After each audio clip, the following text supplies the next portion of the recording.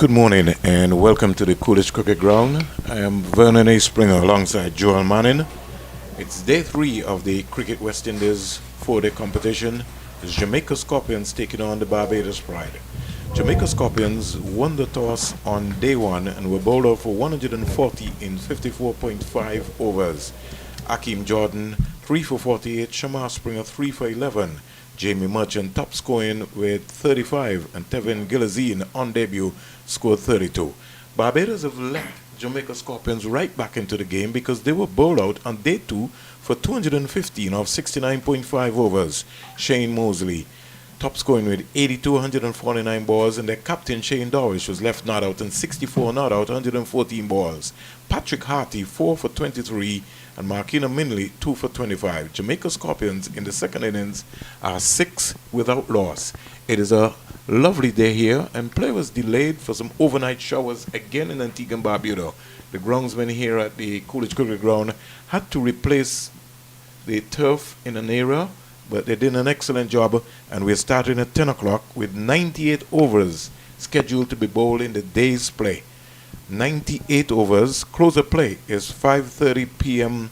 on this lovely Friday afternoon. And my colleague Joel Manning, I hope that we can have a drink somewhere, not in English Harbour, but in town. Good morning, sir. Good morning, Vernon. I can agree on that beverage, depending on how today shapes up. We have a cooler in the back, and I brought a couple. So in case we don't go down the road, we maybe can have a couple with our 360 crew here. Have done an excellent job at the Coolidge Cricket Ground.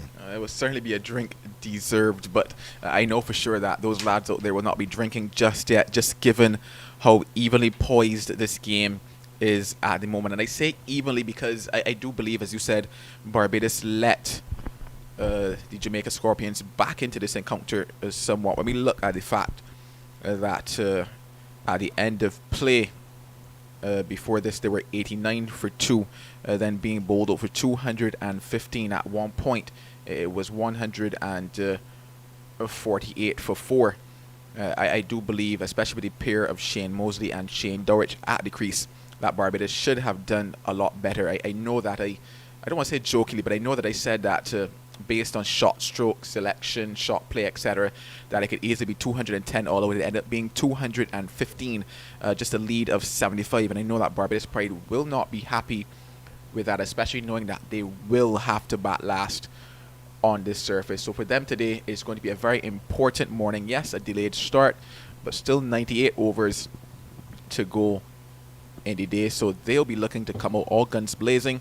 Jamaica Scorpions 6 without loss. They'll be happy that they navigated that last little period yesterday. The pair of Leroy Lugg and Tevin Gilzine will come out this morning knowing that first of all is about batting probably that first hour, not losing a wicket, getting a lot closer to knocking off the deficit right now that remains at 69 runs, and then after that going about the challenge, I would have to say, of setting a target for Barbados, which to my mind I'm thinking maybe anything above 200, 220, just in that little range, 200, 220 on a last day wicket, I'm thinking makes for a very interesting contest here at Coolidge. Folks, we want to say good morning to the folks in Barbados, Guyana, Trinidad and Tobago, Jamaica, right around the world. Wherever you are listening to the Cricket West Indies YouTube channel, we really want to salute you. We look at this Jamaica Scorpions batting lineup, and if we compare for what happened last year, Paul Palmer scored 144 not out. There's no John Campbell in this team. He scored 127. Brandon King, who's also not here, he scored 119. Jermaine Blackwood is on test duty. He scored 114. So it now means that there is added pressure on Aldane Thomas, who also scored 100 in 2022. So when you go to the list of century makers, you would have had Paul Palmer, John Campbell, Brandon King, Jermaine Blackwood, and Aldane Thomas. There were 17 centuries scored last season in the 2022 competition. This year, Paul Palmer, I don't know if it's added pressure as the captain of the Jamaica Scorpions team, but he just looks like a tentative to me. And he's normally a more fluent player. He didn't play in the Super 50 competition for Jamaica. He was in the States. I think I understand that he lives there now. But you could just see him maybe feeling his way around. Which now means that Barbados Pride if they bowl the perfect line and the perfect lengths consistently, they can put pressure on this Jamaica Scorpions team in the second innings. Oh, they certainly can, and hence why that opening session just before that water break, and obviously just after, is very crucial for Barbados Pride. Obviously, Akeem Jordan will have a lot to say about it. He's been moving the ball quite well. I would actually say the ball is moving a lot more here than it has at Sir Vivian Richards Stadium for Akeem Jordan, and he would be somebody at Barbados Pride are looking to hold things steady, to get that ball moving and make early inroads into this Jamaica Scorpions team. Obviously, like I said yesterday, Leroy Lugg, he played what should have been a good innings for him yesterday. At the end of it, like we said, he's somebody that likes to go after the balls. He played within himself yesterday, made sure he got to the end, and the Scorpions will be looking for him to score some runs here today. He's somebody that scores quite quickly. It'll be very interesting to see how he goes about it. But looking back at the Barbados Pride again, I was thinking to myself also about another bowler that I think Barbados Pride will be looking to hold things steady, to control the innings, to bowl wicket to wicket, especially on a surface that has shown us that is not true. It's playing up and down still, and that bowler is Shamar Springer. He bowled quite well in that first innings. One or two chances I think should have gone his way, especially one with an LBW that to my mind was dead on. But he is somebody that I'm going to look to today and say that Barbados Pride are going to look at him and say that he is another bowler that can keep things tight, but not just keep things tight, be steady, be nagging, and pick up wickets as well on this surface. So I'm looking at Akeem Jordan, I'm looking at Shamar Springer, and of course Kamari Boyce went quite well in the first innings, but I'm still, like I said, looking at those two as the ones that Barbados Pride can possibly look to today to be their chief wicket takers. Well, I'll go a little further. If this game goes up to anywhere around tea time, I could see somebody like a Kevin Wickham, who is almost like a mystery bowler, bowling well on this track here. The understanding, and I'm sure head coach Vasbert Drakes and assistant Ryan Hines would have been able to say to the seamers, especially Akeem Jordan and company, there's a tinge of grass still on the track here as the umpires walk out. Carl Tuckett and Dayton Butler walking out for a 10 o'clock start with, in case you've just joined us, 98 overs are expected to be bowled in the day's play. Close of play will be 5:30 p.m. I was saying that there's still a tinge of grass here. Based on what we've seen so far, when you try to bang the ball into the surface here, it's really nothing. So you now have to understand the areas that you want to bowl. And the areas that you want to bowl is anywhere around the 3/4 length, between 2 and 4 meter lengths, making the batsmen more or less come forward. They'll be quite comfortable both to spin and pace, medium pace, if you're going to be hammering away and bowling the ball short. So I think it's also going to be a patient game for Barbados today. They just have to hit the right areas consistently, and most of all, which we seem to be favoring and looking at this tournament so far, the catching and the feeling has to be superb for Barbados. It has to be superb indeed, and we actually saw a fantastic catch being taken by Shamar Springer at gully off of Paul Palmer. Barbados Pride will be hoping for a lot more of that. Agree, the fielding definitely will be quite key here in this encounter as those batters make their way out as we get ever closer to the start of play. Jamaica Scorpions trailing by some 69 runs here at the start of day 3, or round 2 of the West Indies Championship. So 4 overs bowled, and Jamaica Scorpions trailing by some 69 runs. And for all the folks who have joined us via our social media platform, Cricket West Indies, all over the world, we thank you very much for tuning in and also viewing the cricket. Compliments of the 360 team who are just only in Antigua and Barbuda and not in Grenada. So we had to make sure that we clear that. So at the Sir Vivian Richards Stadium, just to give you an idea in terms of what is happening, play continues there. Trinidad and Tobago 392 for 8. Trinidad and Tobago. Imran Khan is on 78 not out, and Caribbean is on 22 not out. First ball to Lugs is spot on target, and the score remains on 6 without loss. Quiet start, and so far we will look at the season. Before this season, which would have started in 2014 under the professional setup, there were at least 170 centuries scored, taking into consideration that there was no tournament in 2020 and 2021 due to COVID. Hakeem Jordan from the CIUN into Lug. And Lug is bowled! A poor shot! That is an awful shot. The ball pitched up and the bat face going to the mid-wicket area rather than being tight enough on the top of the stump. And Hakeem Jordan striking early. Jamaica Scorpions 6 for 1.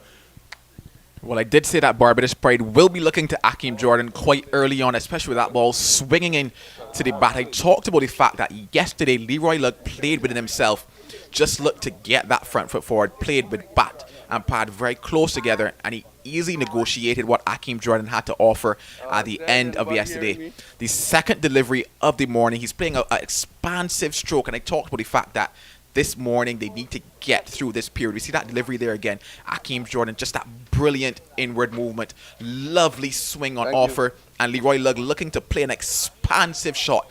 Something that you probably should tell yourself that in the first over the day, knowing what Hakeem Jordan will bowl, just hold back within yourself. He's opened now the gap a bit here, and he's paid the ultimate price. And not just that, he's brought now a young man to the crease, a lot of pressure on him.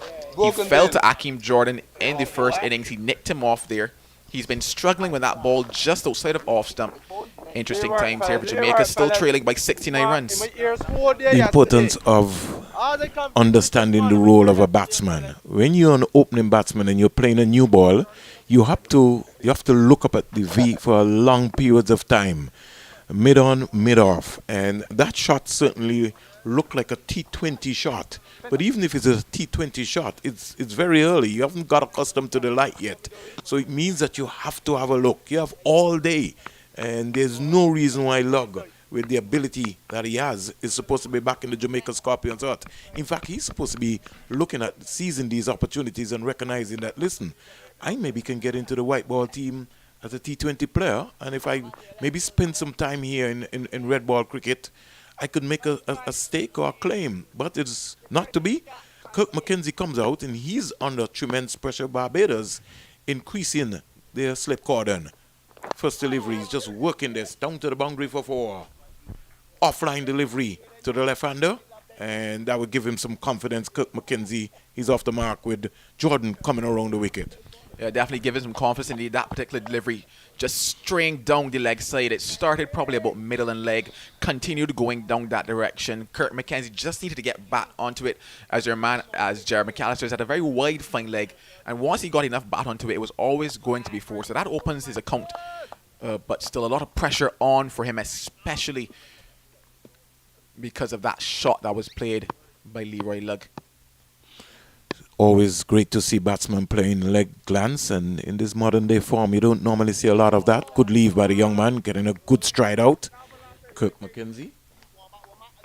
The score is 10 for 1. They trail by some 65 runs. 10 for 1. Morning, Philip Spooner. Hope you brought the champagne for us. You always have to associate, Mali, spoons with champagne. Top of the line, top shelf. Wayne, good morning. Wayne Daniel. McKenzie is clipping this beautifully to mid-wicket for 4. It now hits the rope. That's a lovely shot. He was balanced, pitched up between middle and leg. And that's a lovely shot by Kirk McKenzie. That will give him some confidence. He rushes up to 8. The score goes to 14 for 1. The latest score here at the Coolidge Cricket Ground, the home of Cricket West Indies. Hakeem Jordan just raising his hands and apologizing there to the skipper. He knows that once again he was offline there, especially given that he knows how to get Kirk McKenzie out. It was very nice to see, though, that Kirk got a lovely straight out to the ball they left outside of the off stump a little earlier.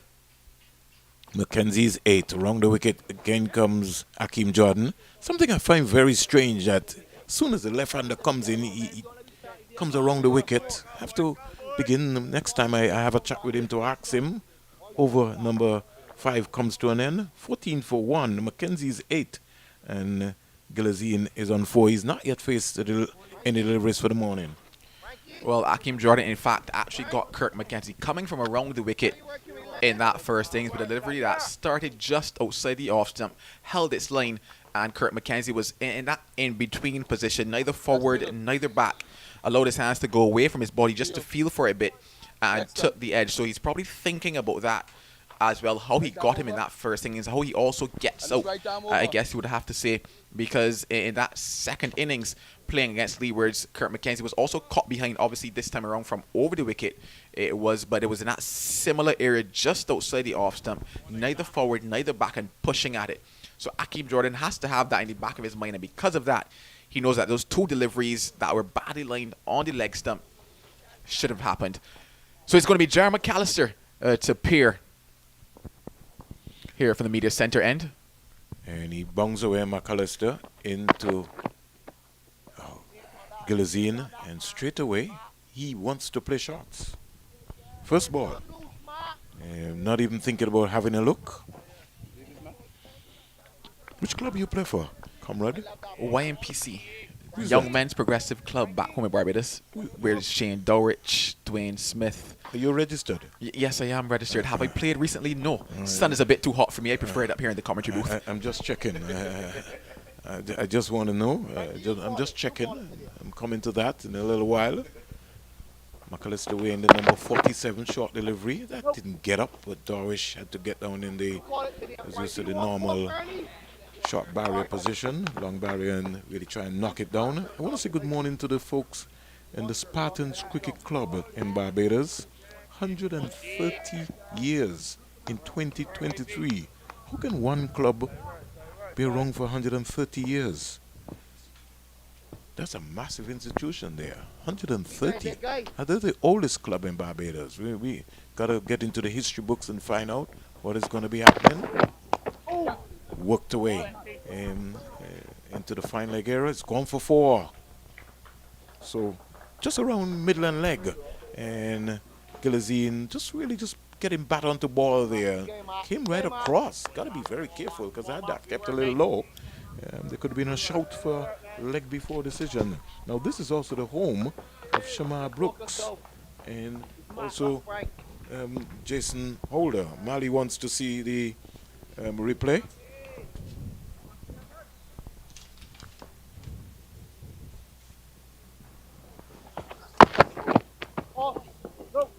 Oh, well left there, Jar McAllister. Well, what I can tell you, thanks to Philip Spooner behind me, is to get that replay there very quickly. Plays that one actually from just around middle, you would have to say. So a bit of risk involved in that particular shot, but he gets it away for 4. But the oldest club actually in Barbados is the Wanderers Cricket Club. I can't tell you how many years they've been around. I think they celebrated an anniversary quite recently at that, but they're in fact the oldest club that we have in Barbados, featuring many West Indies players as well. 18 for 1. Getting an inside edge and going down to fine leg very quickly. Score goes up to 19. Gilazine goes to 9. In the meantime,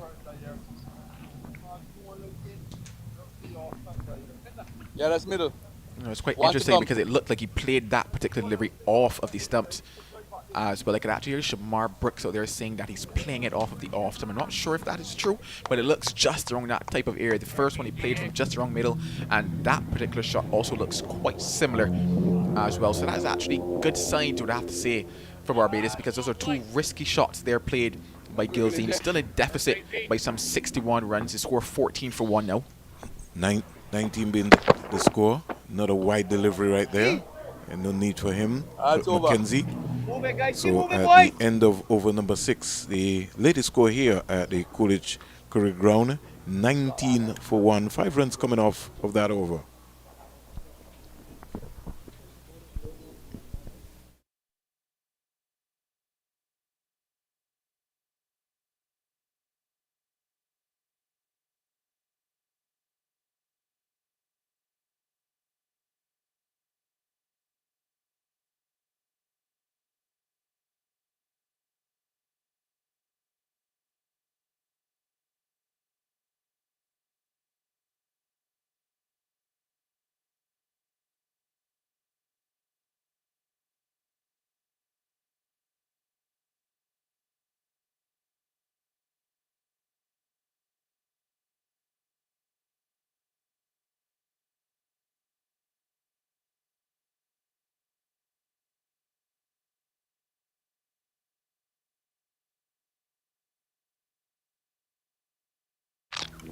19 for 1. Cricket action continuing here with Barbados. Two slips, a gully. Backward point. Cover. And two-man catching on the leg side. Mid-on, mid-off. As Hakeem Jordan, the ball to Gilazine. Gilazine is coming across there. He's got to be very, very careful. He's kind of falling over and just needs to be a little balanced. And he likes to clip that ball into the mid-wicket area. He'll be advised, it's a new ball, to just hit the ball down the ground. Barbados will remember how they got him out in that first innings, playing quite an uppish drive, you'd have to say, an uppish on drive, and caught at that short mid-wicket position. They have a man there again. It looks to be Kevin Wickham there. Quite a good fielder as well as the young man. Jordan to Gilazine. Gilazine is looping this one up in the air. He goes. Leaning edge. Trying to close the bat face rather than being straight enough. Gilazine goes. Caught. An easy catch. And Jamaica losing their openers very early. They're 19 for 2. Gilazine looking to head through that leg side again. Obviously off balance, his weight going in the opposite direction as we get a replay again. It was full by Hakeem Jordan. A bit of swing on offer as well, and just closing that bat face, playing around that front pad, the leading edge there, and an easy catch in the end there. So wicket number 2 down for Jamaica Scorpions, 19 for 2, trailing still by 56 runs. This contest has just gotten a bit more interesting here on the morning of day 3. Now, I know you play a little bit of cricket, so when a batsman comes out and you get out that way, why do you look at your bat? I think it's more of a habit than anything else, because you can't exactly look at the shot whilst you're out there. So you must look at something. You must show that you're a little disappointed maybe. Obviously you can't, showcase your disappointing shot, but you can showcase that the bat maybe failed you on that particular occasion. Or the bat failed you. I love that one. I love that one, Joel. Joel Manning says the bat has failed you. I think you have failed the bat because you have to be in the right position. So 19 for 2 with Jamaica Scorpions trailing by some 56 runs. This is over number 7. And the man who has stepped up for the Barbados Pride in a very big way happens to be Hakeem Jordan. And he's making sure that he stays in the conversation. Paul Palmer comes out. Paul Palmer Jr., you remember I said to you, he scored 144 not out last year. Jamaica Scorpions would need something special like that today. Can he produce? Can he take the Scorpions into day 4 and make a game of this? Jordan round the wicket to Palmer. All he has to do is leave because it's a wide delivery. Kirk McKenzie, who's also a left-hander, he's on the non-strikers end. And he's just maybe just having a chat with Dayton Butler and saying, listen, anything that hit my pads, don't worry, nothing is going to hit my pads today. I'm in good nick. Hakeem Jordan from the CIUN to the Jamaica captain, Ken, wide and wider. Well, they did get Paul Palmer chasing a wide one in that first innings. 4 slips and a gully. Gully is Shamar Springer, the man that took that fabulous catch in the first innings. But Barbados Pride are on top. There's no doubt about that. 19 for 2, still trailing the Scorpions. No. Bang on target. Good positive stride out to the pitch of the delivery. Over number 7 comes to an end. And Hakeem Jordan, he's on a roll here. 2 for 12 from his 4. 19 for 2. As I say, good morning to all of the members of the Spartans Cricket Club. And let me just apologize. Shem Holder and not Jason Holder is a representative of the Spartan Cricket Club. But this club, an institution as I would call it, has produced some real outstanding cricketers, including Sir Wesley Hall, Sir Clyde Walcott, my good friend Suleiman Ben, who I've not seen for a long time, and Philip Wallace. I know he might be having a cup of coffee as we speak right now, and the late Ezra Mosley, and also the late David Holford. So really, Wayne Daniel also understood, played some cricket there too, Spartan. Good morning, Big Wayne. We have a big man here running in to the bowl to Mackenzie, leaving on length. That was a good delivery. Oh, definitely a wonderful delivery from Jared McAllister. Probably one of the better ones that he's bowled in this innings. A brilliant line, a brilliant length there. That ball just shaping back in to Kirk McKenzie, giving him something to think about. And I mentioned the fact that once the ball is in that good length area, going away from Kirk McKenzie, sometimes he just gets caught in that in-between position. And with the ball just shaping away from him, he takes his bat away from him and gets the edge. That one coming back in on that occasion. Again, he was looking to maybe play something that was certainly not on. Ball was banged in. It never really got up. And he was looking to play a shot. He's going to have to be careful. This is an up and down track, so he has to look up the V. In fact, he has to go into a grafting mood. Once the ball is banged in, he still has to keep his eyes on the ball and keep looking up the V. And he was looking to play some expansive shot there. Maybe wanted to hit that over square leg. 19 for 2. Mackenzie's 8. Paul Palmer is not. This is going to be a good contest.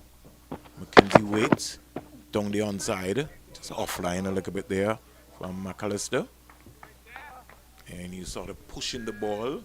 But he's settling into a groove. He just has to be consistent. And I hope that the powers that be, we can be able to have some sort of fast bowling camp here and have these guys groomed together. I know someone is going to say, well, we have to leave this to the territorial boards. But we really need to start to establish and have a core of 10 to 15 waiting in the wings. Wide delivery down the onside. I think the only how we're going to get back into world cricket is that we have to come up with a master plan as to what we're trying to achieve. It's either going to be spinners, it's going to be medium pacers, or it's going to be fast bowlers. And as we see right now, I think that the spinners are being left in the dark because there are not a lot of coaches who can help the spinners in the Caribbean. 19 for 2.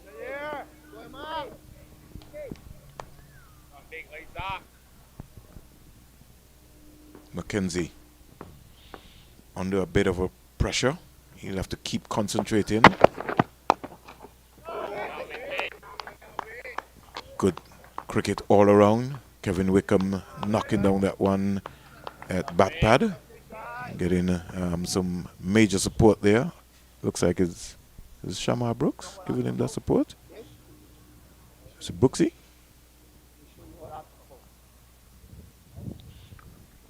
It appears that way, yes indeed. We're back for a while. That's Mackenzie is just working this. Got right on top of it and just rolled the wrist over and played it down and got an easy single. So he goes to 9. Very comfortable with that length as the end of over number 8 comes to an end. Barbados Pride piling on the pressure on the Jamaica Scorpions, and they quietly go up to 20 for 2. Looking at all that has gone on here You work, this morning, I mentioned the fact I was impressed with how the Jamaica Scorpions batted at the close of play yesterday. Batted within himself, did not play any rash strokes, just took one quick single that might have been ill-advised, but other than that, they survived. They came up this morning and they went back to what they did in the first innings, failing to accurately assess the conditions. That one would have been hitting him outside the line of the off-stump. Mackenzie. Jordan is asking questions. So too is the slip cordial, 3 slips a gully. The only person who maybe didn't go up valiantly was Shane Darwish. Let's look and see where that one is. And I think that one might be a little bit high. And you really have to be good to get a leg before decision coming around the wicket to a left-hander. Definitely, but also if he was a little fuller than the conversation, he would definitely enter into the conversation there. That ball striking him just outside the off stump on that particular occasion. Jordan into Mackenzie. Mackenzie is pushing hard at the ball, and he maybe just needs to, just relax, just have a look, just spend some time at the crease, bat some balls. So good morning to Middleton Small and to Tony Howard, Adrian Donovan. Haven't heard from Erskine King in a very, very, very long time. Good morning, Erskine. And Woody Richards. Woody, I've not heard from you in a long time. That one squaring him up completely. That's a beauty. Good cricket all around. Touchdown into the right area. Nakeem Jordan is just landing in that zone. He's on a roll here. Definitely a fantastic delivery by the young man. Similar to the delivery that took the wicket of Kurt McKenzie in that first innings. Obviously, the angle of the arm bringing it towards Kurt McKenzie and just hitting the surface and going away from him. That was fantastic bowling and fantastic control there by Akeem Jordan. Jordan to McKenzie. Again, good stride out, picking up the leaves. Ball is moving. It's talking here at the Coolidge Cricket Ground. In the live grass that is coming through, Jordan is landing the ball in the right areas. He certainly is, and hence why I believe that Jamaica Scorpions, like I said, failed to accurately assess, and not just that, but make adjustments based on what happened in that first innings. For example, Leroy Lugg played an expansive drive in the first innings, was bowled by Jordan with the in-swinger. Played an expansive drive in the second innings, was bowled by Jordan with an in-swinger. McKenzie waits and overcompensating a little bit, a little movement there as if he wanted to advance Jordan. He needs to spend time at the crease. He has to understand batting. This is regional first-class cricket. Spend some time at the crease. You're going to have to graph away. He's going to have to play a Larry Gomes type innings here, or even a Brendan Nash innings. And if he's looking at video and understanding the history of Jamaica's cricket, he's going to have to graph here. Down the onside. Jordan overcompensating for that delivery. Made over by Jordan, and he's on a roll here. 2 for 12 from his 5 overs. Jamaica Scorpions, they trail by 55. They're 20 for 2 on the morning of day 3 on a Friday in Antigua and Barbados. I don't mind Kurt McKenzie probably taking 1 or 2 steps occasionally to Akeem Jordan just for the sake of putting him off of that length. Something that we saw for Sammy Pramal try to do at Sir Vivian Richards Stadium. But I go back to the fact that yesterday, how Jamaica batted was how they needed to bat this morning. They needed to bat Akeem Jordan out of the game, make him a non-factor in the morning with that movement. The ball is still extremely new, just about 4 or 5 overs, I think it was, bowled at the end of yesterday. So it's still a new cherry in the hand there. You expect that it's going to move. You expect that he's going to pose a threat. They simply needed to bat time, and it goes back to the mental aspect of the game and not assessing what needs to be done at the start of day 3. You're still trailing. How do you put a little bit of pressure on Barbados? Bat time to not give away your wicket. Palmer gets a short delivery, just drops his hands, and the slip cord in waving away. If you're going to bowl a short ball on this track, it has to be a real good short ball. 20 for 2.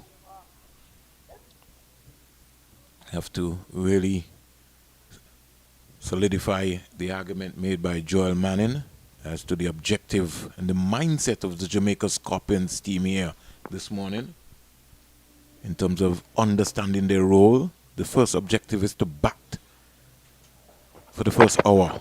Short delivery down the onside. Wasted delivery. But sometimes you need that. Banter going on with McAllister and the Jamaica captain Paul Palmer. 2 slips, a gully, backward point, cover, back pad, mid on, mid off. Field out in the deep backward square leg area. And a wide fine leg. Umpire Carl Tuckett.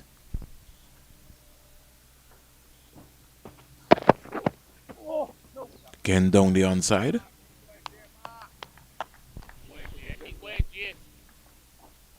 You think you might have an idea what he wants to bowl body line? It might appear that way, but seeing what he's bowling here now goes back to the comment I would have made at the end of yesterday and why it was a good choice to put the ball in the hands of Kamari Boyce. Yes, Jerry McAllister has the pace, but at times he's been all over the shop. As you would say, he's a bit raw with it, and hence why it would be a little wasted yesterday. I like the fact that they put it in his hand this morning, though, but he just needs to get it in those good areas and a little more consistently. This time he's bang on target, but just worked away for his first run quite comfortably, and Palmer is off the mark. And young Kevin Wickham It's just amazing. You ever been in? Have you ever fielded a short leg, Joel? Once or twice in It was secondary school. it was your first game. No, it wasn't. It just happened that I like those type of areas Oh, on you do. occasion. Interesting. It's all about that chatter. You see, I'm a talker. It's all about that chatter. Whatever happens when the ball gets hit happens, but I'm all about that chatter. 21 for two around the wicket. Now to Mackenzie. And he gets a short delivery. Squaring up again, leading edge. He's going to have to play the ball straight. And Mackenzie is going to have to stay side on to the ball. The ball is moving around here. And you can't afford to square up yourself. We saw what happened with Gilazine. These two Jamaica Scorpion batsmen, they're going to have to concentrate for a long period. This is going to be a testing period for Mackenzie. He's going to have to play a grafting innings. When he gets a half volley, put it away. But his defense is going to be tested today. Gets a wide ball. And no need for him to go at that. Over comes to an end. 21 for 2, 10 overs bowled. Jamaica still in trouble. They trail by 54.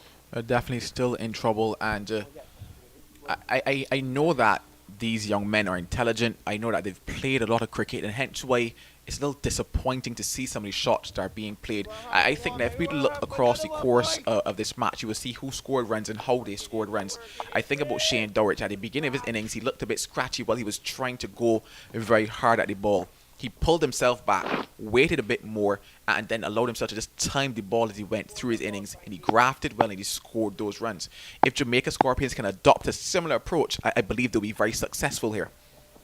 Jordan to Paul Palmer, and it's almost like we're playing in England because the ball is moving around here, and Paul Palmer has to come onto his front foot, and he can leave and leave. I just want to see Jordan really just attack the stumps more, maybe come over the wicket. He's been around the wicket to the left-hander. I'd like to see Jordan come over the wicket because I just feel that it will be a very awkward time for both Mackenzie and Palmer. Bang on target there, and he just quietly comes forward. Wickham at the short mid-wicket area fires a return to Shane Dowrich. Score remains on 21 for 2. Mackenzie 9, Palmer 1. Jamaica Scorpions trailing by some 54 runs. I think it needs to be a case of how many balls can I face. Yes, we're still trailing, but how much do I trust my defense here? There's still a lot of time left in this match. We're supposed to get in 98 overs today. How many balls can I face in this first session? Ken could leave that really touching down into the right area around about the fourth stump line. The Sir Vivian Richards Stadium, Trinidad and Tobago piling on the pressure against the Leeward Islands Hurricanes. They're 412 for 8. Imran Khan is not out 87, and Carrie Pierce on 32 not out. Terrence Hines scored 51, Amir Django 31, Tian Webster 6, Yannick Karaya 52, Jason Mohammed 34, Darren Bravo at even 100, Keegan Simmons 5, and Salazano, he scored 1. Good morning to the folks in Trinidad and Tobago. There is the big man named Paul Palmer playing around the delivery. Mitch might have been just pitching outside the line of the leg stump, but he got himself into a little tangle there. He wasn't balanced enough there on the crease. He knows that and he rehearses that and says, I have to look up the V a little bit more. He was more looking to go through mid-wicket area. Oh, that ball certainly sliding down the leg side, so a good call there from the umpire. That ball not getting the movement away that Akeem Jordan might have thought. So yeah, definitely sliding down the leg side on that particular occasion. So a good call by the umpire. Morning to Basil Morgan, umpire Basil Morgan. This time he's playing this up to mid-on. Mosley is very close at mid-on, can't score. On that particular occasion, though, what you also saw was a straighter bat. So the previous delivery was kind of similar in terms of its line and length, probably just a touch straighter, you would have to say. But on that occasion, Paul Palmer presenting the full face of the bat. And like I said, it's all about how many balls can I face in this session. If you trust your defense enough, you have to know that you're capable of standing up out there and batting. With a lot of time left in the match, how many balls can I face in this morning session? He's bowling. A loose shot by the Jamaica captain. There was no feet movement, bottom edge onto the stump, and that is a very poor shot by the Jamaica captain. Just look at it. Almost like a big double-decker bus onto the stump, and Jamaica have lost their captain 21 for 3. This game could be over today. A full and wide delivery. Paul Palmer just reaching at it, getting the inside edge, and he will certainly be disappointed with that. 21 for 3. And what was even more interesting was hearing Shamar Brooks coming through the stump mic. He told Akeem Jordan, that is the worst delivery that you have bowled for the morning. And the worst delivery has picked up a wicket. Jamaica Scorpions in further trouble, trailing by 54. And once again, I talk about the mental aspect of the game. Shot selection, knowing what to go after, understanding the match situation. And I have to say, it is not looking like Jamaica Scorpions are understanding the match situation this morning, as I welcome Mally Richards into the commentary box with me now. Good morning, Joe. Good morning. Yeah, you were right. You were harping on about the shot selection and what you'd like to see from these young West Indian batters. And Paul Palmer just letting the team down in terms of the judgment. I was just about to come onto my stint and say maybe Akeem Jordan was just, I was going to agree with Vernon. Akeem Jordan just missing a trick by just going around to the left-handers instantly, as opposed to continuing over the wicket. If you think of the delivery that dismissed Gilzine, that delivery would have been just as dangerous to the left-hander, starting outside leg and going away quite late, especially with 3 slips and a gully. So Paul Palmer contributing to his own downfall there, and Akeem Jordan benefiting. It's going to be McAllister now to come around the wicket. And another loose shot being played by a Jamaican Scorpions batter. And once again, you have to, I don't want to repeat myself, Mally, but when you look at that full and wide, non-threatening, 2 slips in a gully, 21 for 3, knowing that there's still a lot of time left in this match, you have to know when to put away certain shots. Funny enough, there's a meme from our Prime Minister back in Barbados, the Honourable Mia Motley. She says, sometimes you got to learn when to step back and leave some balls outside the off stump. It's so funny that I've used that meme on Twitter, and it applies here today. I apply that mantra very much to my love life. And But no, you have to know when to go, when to leave. And like I said, I know that these young men are knowledgeable young men. So I'm not putting them down in that category. I know that they're talented as well, but application is the word here. And they have not applied themselves here this morning. And because of that, they have let themselves down. And I know that they've let their coach down this morning so far.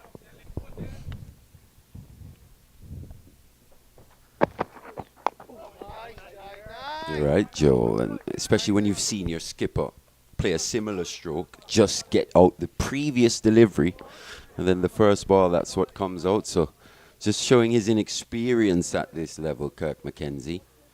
He's got a good technique, and if you think of the delivery he's playing at, that's an easy leave. It's already started outside the off stump and going further away.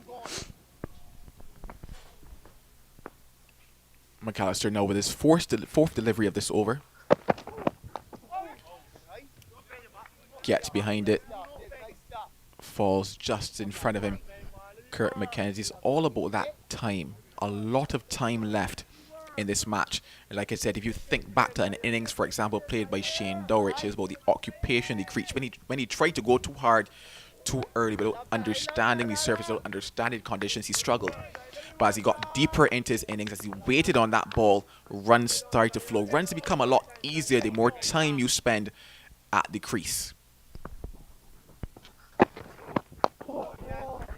Squares him up a little bit, but still well handled, you would have to say, by Kirk McKenzie. Just one delivery left in this over. One delivery left to negotiate. One more ball to face. That's how you have to be thinking. Okay, how many balls left in this over? Okay, these are the amount of balls that I need to face. If you can bat that time, I guarantee you all the chirping that's happening out there will start to die down. You start to get a couple more loose deliveries as bowlers. Try to do a bit more. Currently, Barbados are heels in the air, hands in the air, and bowling well.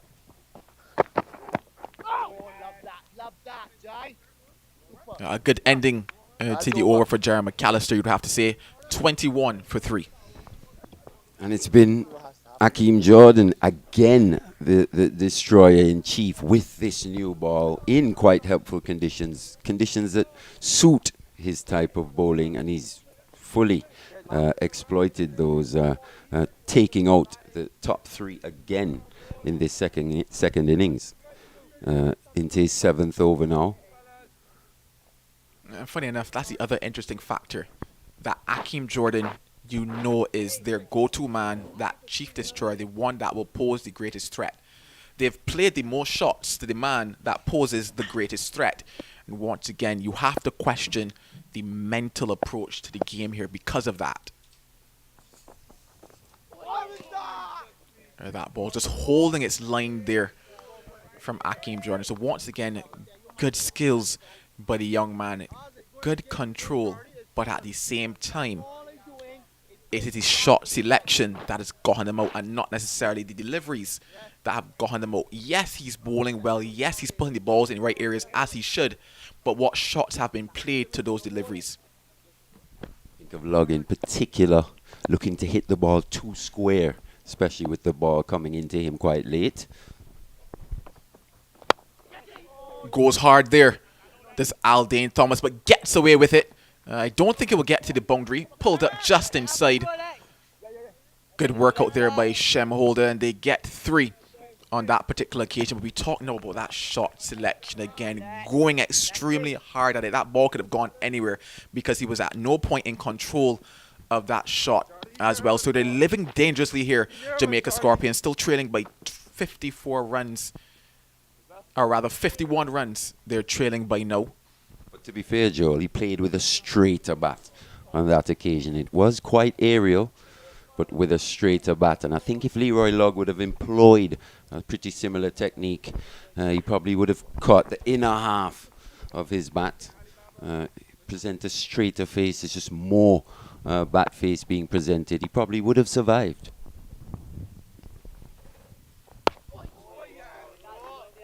Getting solid behind it there, Kirk McKenzie, and I talked with that. I like that he's getting that straight out today. He's getting that straight out to Hakeem Jordan, because in the ones that he's edged in the last innings, in the 2 innings against the Leeward Islands, because he was in fact the first delivery of Jeremiah Lewis over, he edged that one, he got dropped that second slip. The last delivery of that over, a similar ball, edged it, got caught behind, he was caught in that in-between area.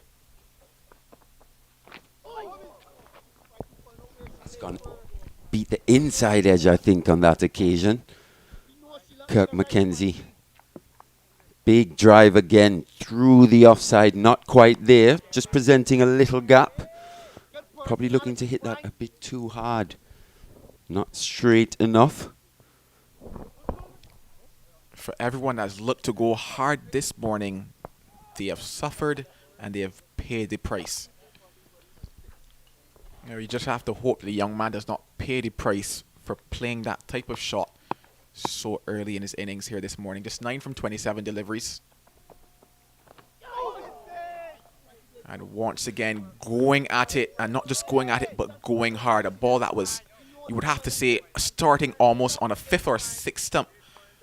He's already covered his off stump, and he goes with a flashing drive. 3 slips in the gully. And waiting, he's asking for trouble here if he keeps with this particular approach. Barbados Pride know that they're in the game. And to be fair, Joe, that's why I'd go around over the wicket right away here. It's starting, it would be starting within the line of the stumps, forcing Kirk McKenzie to play. But to be honest, it doesn't even matter at this stage because he's going hard at everything.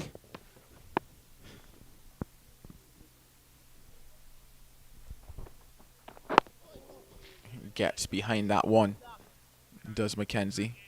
But I think it's definitely easier, slightly easier to negotiate Jordan from around the wicket, especially with his ability as well. We just saw that first delivery to Aldane Thomas go away from the right-hander.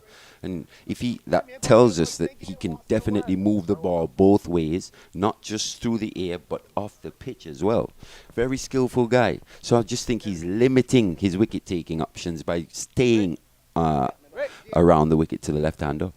Because of all that you mentioned here, that ability to take the ball both ways, whether in the air or off the surface, is why I'm coming down, I guess, a little hard on Jamaica Scorpions batters, because you need to be a little more tentative in that approach to your stroke play. Like I said, a lot of time left in this match, a lot of time. If you can take some more time out of it, bat yourself into a position of comfort almost, then things certainly look a lot different.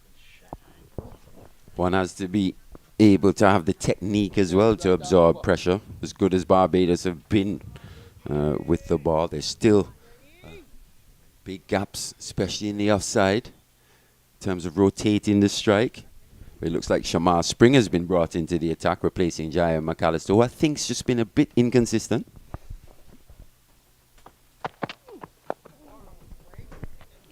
Good delivery to start with there. Shamar Springer bowled quite well in that first innings. Picked up 3 wickets there, and at the start of the day, I said that he is someone that I have my eyes on because of his ability to have good control over the ball. The surface also suits him in terms of what he delivers. He's that wicket-to-wicket bowler. If he starts well, he's also, to my mind, going to be a problem for these Jamaica Scorpions batters.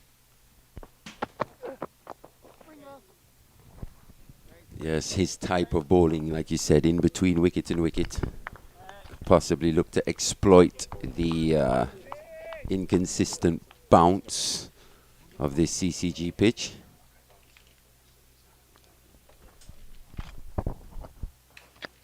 Shamar Springer, so definitely in the game here.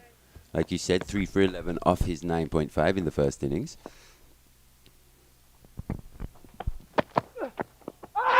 A low appeal there. It looks good. It is good. Shamar Springer picks up his first wicket here in this second innings. I said he is someone that is going to bowl wicket to wicket. I said he could be someone to keep your eye on. And there we see it, playing around it, wrapped in front, and an easy decision in the end for the umpire. So another wicket goes down. 24 for 4. Yeah, effectively, the Jamaica Scorpions are none for 4 here. Still some 51 runs behind in this match. Definitely under the cush. But seems like it's going to be Abhijay Man Singh, the man for crisis. A man that Jamaica Scorpions will need actually in this situation. We saw how he batted and showed that application in the first game against the Leeward Islands Hurricanes.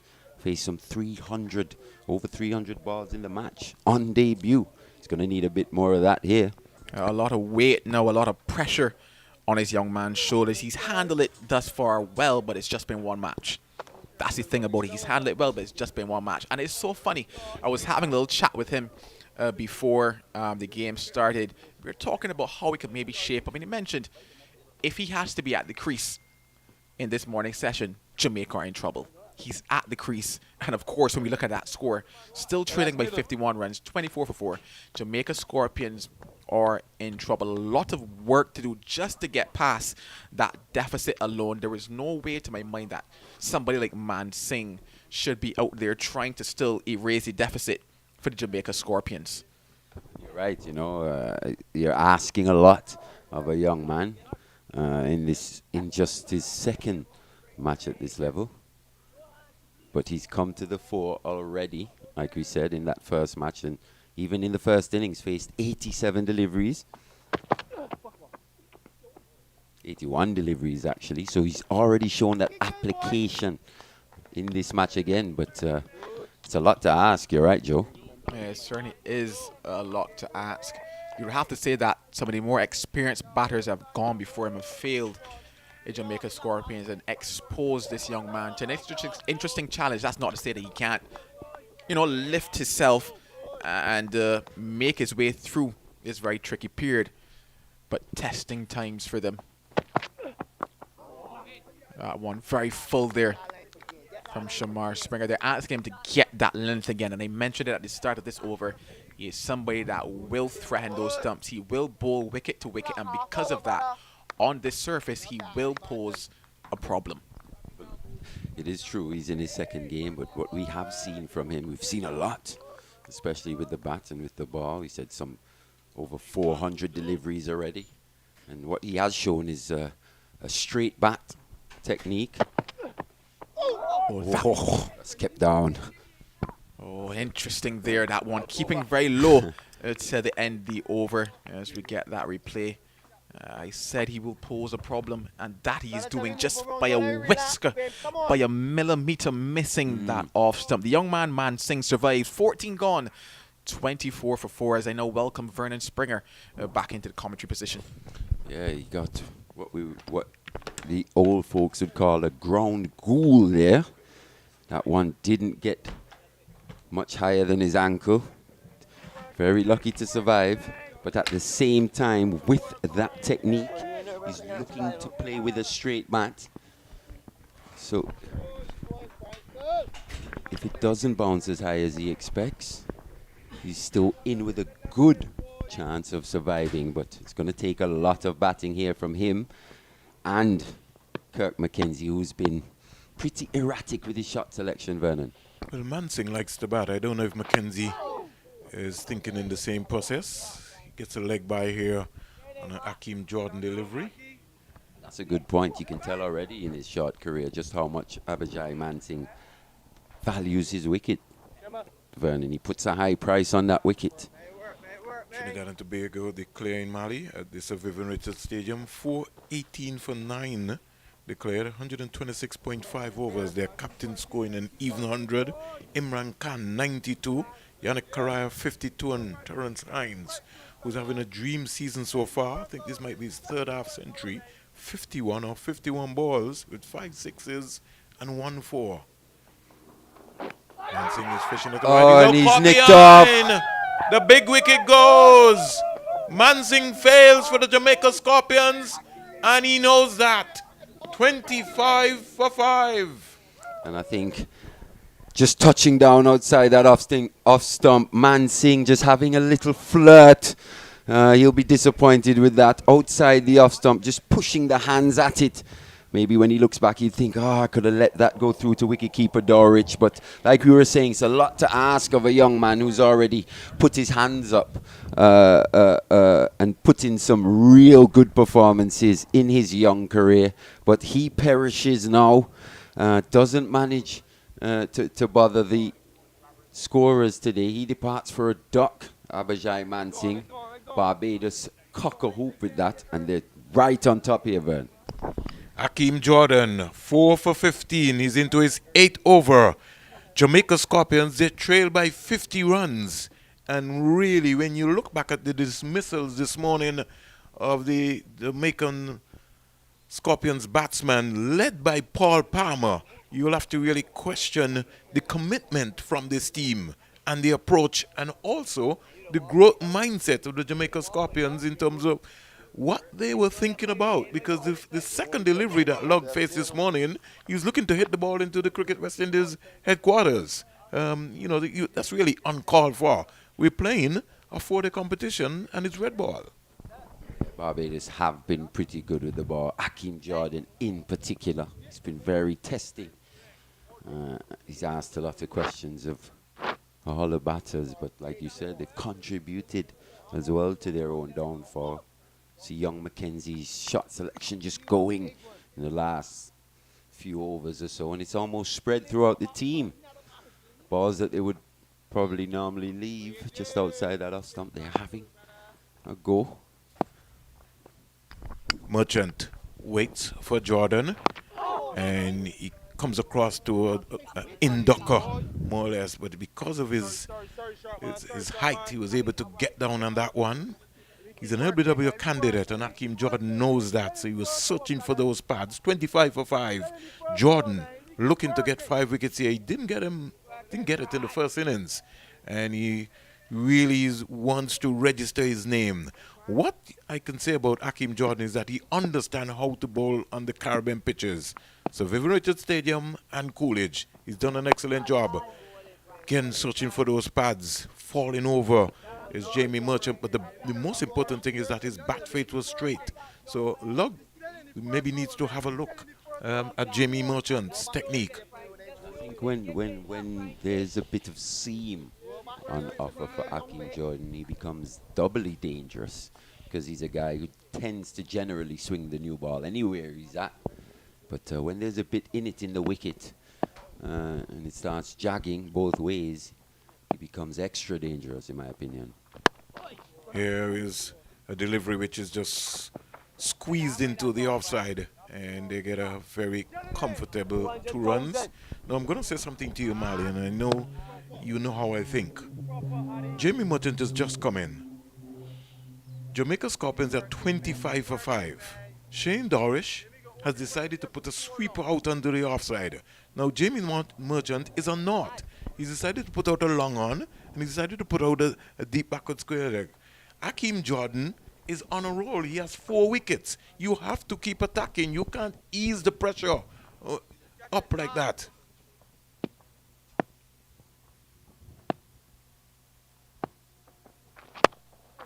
Here is Jamie Merchant driving again out to the sweeper. And to be fair, I'll give Shane Dowridge just a little slack here, Vernon. I think he's just trying to be ahead of the game in terms of they would have played against Jamie Merchant for years. They know he's almost a kind of counter-attacking player. And he's going to come in here and play shots. And you still got the 3 slips in. So if he does have a go and takes an edge there, guys still behind there. But they're just saving runs on that boundary. If you think probably that one would have gone past the point, man, I'm gone for 4. So at the same time, just trying to find that balance between attacking and defense. Well, you were formerly with Ireland's captain, so you've weighed your concept up. I think cricket is the only game, Mali, where the coach does not have a say. Next them. And right now, I don't have a say. You have all of the say. No, You're no. the captain. I mean, coach has a big say, actually. No, in preparation. Well, you know, you go out there. That's your call. It is. But But it's your call. messages can get out, though. No, at the same time. you don't have to worry about me. There can be a bust up at the end of the game. Springer to bowl to Jamie Merchant. So, I mean, it's not necessarily a set plan. Let's see how long he persists with it. It very much depends on how Merchant goes about his innings here, though. You know, I may be from the old school, Mali. I'm saying you are not. We don't play names here. We put you under pressure. And we let you know that we're going to be ruthless. And we're not going to give you any runs at all. And I just thought that Jamie Merchant was just let off the hook here this morning. But to be fair, I think the game's applying the pressure. The situation of the game is already applying that bit of pressure in terms of how does Merchant now, with his team at 29 for 5, go about playing, because we know his natural game is to be attacking. He got 35 of 23 in the first innings. You think of that shot over long on off Akeem Jordan, I think, early when Jordan was the destroyer. So he's a man that's going to play his shots here, that's for sure. Well, that might be the mindset of the Jamaica Scorpion teams, because right now they are in serious trouble, 29 for 5. Kirk McKenzie has been on 9 for a long time, but he will have to graft this out. And the objective will be to get through the first hour. He's driving at a loose delivery. They appeal for caught behind. But Springer just sort of half-heartedly went up. And McKenzie feels that he has to get back onto the ball. He has to understand. Let the bowlers come to you. You don't go to the ball. Let them come to you. He's 9 from 31. Jamie Merchant 4. 29 for 5. Jamaica Scorpions trail by 45 runs and in trouble of being bowled out.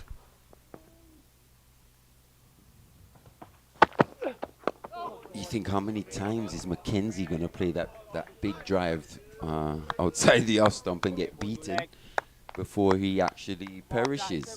The young man seems to not be showing the kind of mental application you'd want to see, especially coming from the West Indies Academy. He's been in that system. He would have played in the regional Super 50 as well. So just not showing the mental application you'd actually need from one of your top order batters in this situation. I think it has to do with the mindset. One of the things which I find, he's got a couple of little bad habits, Mali. His right foot as a left-hander doesn't come across the line of the ball. What actually happens, it points straight down the wicket and his hands go the next way. So he's got to be able to come on his heel. He doesn't commit on his heel simply because he's not peeping enough. I think you're right, 100%. He does some good things as well when especially when he's focused, it looks like. It's quite a sweet time of the ball, especially through the offside. Keep moving, boys. The end of that Springer over, though, he's started brilliantly. He's just gone for one run off his two and picked up the big wicket of Aldane Thomas.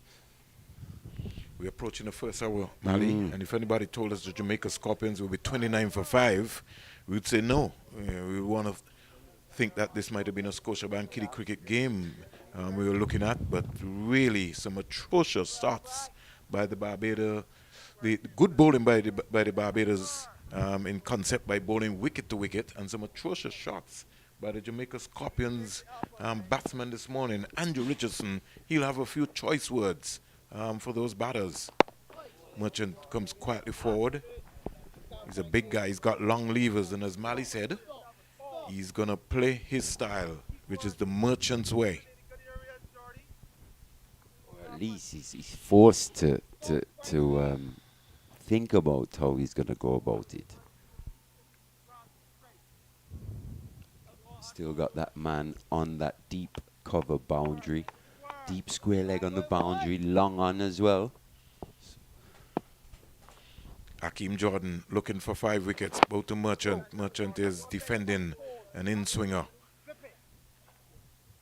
Barbados. Sorry, Mali. Still very conscious of Merchant's boundary hitting ability, and also very conscious of the fact that they still lead by some 46 runs. Trying to make run scoring as hard as possible.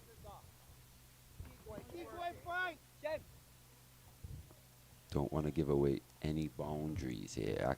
Actually, long on comes up into the circle now, into the mid-on position. Merchant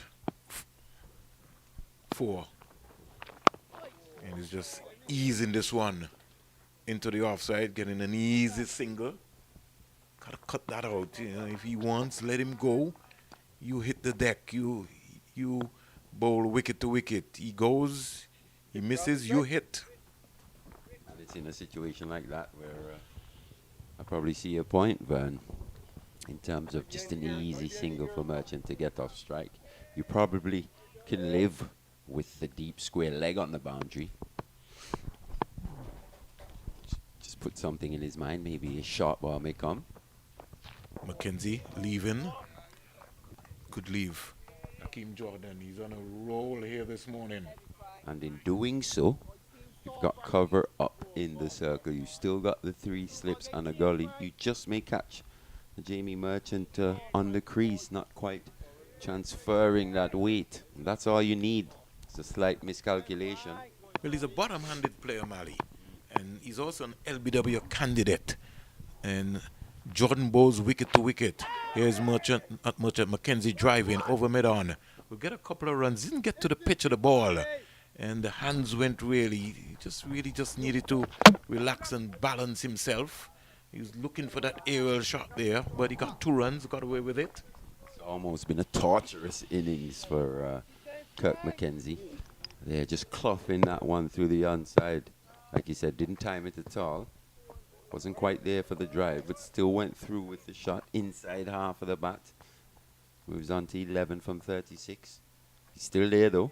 He somehow managed to survive, Vern. Sometimes you need that luck, and today could be his luck. 32 for 5. Jordan into Mackenzie. Mackenzie's leaving. Good stride out there. So, at the first hour of play here, Jamaica Scorpions are tottering at the Coolidge Cricket Ground, the home of Cricket West Indies. 32 for 5. Yes, they trail by 43 runs. The man of the day so far, Hakeem Jordan from Barbados, 4 for 21. Kirk Mackenzie is on 11 not out. Jamie Merchant, yes, Jamie Merchant is not out 5. And the big question is how long this game will last. Like he said, Vern, tottering and teetering on the brink here, the Jamaica Scorpions. Haven't quite broken yet, but they're just hanging on. 5 wickets. 5 wickets 26 down. runs. Just about. One more wicket here. You still only got Harty, Minley, Bryan, and Shields to come. So this partnership between Thomas and Merchant. Mackenzie. Mackenzie and Merchant. Thomas is gone. It's happened so fast. It's been a procession, to be fair, Vern. This partnership absolutely key in determining whether this game actually ends today. It's all Barbados, though. Hakeem Jordan in particular, though, showing great skill in picking up those 4 wickets. And just before we take our own Lucas Aid break, we also just want to just let you know that at the Sir Vivian Richards Stadium, Trinidad and Tobago, 4-18 for 9 declared, 126.5 overs, 41 boundaries and 7 sixes. Their captain Bravo leading the way with an even 100, 229 balls, 10 fours, 2 sixes. Imran Khan 92, 139 balls, 11 boundaries. Yannick Karaya 52, 128 balls, 5 fours, and Terence Hines, who's been in blistering form, 51 from 51 balls, 1 4 and 5 sixes.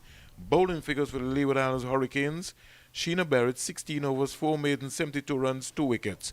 Jeremiah Louis 29 overs, 7 maidens, 78 runs, 3 wickets. Raheem Cornwall 27 overs, 8 maidens, 53 runs, no wickets. Colin Archibald 28.5 overs, 4 maidens, 14 runs, 111 runs, 3 wickets. Hayden Walsh Jr. 11 overs, 3 maidens, 41 runs, no wicket. And Kofi James 15 overs, no maidens, 56 runs, 1 wicket. The Leewards have started their innings, and as we speak, they are 5 for 1. Looks as if they've lost somebody already. Kyron Powell bowled Charles for 1. So the latest score here at the Coolidge Cricket Ground: Jamaica Scorpions 32 for 5. So 17 overs being bowled here. The umpires just getting refreshed from Mr. Bassarat. And it almost looks as if Jamaica want to go to the beach early. You know, Antigua and Barbuda is blessed with 365 beaches.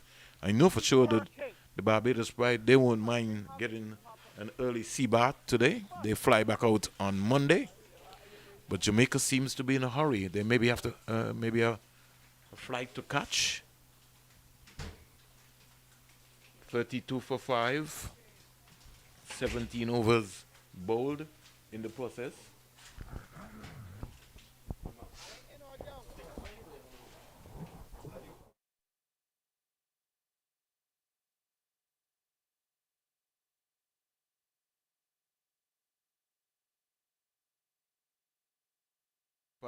Jamaica Scorpions, they're trailed by 43 runs, Mali. I'm not betting you anything today, so don't look. I'm not even trying to entertain you. Why not? Let's have a bet. I mean, there's a lot of things in the cooler there that you might want to bet on. So we'll have a sugar cake bet on something. you have to be careful about the sugar cakes these days as well. Yeah, gives you diabetes. Springer to Merchant. Merchant is leaving, so Merchant's approach has changed. He's showing a bit of application here. Yeah. Probably recognizing the situation. I mean, some guys, I think it's a bit of a cop-out at times when they say, oh, that's just the way I play. You know, at times you've got to really play the situation of the game. It's a team sport, and I know individual performances make up the team aspect, but you've got to really be thinking about the team in this situation. They're definitely under the cosh. Merchant coming forward and getting a big stride out, leading with his head on his shoulders. And as Mali Richards said, he's decided that he's going to have to knuckle down. And he, as a senior player in the Jamaica Scorpions team, when the team meeting takes place, whether it be tomorrow or whenever, he doesn't want to be accused of giving his hand away. Yeah, he's one of the more experienced players in this lineup. Big backlift, big booming backlift, but he's knuckling down now. And I think this would also show some encouragement, and also it will give Mackenzie a chance on the non-strikers end to understand how to bat on this surface here at the Coolidge Cricket Ground. Well, to be fair, he hasn't really shown that knowledge. And if you think about it, this is almost has been his home pitch for the last year or so. You would have hoped that he would have been maybe picking up a couple of stuff. Here's Merchant driving down the ground for 4. Half volley got to be put away. And that's the thing. He's a man that when the ball's in his area, he's definitely going to look to capitalize. And boy, did he capitalize there.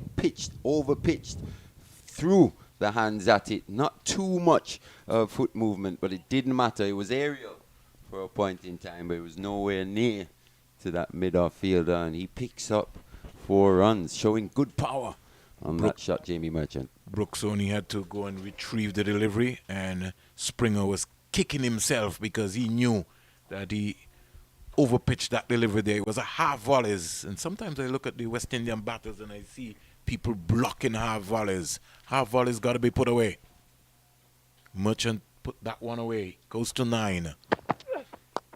Bang on target again comes Springer. He sneaks it, a single, into the offside. And to be fair, the way he launched himself into that drive down the ground reminded me a little bit of a Richie Richardson. Someone who would drive the ball so well, especially off the back foot. Not a man with a big stride more often than not. But boy, would he launch himself into some drives as well. Jamie Merchant moving on to 10 from 14. Mackenzie very scratchy here, but still at the crease. Gets a wide delivery. Jamaica Scorpions still trailing by some 38 runs. Springer is upset with himself in terms of letting Merchant off of the hook. And that's good when you're passionate and you're hungry and you understand the straps that you have to bowl. And you got to be consistent. If you want to get up to the next level where we're playing against Australia and India and company, you're going to have to be consistent. You keep working at it all the time. I remember Mali even just speaking to El Camino Willett, and he said that in his time that he used to bowl and the ball used to try and get the ball to hit a penny consistently. That was all he was thinking about, just landing that ball on a penny. And accuracy, really trying to hone that accuracy. Sounds like a pretty good drill there from El Camino. If you don't know El Camino Willett, the first man from the Leeward Islands to represent the West Indies. This year is going to mark 50 years, Mali. March 9th, 1973. Seemed like a long time ago.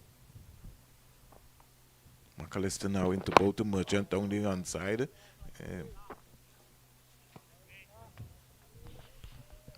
That one there, more or less, almost just going up to the back pad area.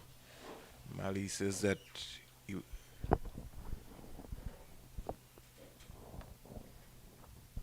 Barbados now sensing that maybe it's time to maybe go hard at the Jamaica Scorpions. They got 5 wickets in the first hour.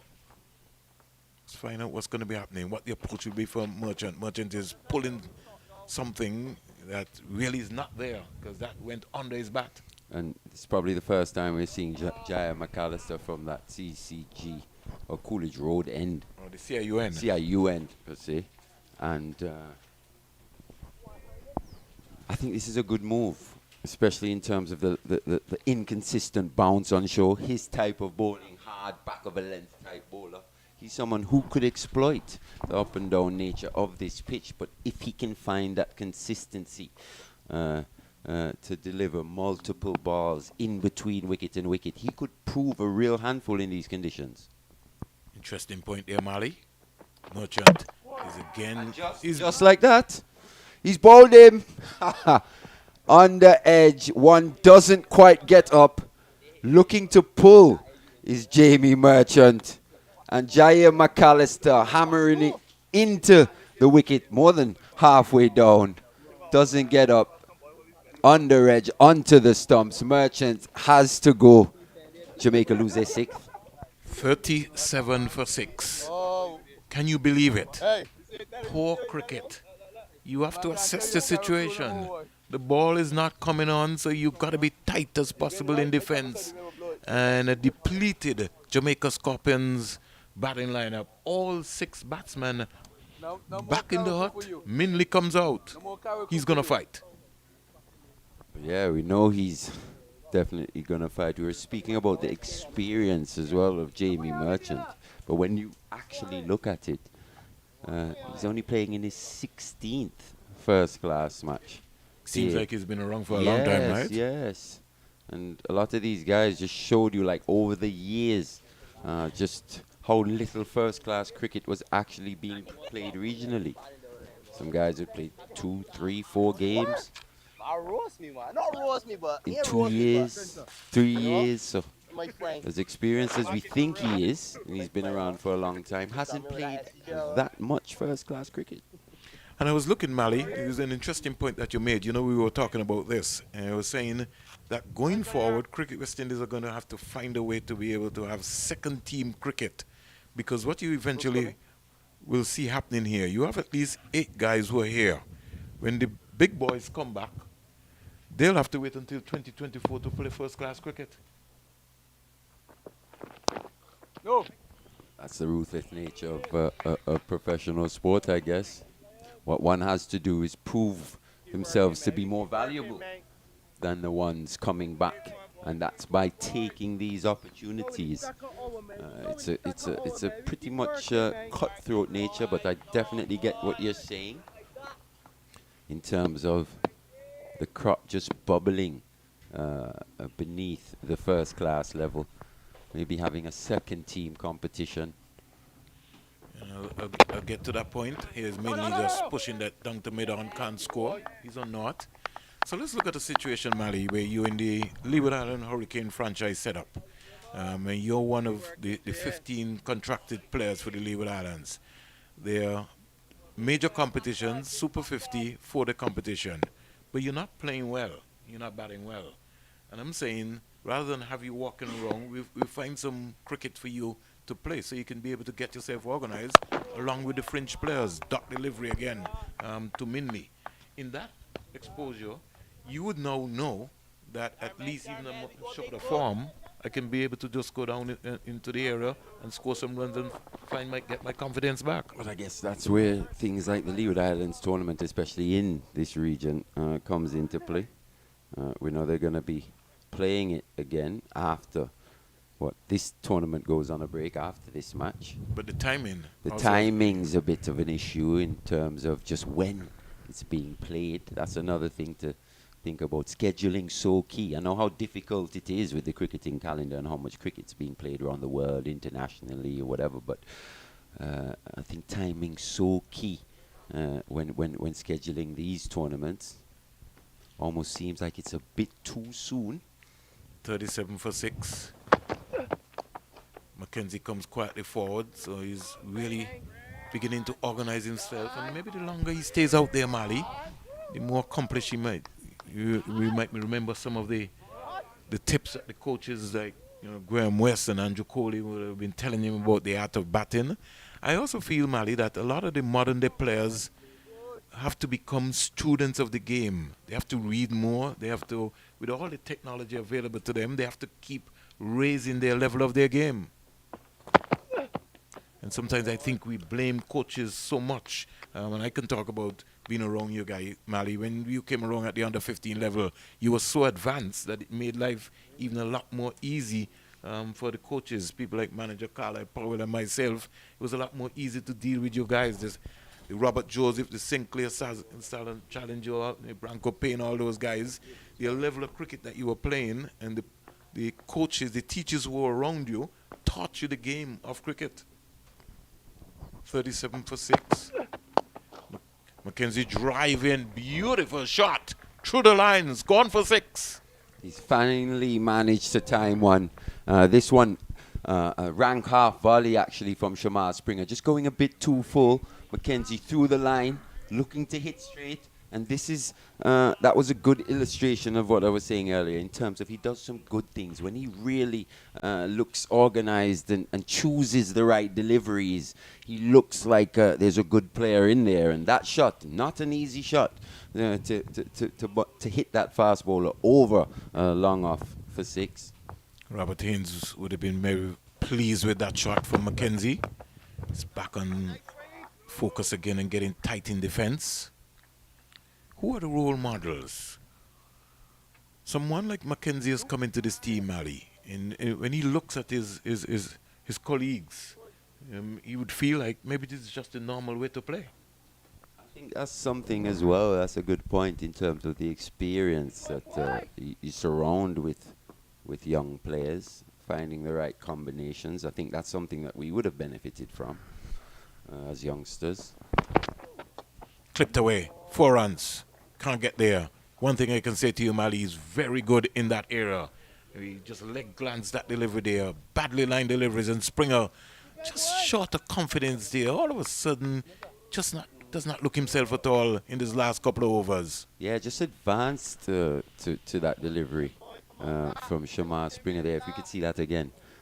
Just advancing to that delivery, Kirk McKenzie. Creating a scoring opportunity. Springer just over compensating down that leg side. Gets enough on it. 4 runs. Gone to 21, McKenzie. Pitched up again. Coming down late on it. He sneaks a single. Could be in trouble. There's a peel for a run out, but I think he got in quite easily. I'd quite like to see that again, actually. Shane Dorrit seems That's over. to be quite interested. There's no DRS No DRS here, so in it the wouldn't even regional matter. competition.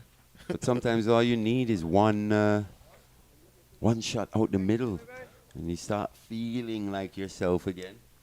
And from a Jamaican perspective, I'm sure Kirk McKenzie, they would hope that Kirk McKenzie is in that frame now, starting with that 6 over long off, and then 4 down to fine leg, picks up a single through the vacant cover region. That's 11 runs off 3 deliveries, moves on to 22 from 44. Yeah. Let's see how he will deal with McAllister.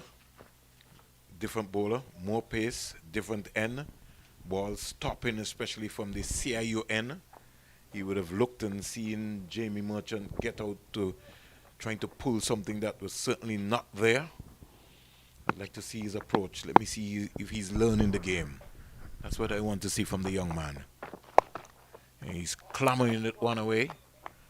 So he was in control there. Rolled the wrist over onto that one. And I like that. I could see that he's learning. But that's where he really has to be careful, especially against the giant McAllister. That hard back of a length type bowling. The up and down nature of this pitch. McAllister just might come to the fore here. Struggled from the media centre end, but since he's been switched, just may come to the fore, put his hands up and put in a good performance. Still some 26 runs behind the Jamaica Scorpions. Effectively none for 6 still, Vernon. Yeah, 49 for 6, Minley. He's on naught. Just made his test debut for the West Indies against Australia. He's just easing this in the air into the offside. 50 up for Jamaica. But that really is not the issue right now. They trail by 25. They first need to get that 25 runs off if they are going to allow Barbados to bat again today. But it's a milestone. Minley's off the mark. And 50 up for Jamaica here. We say good morning to the folks who are manning the manual scoreboard here at the Coolidge Cricket Grounds. And the sun beltering down here at Coolidge. Here is Mackenzie pulling this one. Lovely shot. 1 bounce for 4. That is a beautiful shot. And as Mali says, every now and again, Mackenzie shows you some glimpses of brilliance as a left-hander. Yeah, when he plays shots and chooses the right deliveries, he times the ball very nicely, both through the offside and the onside, of both front and back foot. So you're seeing that there's a player in there. Gets a wide delivery, and he doesn't even think about it. In the meantime, he's gone to 27, 54 for 6.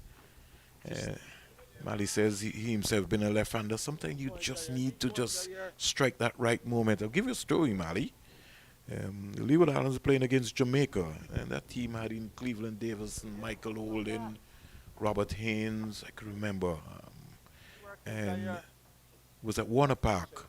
And your dad batted for about almost an hour. He was a naught for an hour or more. His first scoring shot was in the prison of Robert Haynes for 6. He never looked back. Got a big 100 against Jamaica and company. Single to Mackenzie. These are the things that a lot of people don't even know in terms of just he's known as a master blaster, beats the ball, but at times just could score ugly runs as well, and you need to be able to do that when you're not at your best. Still find a way to perform, not only for yourself but for your team.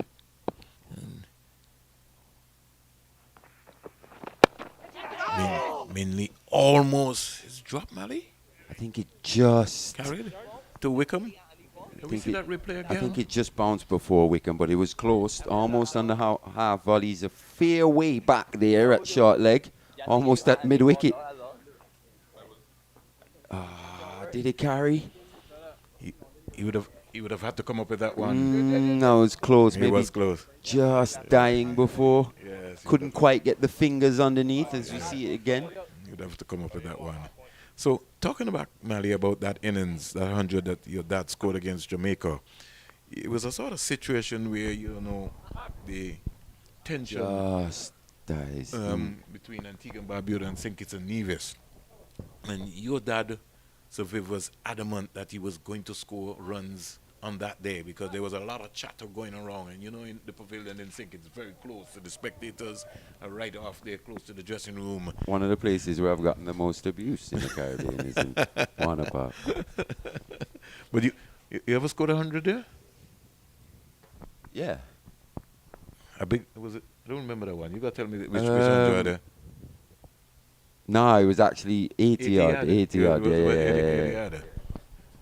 But favorite places to bat, though. Yeah, you always brought out the best out of you.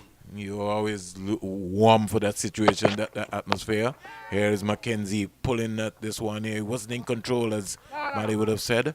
Again, the up and down nature of this track here never really got onto him. So he's going to have to take his time, and he's going to have to stay side on to the ball. He was squared on there playing that delivery. Another place where I really enjoyed batting in St. Kitts was at Connery. Yeah. That ground near the airport. Yes. Pretty good pitch there. At Connery. Some good batting pitches.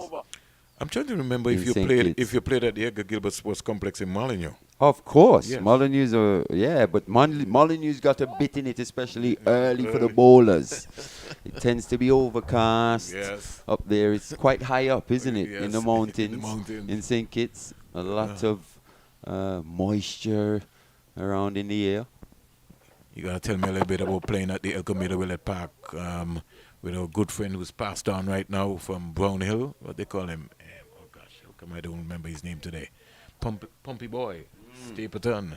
That's another place where I must say St. Kitts and Nevis. When Antigua or whoever turns up there, it's highly competitive. The crowd comes out, and boy, do they dish out the abuse. Tension high. Not much spectators here at the Coolidge Cricket Ground. Jamaica trailing by 19 runs. Minley is defending nicely.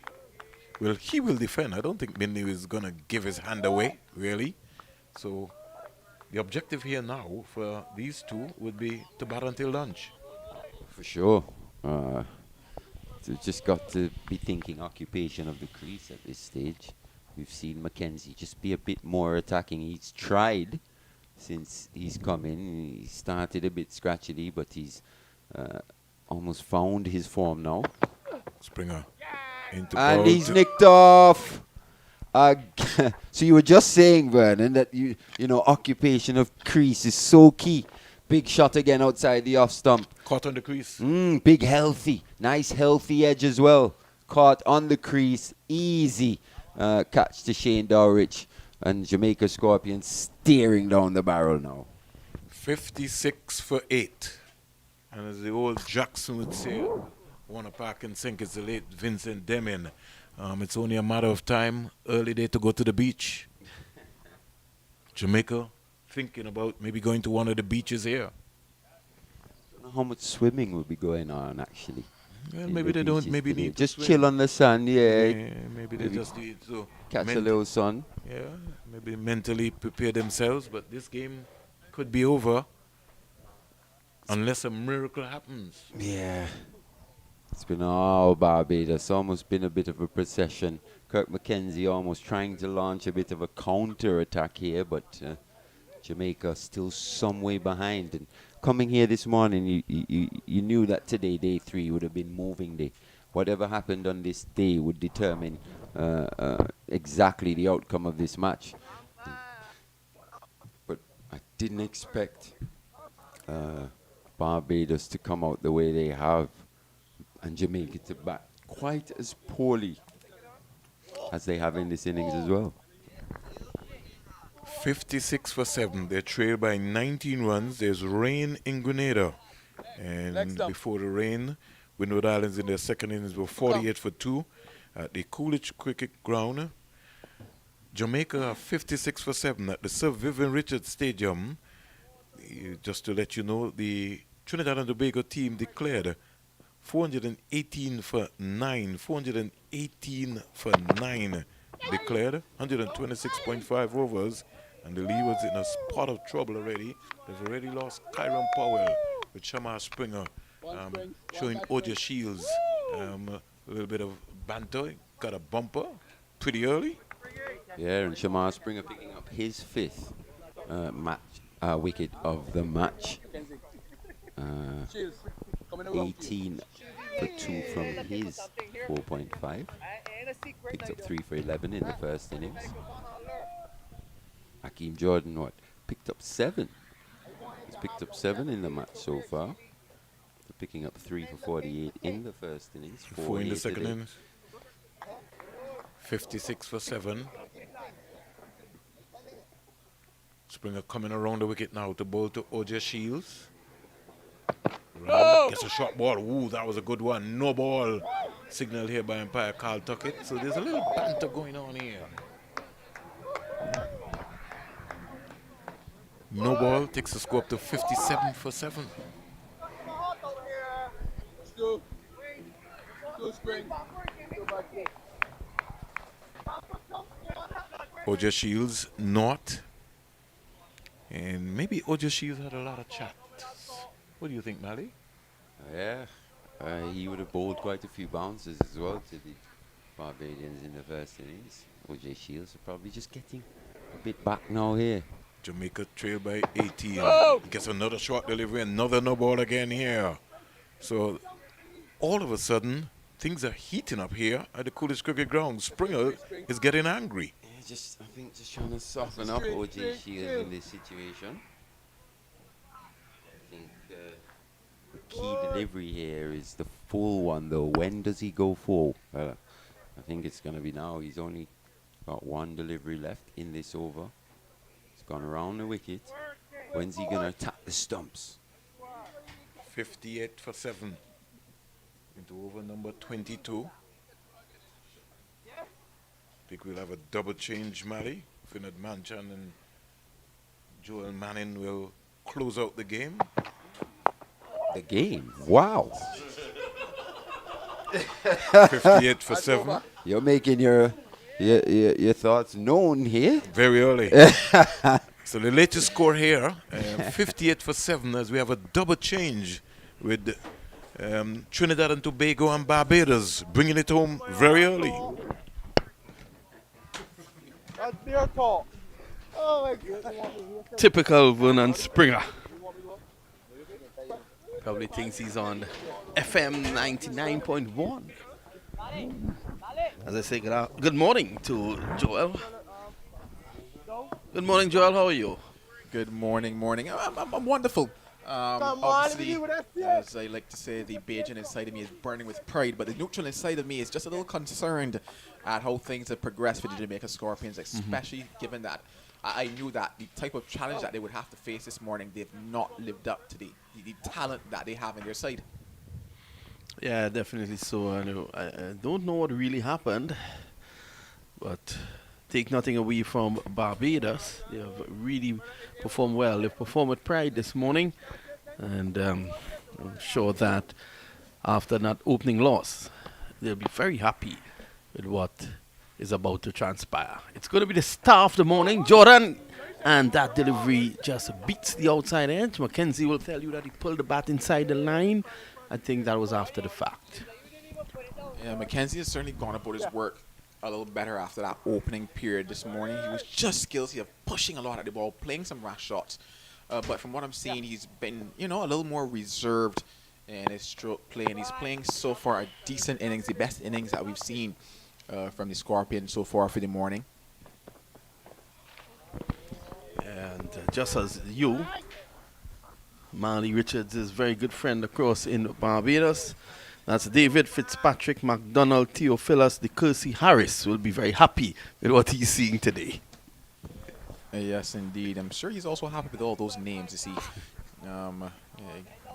if you get one wrong, there's still another chance to make up for it with the other 17 that he has. Imagine he's at the licensing office and they're calling names. He probably will get up 6 times, only to realize it's not him. Pushed away on the offside. The score is 58 for 7 at the moment. I'm really hoping that young Mackenzie sees this as an opportunity. Yes, they're in dire straits. Yes, they're looking at the bottom of the barrel where the salt and the muck and everything has just, the residue is there. That is where they currently are. However, this is an opportunity for him to stand up and bat, to show character and to fight. Because I don't want to see Jamaica Scorpions just roll over. I know that some are calling the game already. Springer did. This is in the air, and it's going to drop well short of McAllister. And they take 1. The score goes on out to what? 59 it should be? Yeah, 59 for 7. But like I said, I want to see that fight. I want to see a bit of character being shown. So far for the morning, we've seen loose shots, we've seen good bowling, and we've seen many wickets fall. Right now is a time to show some character, and somebody that could want to take up that challenge and take up that opportunity should be young Kurt Mackenzie. Give selectors something to think about. Let them see another side of him. They know that he can play shots. They know that he's talented. Let them now see that he can occupy the crease in tough situations at the first class level. Here's Jordan again. And just dropping short of Springer. Finding the edge. He's looking for 5. It's always difficult when you reach 4 to get that 5th wicket. Just fending that one off there was O.J. Shields. The ball dying just before it gets to Shamar Springer. So he would have had his hand in his mouth there, or rather his heart in his mouth there, Akeem Springer. He was wanting that 5 in the first innings. He did not want to put down the ball in that first inning. Shamar Brooks actually begged him to put it down. I cannot see him putting it down now that he has 4 for 22. It's bowled well. His lines have been impeccable this morning. It's just swung away. It's in the air. And the catch is not taken. It would have been a spectacular catch at a mid-wicket. And they're going to come back for 2. So O.J. Shields is not going to muck around. He definitely had a swing at that one. Kamari Boys tracking it, trailing it. But didn't have the speed required.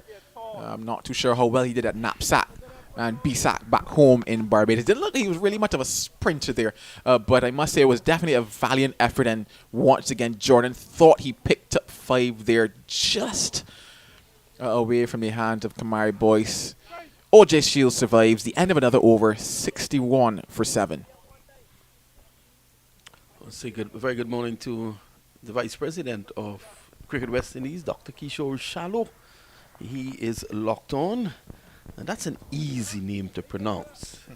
Dr. Shallow. It's a lot easier than David Fitzpatrick McDonald Theophilus de Kersey Harris, isn't it? Definitely. It's so interesting that I think back now to my principal at secondary school, Dr. David Brown. Solid man. And one day he got up on stage and said, if your parents named you Bob and David, I wouldn't have problems pronouncing your names. Well, you've just started your stint in commentary. You'll come across the Sri Lankan team one day. Outside the off stump, and not a bad idea here by Springer. And he's telling Kirk Mackenzie, why not play at that? You should have driven me. Mackenzie has held firm here. 53 deliveries for his 30. Scorpions are still 14 behind. There's a very nervy and nervous Barbadian sitting next to me. And he looks worried.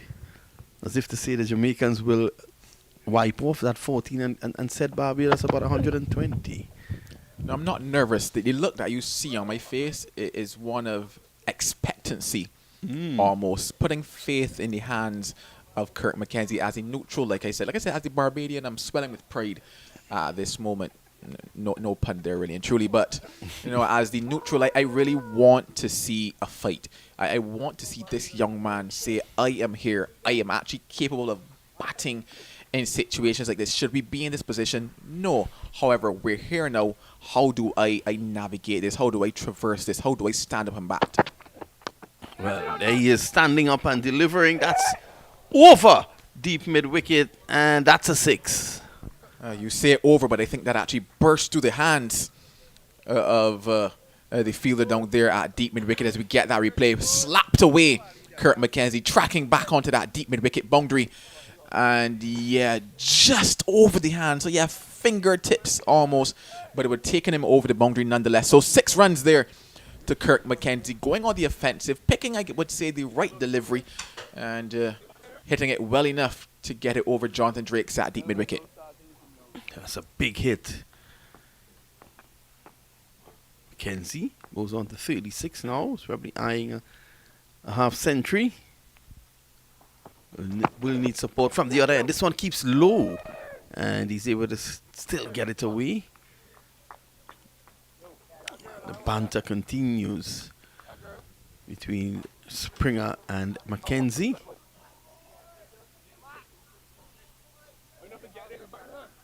Shamar Springer taking 2 wickets today. The last wicket that he got, that was a beauty. Just touched down and it took off. 67 for 7. This is played away down to third man. So he has just left OJ Shields 1 delivery to negotiate. It'll be interesting to see how he does negotiate this 1 delivery. But I would have mentioned at the start of commentary that I did believe that the 2 men that Jamaica Scorpions had to look out for today would have been Akeem Jordan and Shamar Springer. The 6 wickets that have taken between them tells me that I was correct in that particular prediction. And it is simply because these are 2 men with great control. Akeem Jordan in terms of his lines and lengths and also that swing. Shamar Springer just being in and around that off stump very straight as well, bringing the option of the LBW into play as well. So a dot ball to end it here. 68 for 7.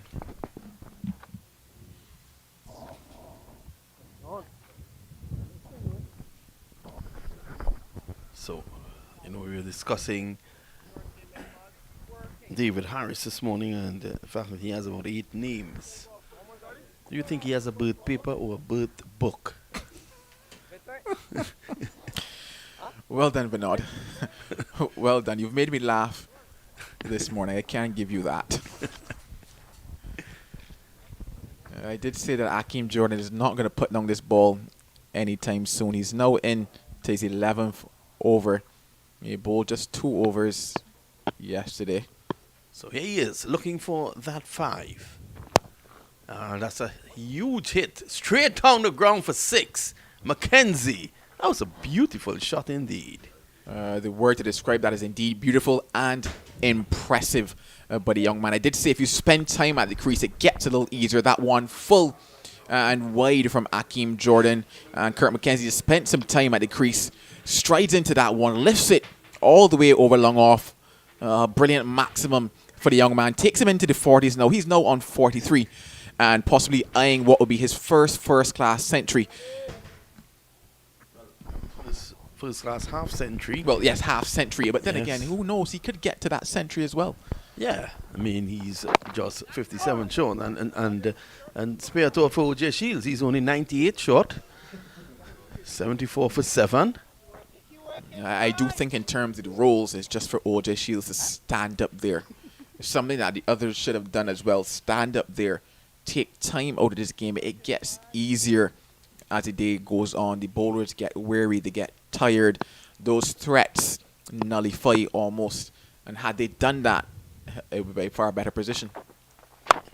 Swinging through the line down to deep mid wicket, and they're going to take 2. This is a chance here. Better throw. Might have been interesting. You know, it was interesting as they set off. It almost looked as if they would have settled for the 1, but it would have been the wrong decision, especially with Akeem Jordan in the rhythm that he's in, having to bowl 3 deliveries to OJ Shields. They looked for the second one. It was on. It was close, but they got there in the end. Takes the young man up to 45. Now just 5 away from that first class half century. 55 away from the 100. Here's Jordan. And again, you can see him just opening up, looking to get it squarer. It didn't happen. Down to deep, fine leg. They take 1. So Mackenzie is off strike. And Jordan has 3 deliveries to go at OJ Shields. 2, sorry. Yeah, 2 deliveries here. But at this level, I would like to think that OJ Shields is capable of defending his stumps, because that is the most important thing here. He does not need to play shots outside the off stump, can leave that alone.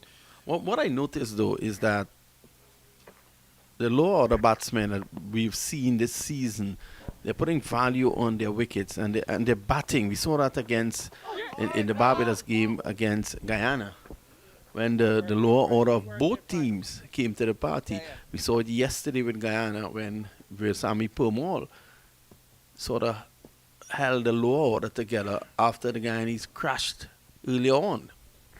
So that's a good sign for West Indies cricket. And you want to see guys fight. Now, OJ Shield has struggled since he has gone in there. Like the last delivery, he was well beaten. Let's see what he has on offer now. This is going to go down to 3rd man. And that's 4.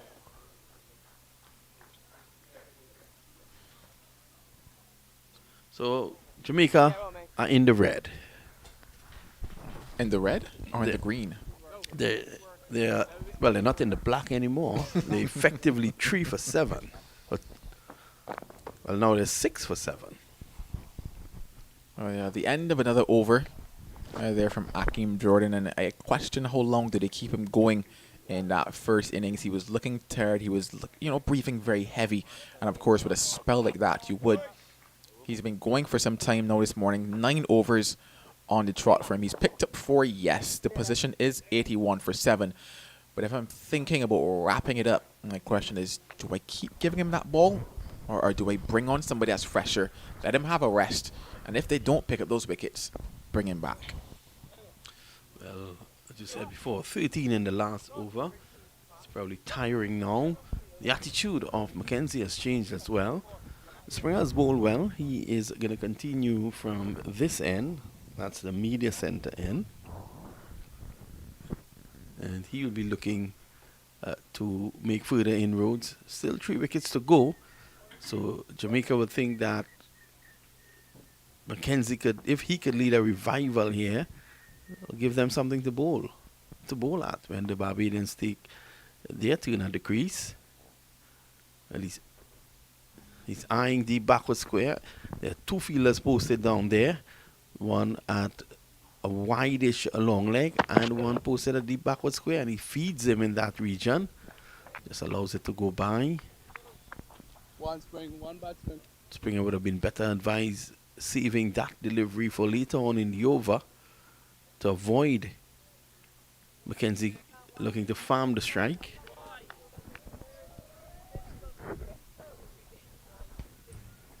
A lot of chatter still going on out there. He's entertaining it as well. He's talking about it. Obviously, every batter is a little different. Some shut off and just concentrate. Others enjoy the back and forth banter.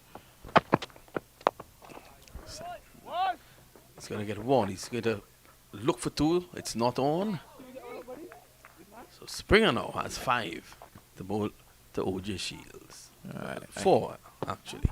I think maybe an ill-advised single on that particular occasion. Yes, he's edging closer to that half century. Yes, he's a little young, and inexperienced is Kurt McKenzie, but he is certainly the senior man here at the crease.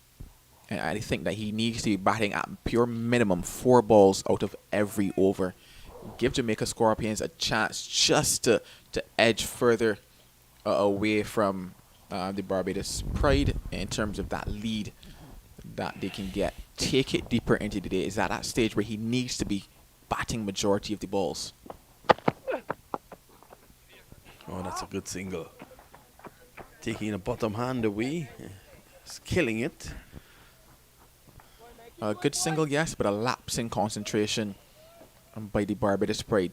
It is all about opportunity and seizing opportunity. A slight, I don't want to call it a mistake, but a slight error in offering the single, or rather taking the single so early in the over. And you know that you now have 4 balls you can bowl at OJ Shields, the batter that is probably the easier of the two to dismiss. You must be sharp on those toes. Getting in there, they gave away that single.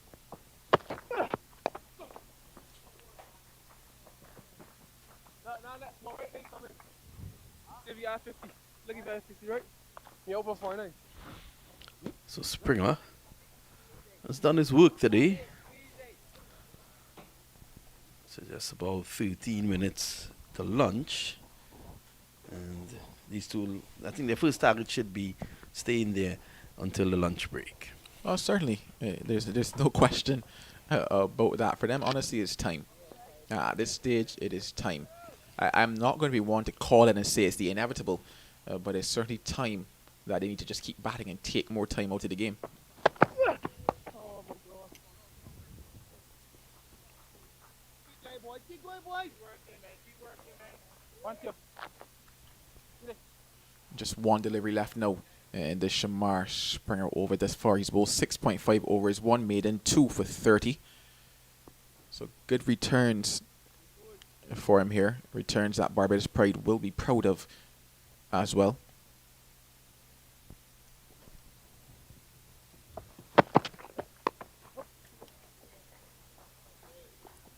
So at the end of the over, he sees it off.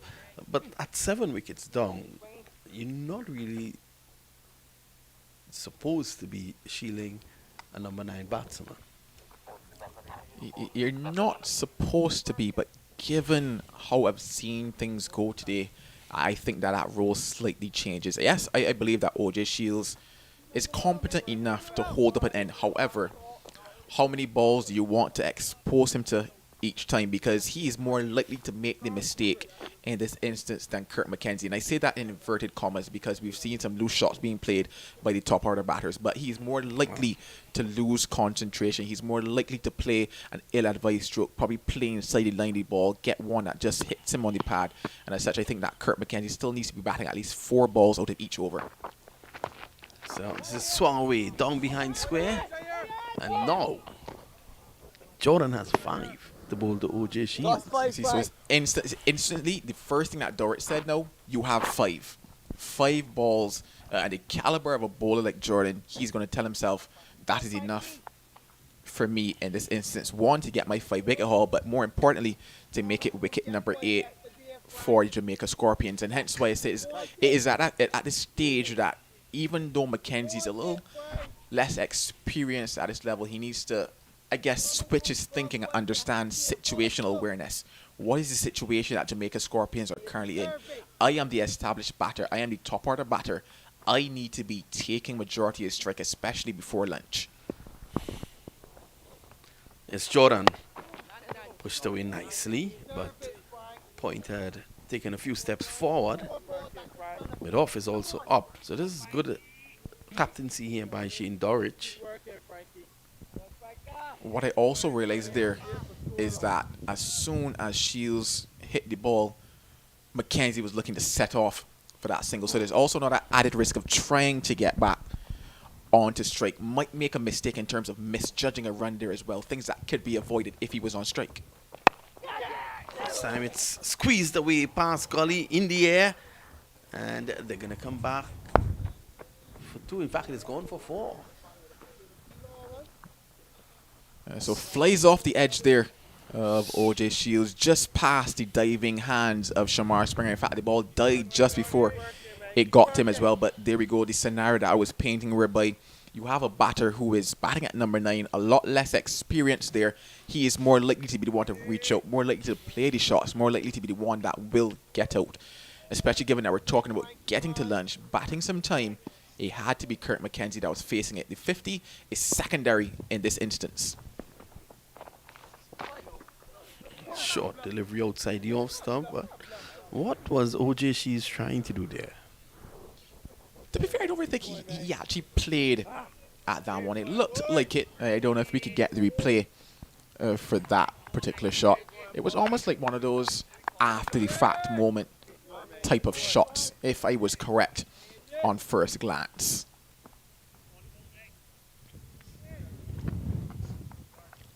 Three slips in position, waiting for the edge. That was not a bad delivery at all there by Jordan, showing that he can work up some pace. Quite sharp there on that occasion, but not just sharp, accurate.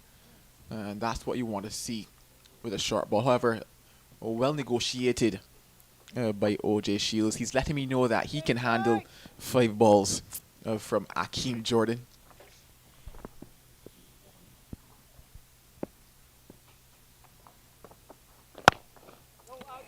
Driving nicely.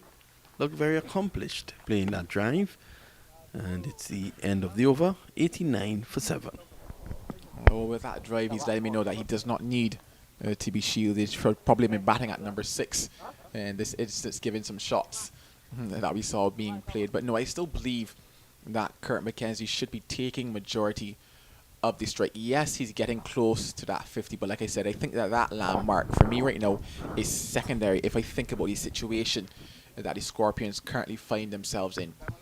It would be nice for him to get that 50, yes, but what happens at the other end if the wickets continue to tumble? Then it's a 50 in vain. Obviously, given the situation, it could exactly be that, a 50 in vain, but I think that if they can spend a lot more time out there, it would show, like I said, that spirit, that fight, and it would show in terms of how he's thinking, that he's able to adapt to the various situations presented to him.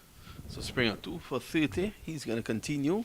Probably just 2 overs to go before lunch. Depends on if a wicket falls in this over. And that's his half century. McKenzie just tapping it on the offside.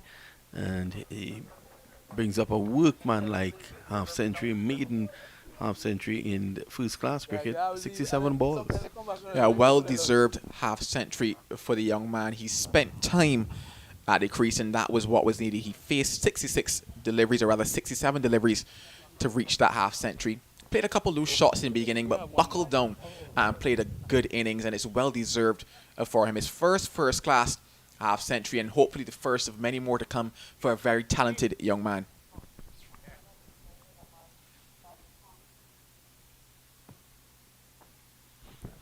Springer. And as time goes on, Shields is looking more and more comfortable. Oh, well, he should, because there's nothing really happening out there in terms of the surface. The ball is not swinging as much, not as much movement, and hence why I'm once again disappointed in the batters that have gone before, because they knew that this would happen, because they've played a lot of cricket. Batting gets easier the longer you're out there. Edged and into the gap for 4. Well, he's living a charmed life here, OJ Shields. Springer.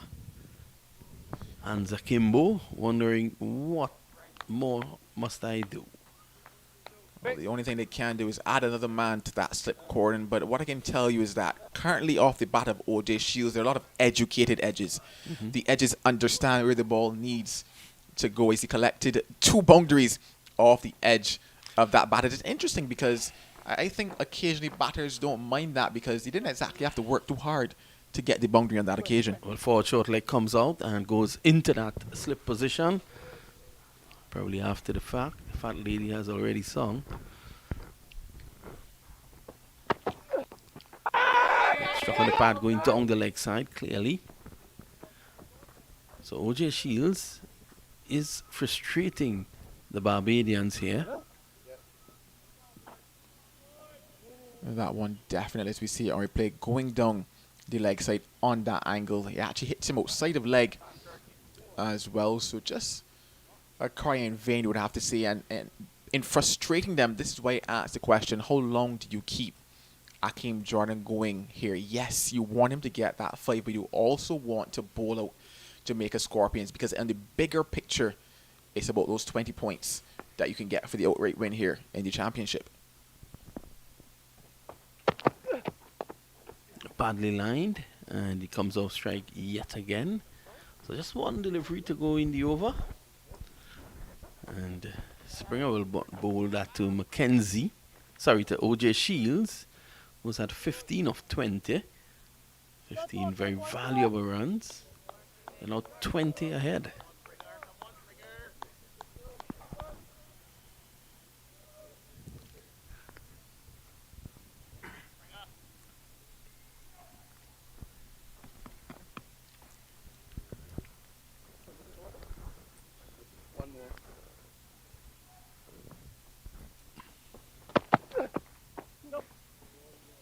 Again, down the leg side. End of the over. 96 for 7. You know, when I look at the time now, might probably just get in one more over before lunch, depending on how quickly Akeem Jordan goes and gets into his work. I know I was asking how long do you keep him on, but with just maybe 1 or 2 before the end of this first session, I guess you do give him that chance to take 5. It has been a lot of work that he's done this morning, a lot of work he's done throughout this match, you'd have to say. But he's certainly been rewarded. Yeah, he is. That's a good delivery. Probably a bit too wide, but it was good. Touchdown and took off. So it went the other way, not coming in with a natural angle.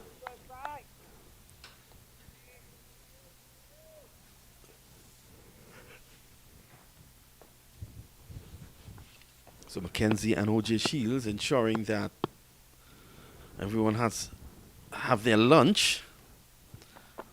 At one point this morning, it looked as if this was going to be wrapped up before the lunch break. Yeah, it certainly did look that way. Comfortable 2 there in the end to Mackenzie. He looked like he was only looking at 1, but in realizing that Shem Holder was a little slow in getting to that 1. Recognized that there was 2, so good running in the end. But yeah, it did look like we wrapped up fairly early. I didn't think I would have another commentary stint at one point. But no, and that is why it's good to see what Kurt Mackenzie has done. He's stood up and he's batted. And that's all you need, honestly, in the cricket. Somebody that is willing to do the hard yards, put in the work, and take time.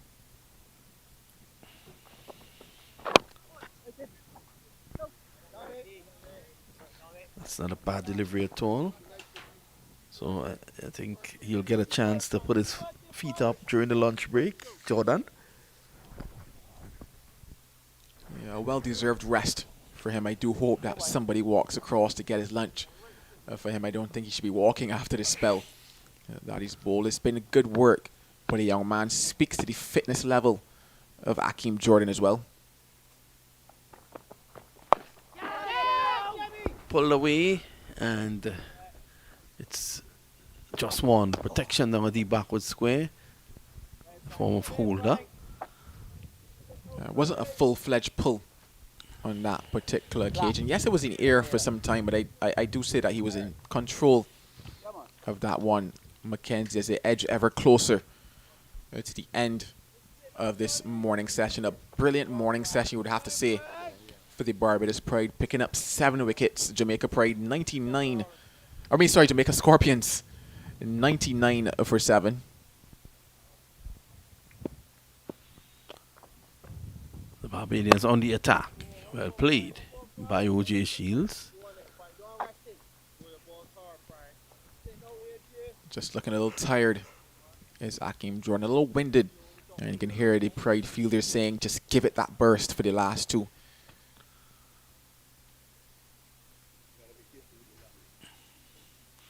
There's a bit of a discussion between Shields and the umpire. I'd like to think that Shields is asking the question, what time is it, ump? The ump tells him it's 12 p.m.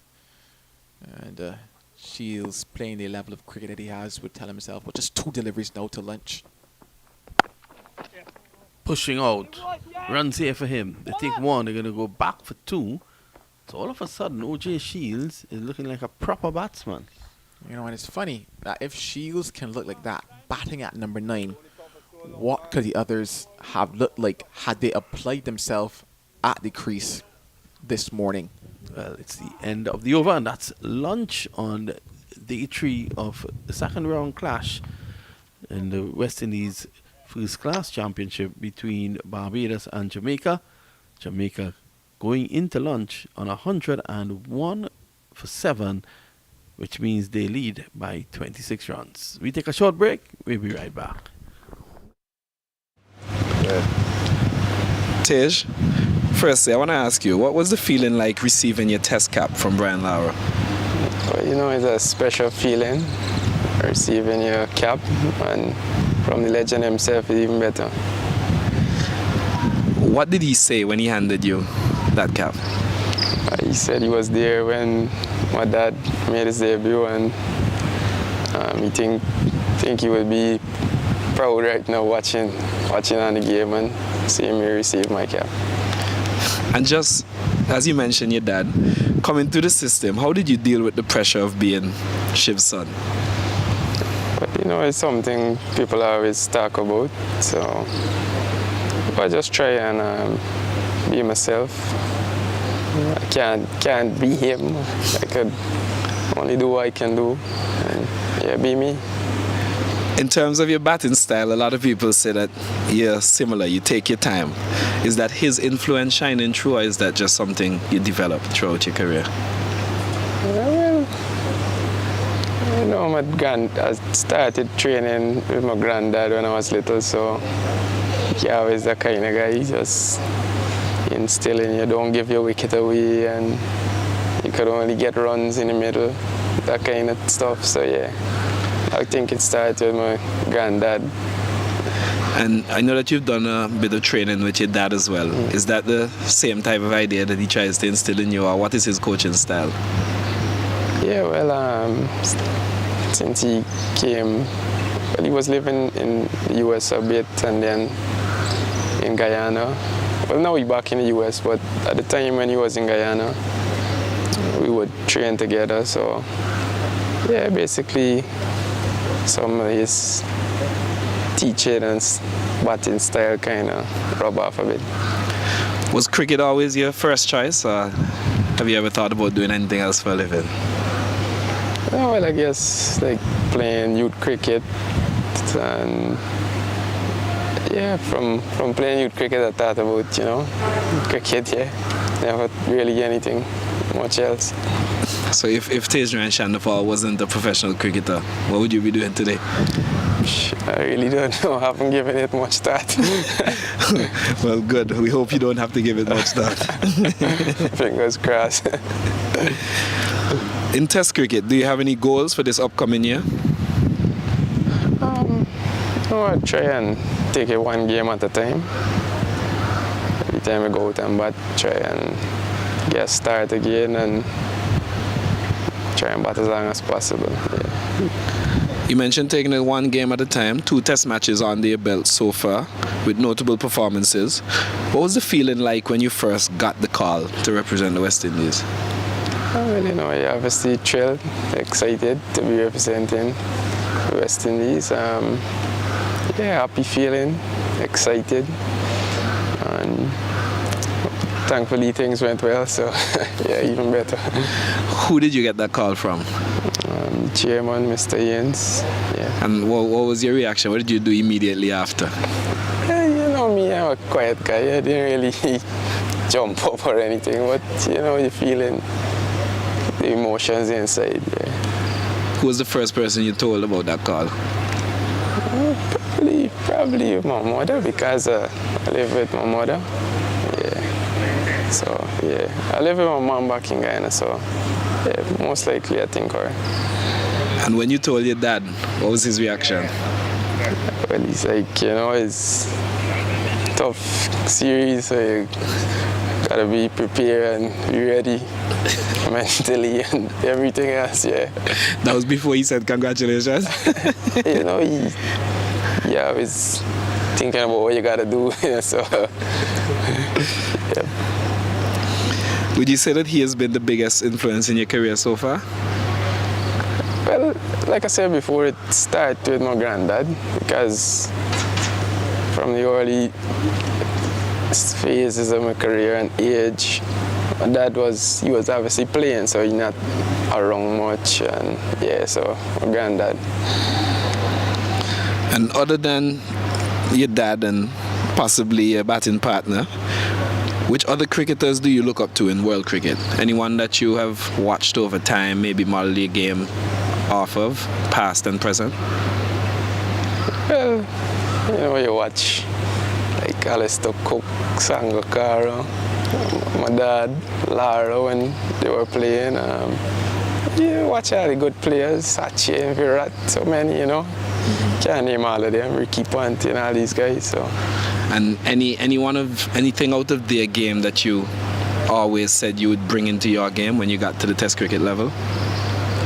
I guess you watch some of the shots they play, but obviously I don't have all those kind of shots like some of the other guys. But try and keep it simple and do what I could do. You mentioned Brian Lara, who you have here in Zimbabwe as a mentor. What is it like working with Brian Lara, and how much motivation does it give you when you walk out onto the pitch or when he says a kind word to you? He's a very cool guy, easy to approach, and you offer a few tips here and there, stuff you can add to your game and improve on, and apart from like shots and the kind of stuff, like how you think about the game and these kind of stuff, yeah. How is it having Craig Brathwaite as an opening partner? Craig, a very cool guy, you know. I guess similar to me. So we get along pretty well. When you go to bat, he always share his views and things that you could do to negate certain bowlers, and yeah, we talk about what's the ball doing and what we could do, and yeah, that kind of stuff. What do you admire most about Craig? Firstly on the field and then off the field? Well, like I say, he's a very cool guy, and the field, you know, I think he is strong mentally. Yeah, bat for long periods, and the runs show. And I'm guessing that's something that you plan to emulate as well in your game. Yeah, well, hopefully, you know, try your best every time and hopefully you get some runs. And what about off the field? How is he as a captain, a man manager? Yeah, he's simple, man. Easy to get along with. He does his thing easily in the background, so yeah. How have you enjoyed your time so far in this West Indies setup? Well, the guys been very welcoming, and everybody seemed to get along well with new players, and even the guys who were here before, you know, they treat you well, and you can have a conversation with any one of them. Who is your best friend in the team currently? Well, you know, before Moti come back, I always playing with Josh. So, yeah, Josh and Jaden and Andy and those guys. Yeah. And you mentioned spending a lot of time with Moti. How good is it to have a fellow countryman in the team that's around your age and able to assist you? Yeah, I mean, I've known Moti since under 15, so I'm comfortable with him. You get a little partner to go around here and there. Yeah. And lastly, anything that you want to say to the Maroon fans that have been supporting you since your debut and will continue to support you throughout your career? Looking to try my best and get some runs and keep supporting. Thanks. Thanks, Tej. Welcome. Cheers. Alongside me, Shane Dowrich, captain of the Barbados Pride. for this West Indies Championship. Shane, how are you feeling ahead of the tournament right now? I'm pretty excited going into this first game. Have a pretty young side in terms of experience, and the guys are really looking forward to getting out there on Wednesday. You mentioned having a fairly young side. Obviously, the likes of Craig Brathwaite, Kemar Roach, who actually has the most test wickets here as well. You know, how have you guys been preparing knowing that you don't have that experience in your side? I think those are some big books to fill that you just called, but at the end of the day, it's a great opportunity for a lot of these youngsters to showcase their talent and their skills. We've been doing a lot of preparation before we got here. We had a couple of games at the Oval, and I think they gave a good account of themselves in those games, and we're just looking forward to playing on Wednesday. All right, let's take things now to the personal aspect for you. Where you at mentally? Because you know you've had a break from cricket. You played some first-class cricket last season. This is going to be the second time around that you're back into the first-class season again. Where are you at mentally right now? I'm in a very good place, actually, just enjoying cricket and just playing and trying to be the best I can be. And then finally, Shane, obviously you always want to set personal targets for yourself. What are you looking at for yourself? Obviously, there's 2 matches before you have that break. What are you aiming for right now? For me, it's just to be as consistent as possible and help the team do as well as they can. For me, batting, I've been in good form lately. Had a good run in the games back home, and just looking to be consistent and play good cricket. Well, you're going to be flipping the toss there as a captain. All the best for this season, Shane. Thank you. The Cricket West Indies Academy aimed at developing the future of cricket across the Caribbean. Alongside me, Kirk McKenzie, a young man who has benefited from that academy setup. Kirk, what's your experience been like inside the academy? It's been good. Just playing a lot of cricket, developing my skills, trying to be better in the future. Yeah. All right. So for people who do not know about the academy setup, somebody like me, you know, what does, let's say, training day or training week look like for you guys? It's really a holistic approach. We have sessions where people come in, like development, personal development, nutrition, and those things, and then we hit the back where we work on our technical skills, and then we have a couple of games we play against teams here from Antigua. All right. So going through all of that, then for you personally, what have been some of the highlights from the academy for you? Really, the nutrition part of the sport, knowing what to eat and how it affects the body leading up to game days and stuff. All right, so we're now at the beginning of the first-class season. You have yourself a chance to be in that setup again. You played 1 game last year, I believe it was. How ready are you now for this year? I think I'm better prepared. The academy kind of helped with that, playing a lot of cricket, a lot of training, kind of fine-tuning certain things, and going back home, continue working on them, and come back here, places that I'm used to. I trained here a lot, so I think it should be good for me heading into the tournament. And then finally, obviously, you have to set yourself some personal goals should you get the opportunity. Obviously, we have 2 games for the break. You know, what are you hoping to achieve for this first-class season? We're just trying to, first, I score 100. That's a big thing for me as a batsman, but trying to put myself together to know the back end of the tournament I'll be in good stead for about most runs or something like that. You know, just trying to think of it on that line. That's definitely high aspirations there, but yeah. Kirk, all the best for this first-class season. Thanks for that. At the age of 19, I was probably sitting on my couch watching TV. At 19, the young man next to me has a chance to make his first-class debut. Kevin Wickham, how are you feeling at that possibility? I'm feeling really good. Representing my national senior team at the age of 19, I really feel it's a very good achievement because not much do it. All right, now obviously a year and just a bit more, you were recovering now from a broken foot. You had a chance then to come in as a replacement for the Under-19 World Cup. You had a chance to play in the Super 50. Did you think that you would be here today 1 year later? Honestly, if I'm being honest with myself, no. But the hard work and the dedication with my physio, Miss King, I really feel that she played a real good part in terms of me getting back on my feet and being back out here. Getting back on your feet, literally. Yeah. But beyond that, you then obviously, like I mentioned, that's with you were with the West Indies Academy. You've been in that setup for some time. Obviously, there have been some stellar former cricketers who are also a part of that Cricket West Indies Academy. What have you been learning coming through that? Obviously, Coach Coley, he was very open to the boys, I must really say. He was really, really kind to us, really open, willing to hear what we have to say. And he wasn't really about changing up much of our game.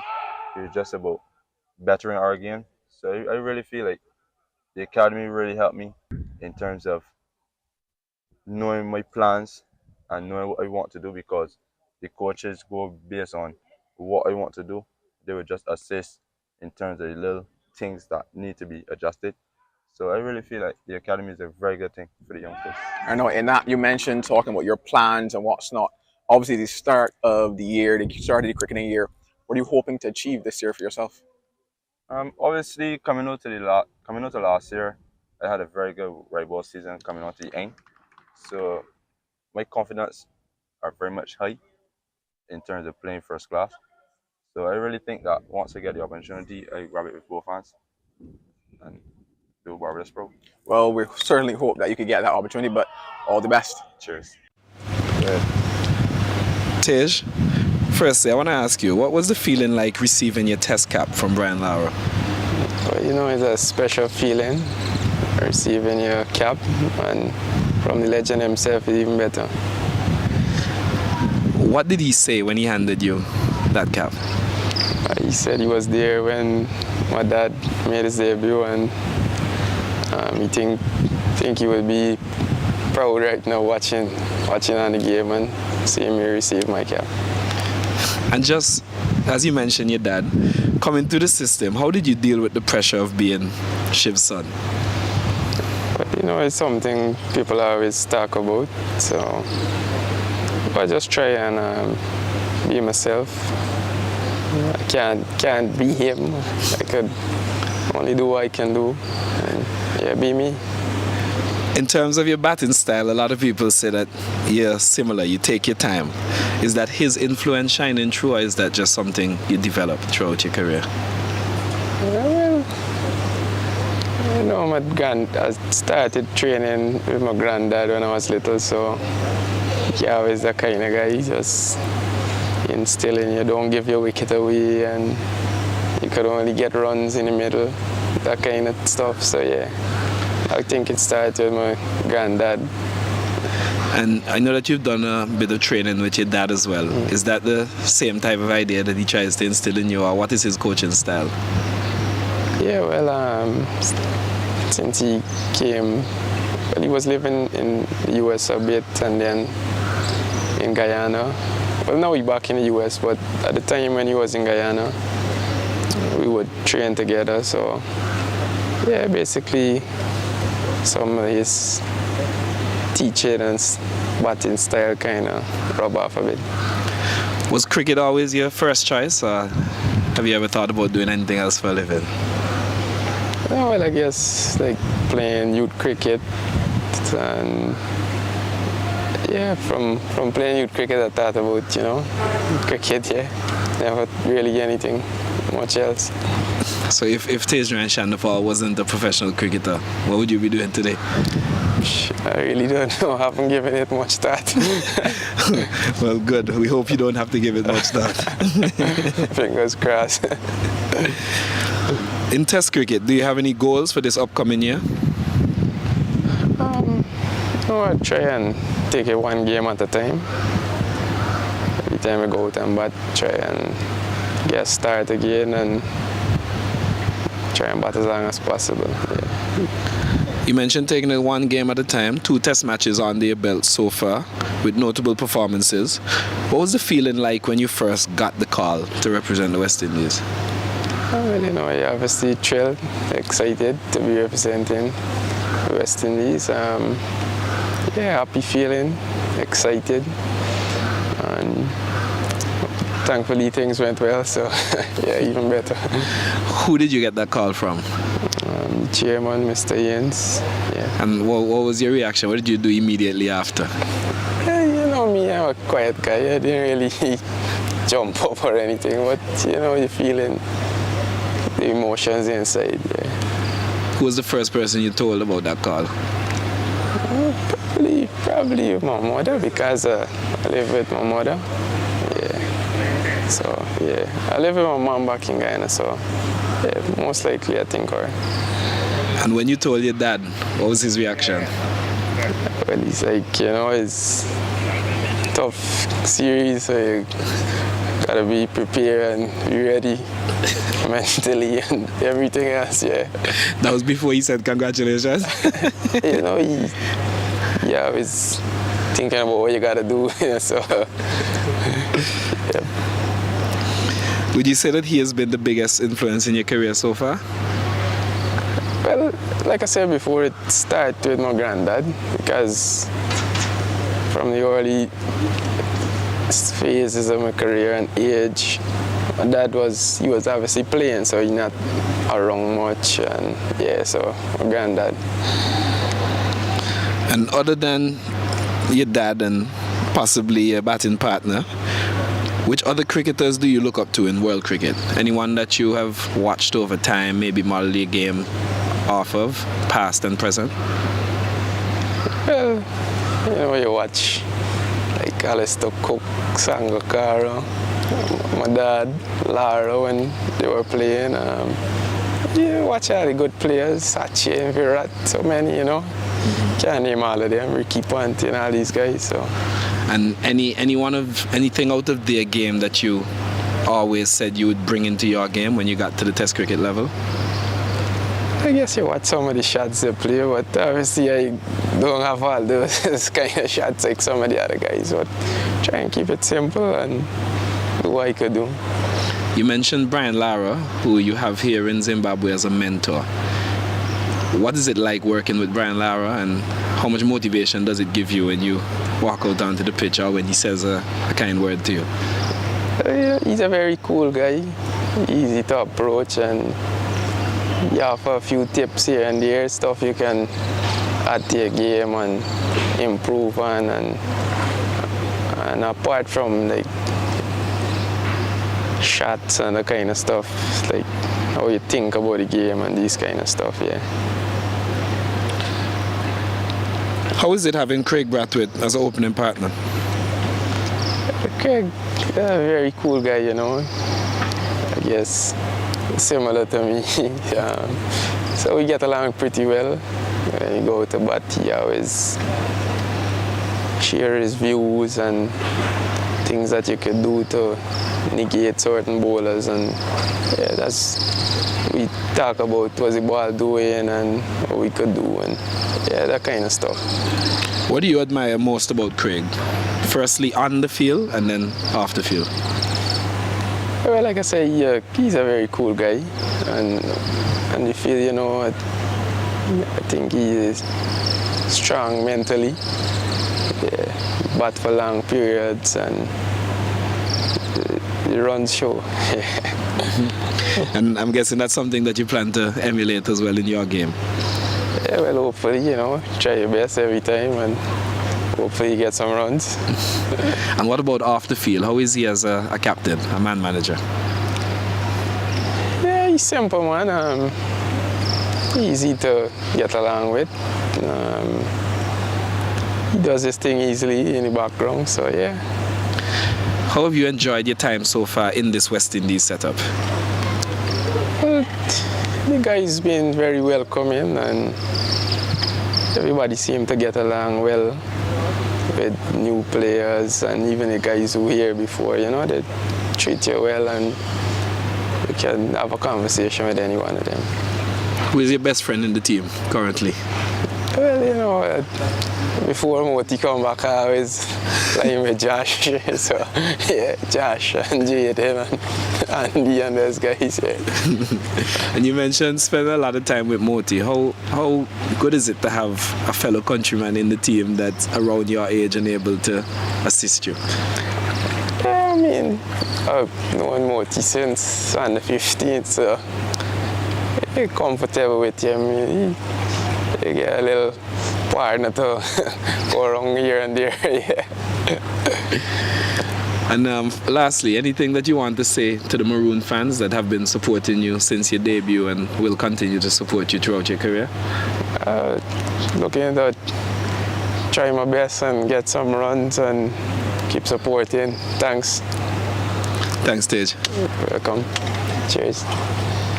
Alongside me, Shane Dowrich, captain of the Barbados Pride for this West Indies Championship. Shane, how are you feeling ahead of the tournament right now? I'm pretty excited going into this first game. I have a pretty young side in terms of experience, and the guys are really looking forward to getting out there on Wednesday. You mentioned having a fairly young side. Obviously, the likes of Craig Brathwaite, Kemar Roach, who actually has the most test wickets here as well. How have you guys been preparing knowing that you don't have that experience in your side? I think those are some big books to fill that you just called, but at the end of the day, it's a great opportunity for a lot of these youngsters to showcase their talent and their skills. We've been doing a lot of preparation before we got here. We had a couple of games at the Oval, and I think they gave a good account of themselves in those games, and we're just looking forward to playing. on Wednesday. All right, let's take things now to the personal aspect for you. Where are you at mentally? Because you know you've had a break from cricket. You played some first-class cricket last season. This is going to be the second time around that you're back into the first-class season again. Where are you at mentally right now? I'm in a very good place actually, just enjoying cricket and just playing and trying to be the best I can be. And then funny, Shane, obviously you always want to set personal targets for yourself. What are you looking at for yourself? Obviously there's 2 matches before you have that break. What are you aiming for right now? For me, it's just to be as consistent as possible and help the team do as well as they can. For me, batting, I've been in good form lately. Had a good run in the games back home, and just looking to be consistent and play good cricket. Well, you're going to be flipping the toss there as a captain. All the best for this season, Shane. Thank you. The Cricket West Indies Academy aimed at developing the future of cricket across the Caribbean. Alongside me, Kirk McKenzie, a young man who has benefited from that academy setup. Kirk, what's your experience been like inside the academy? It's been good. Just play a lot of cricket, developing my skills, trying to be better in the future. Yeah. All right. So for people who do not know about the academy setup, somebody like me, what does, let's say, training day or training week look like for you guys? It's really a holistic approach. We have sessions where people come in, like development, personal development, nutrition, all those things, and then we hit the back where we work on our technical skills, and then we have a couple of games we play against teams here from Antigua. All right. So going through all of that, then for you personally, what have been some of the highlights from the academy for you?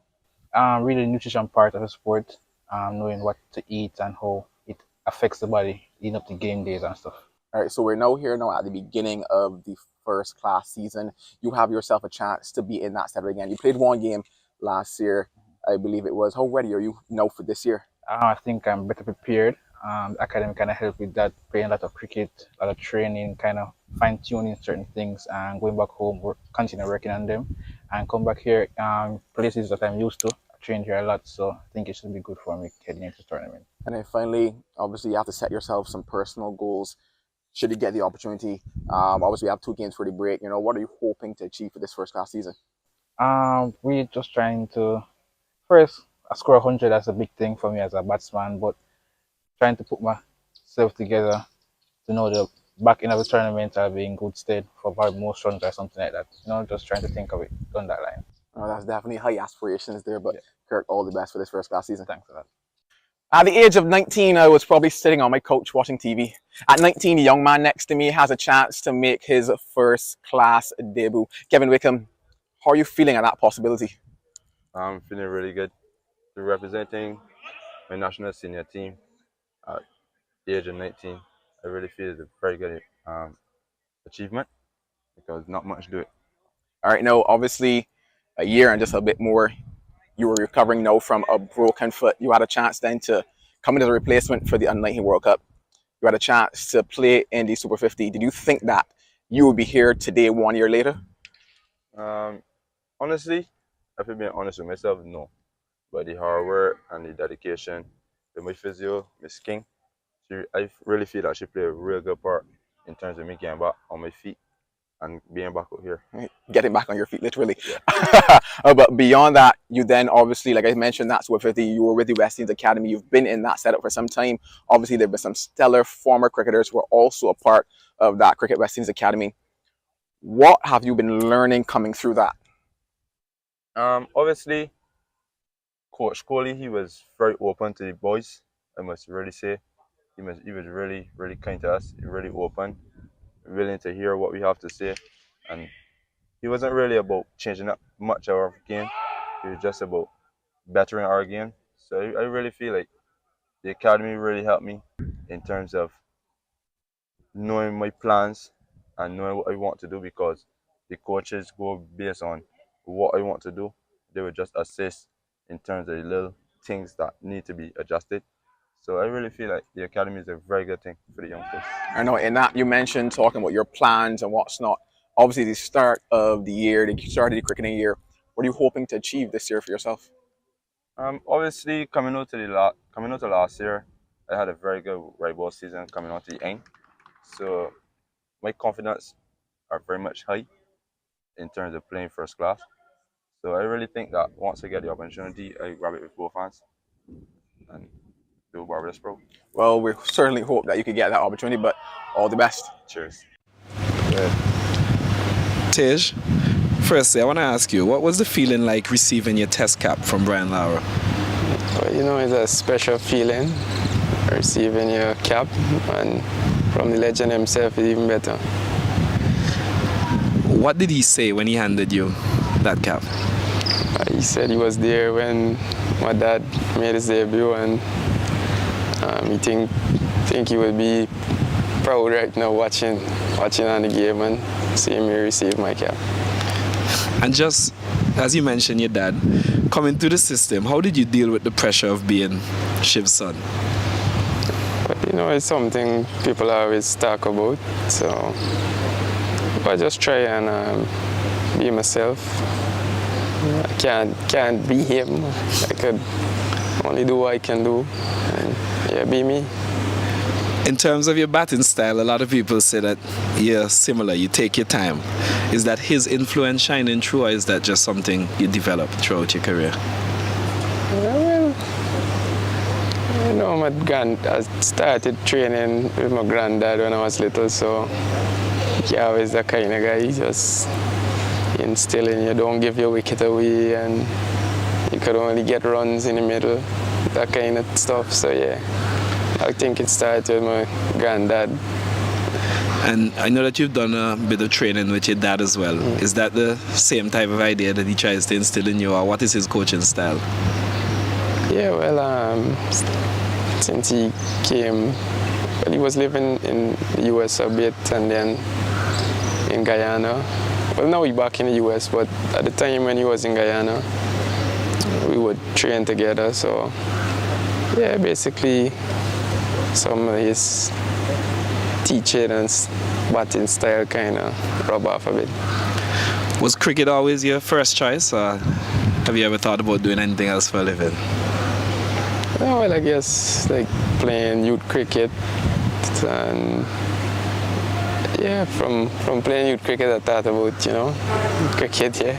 Never really anything much else. So if Tejran Shandafal wasn't a professional cricketer, what would you be doing today? I really don't know. I haven't given it much thought. Well, good. We hope you don't have to give it much thought. Fingers crossed. In Test cricket, do you have any goals for this upcoming year? No, I try and take it one game at a time.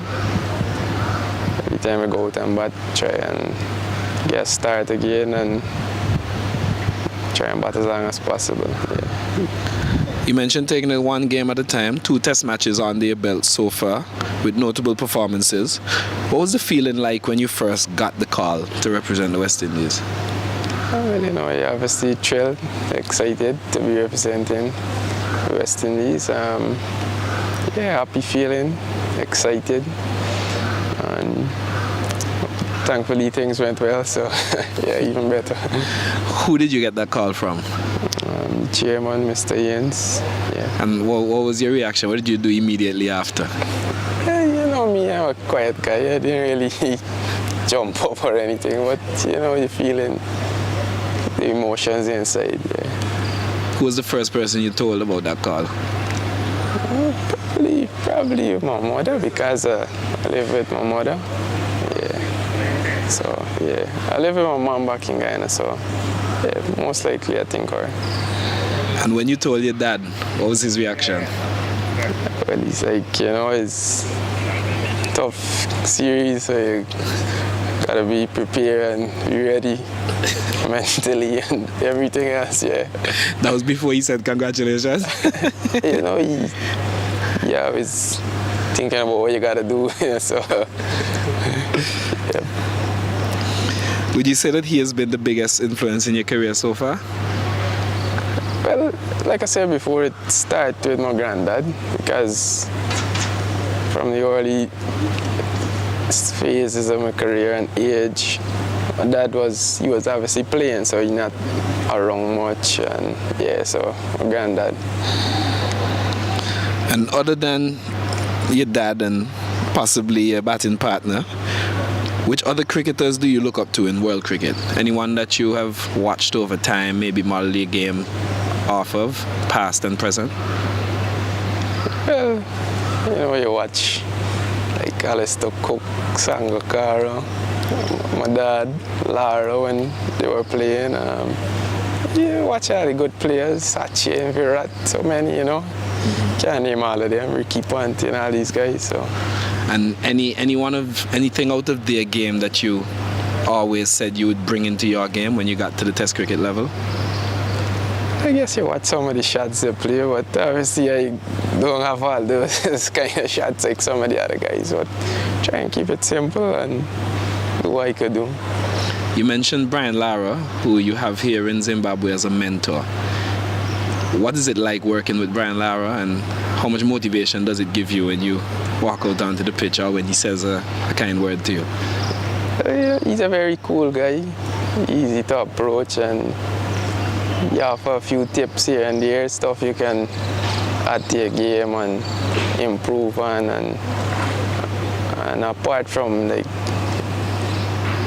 shots and the kind of stuff, like how you think about the game and these kind of stuff, yeah.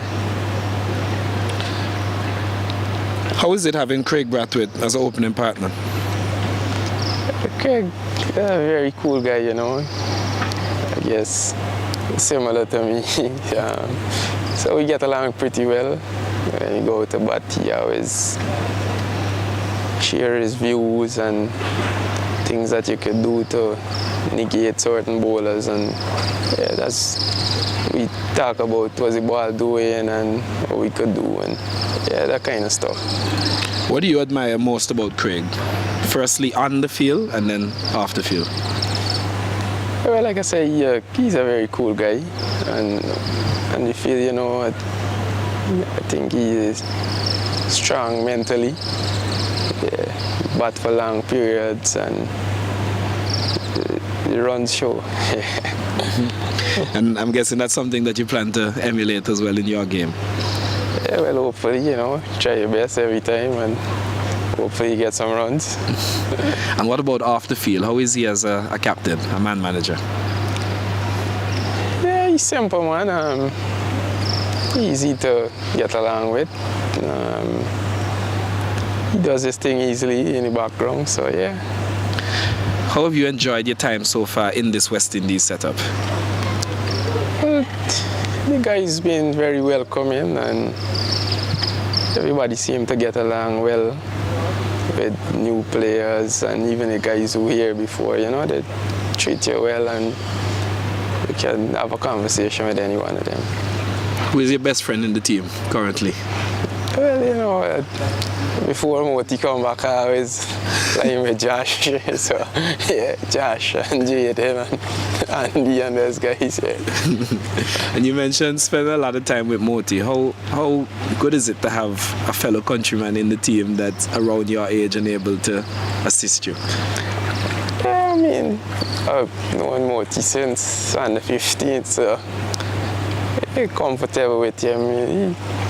You get a little partner to go around here and there. Yeah. And lastly, anything that you want to say to the Maroon fans that have been supporting you since your debut and will continue to support you throughout your career? Looking to try my best and get some runs and keep supporting. Thanks. Thanks, Tej. Welcome. Cheers.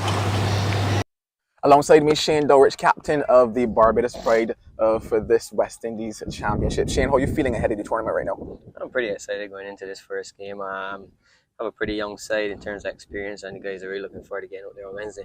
You mentioned having a fairly young side. Obviously, the likes of Craig Brathwaite, Kemar Roach, who actually has the most test wickets here as well. You know, how have you guys been preparing knowing that you don't have that experience in your side? I think those are some big books to fill that you just called, but at the end of the day, it's a great opportunity for a lot of these youngsters to showcase their talent and their skills. We've been doing a lot of preparation before we got here.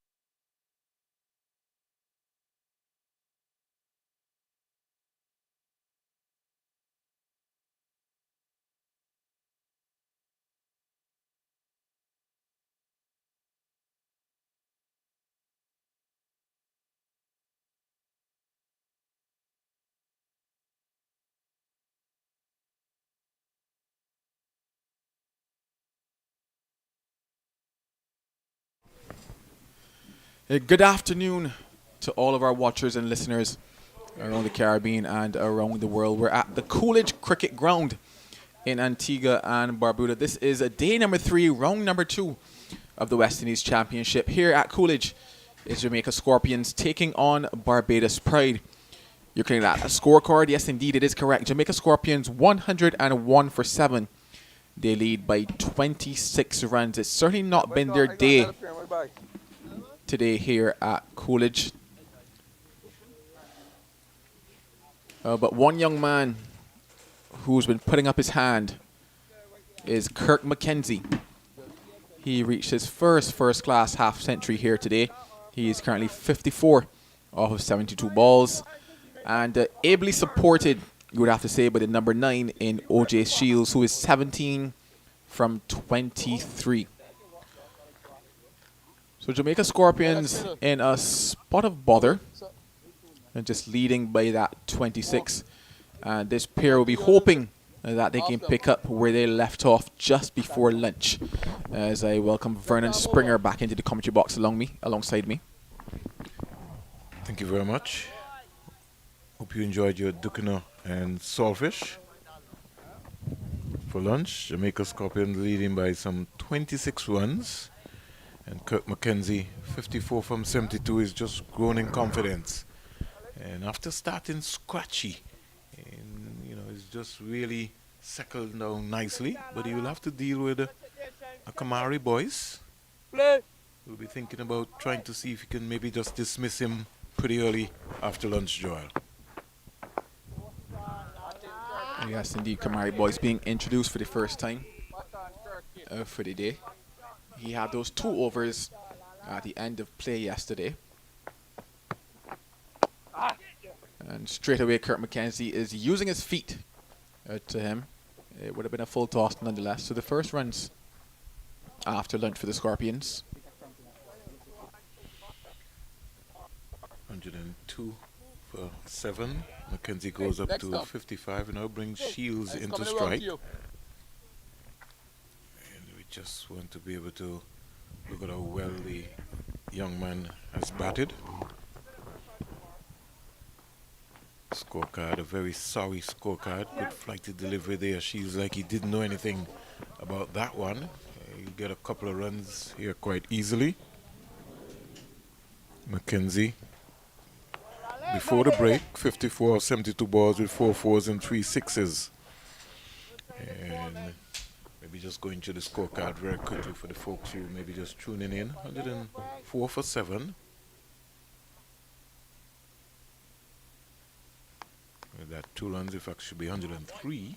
104 is right for 7. Boyce to Shields, who comes quietly forward. Leroy Lugg bowled Jordan for 2. Tevin Gillazine caught Mosley, bowled Jordan for 9. Kirk McKenzie is not out on 55. Here is a big drive by O.J. Shields down to long on. Getting an easy single. Palmer 1, Thomas 3, Mansing 0, Merchant 10, Minley 1. And Shields is now not out on 19. In the process, the highest partnership so far would have been 19, McKenzie and Minley. Good use of the feet there by McKenzie, playing against it's down to Shem Holder along on boundary. Picking up his 56 run. Over comes to an end the first over after lunch. Some 4 runs coming off it. Hakeem Jordan, 13 overs, 3 maidens, 47 runs, 4 wickets. Shamar Springer, 8 overs, 1 maiden, 36 runs, 2 wickets. McAllister, 6 overs, 2 maidens, 14 runs, 1 wicket. And Kamari Boyce, his overs so far.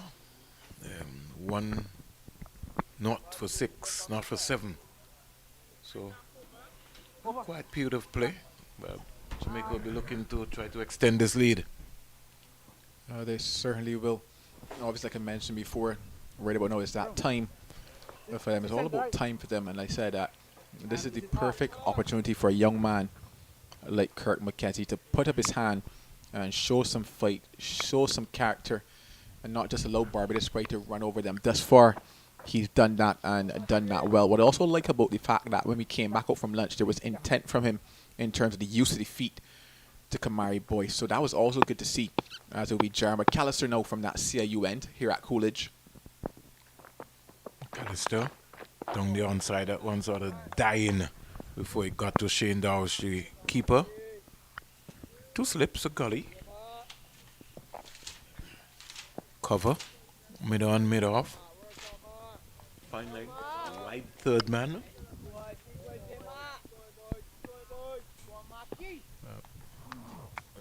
Feel on the deep backward square leg boundary. So, you know, anytime that McAllister will be looking to bowl a short ball,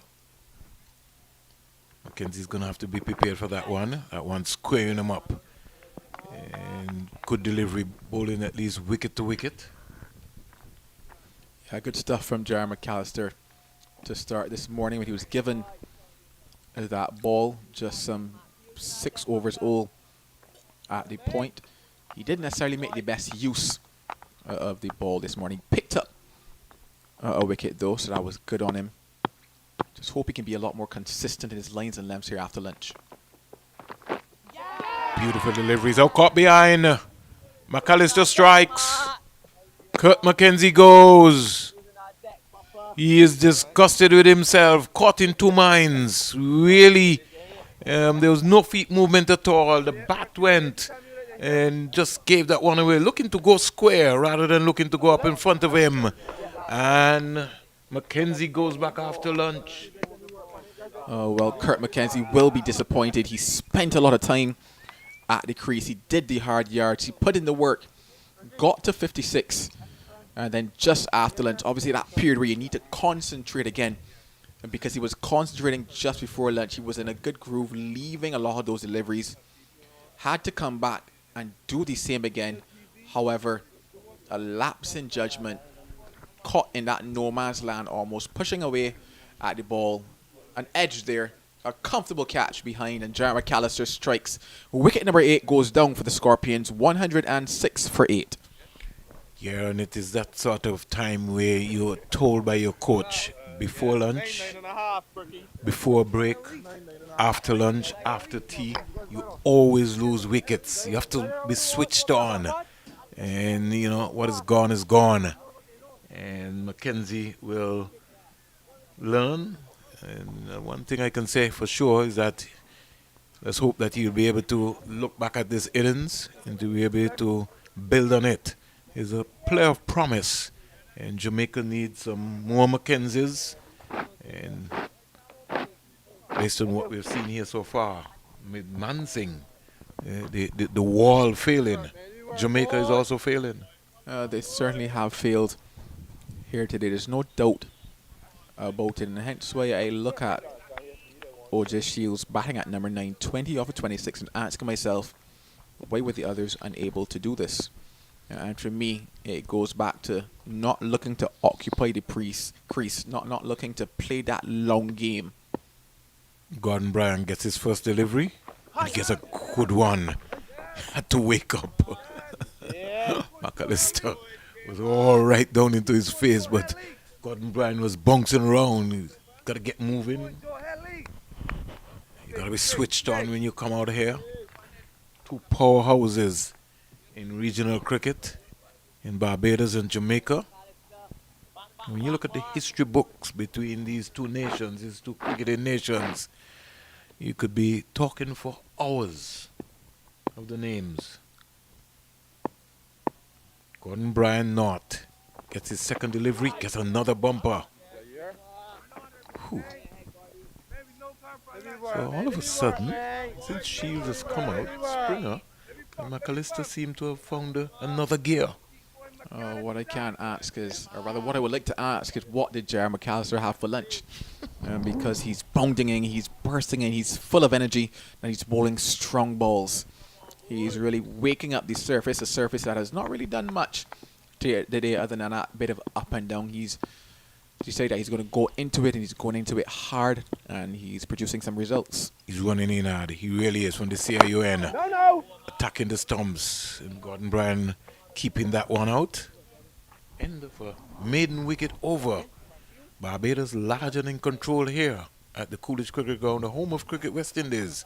Jamaica lead by 31, and you automatically can say Jamaica 31 for 8.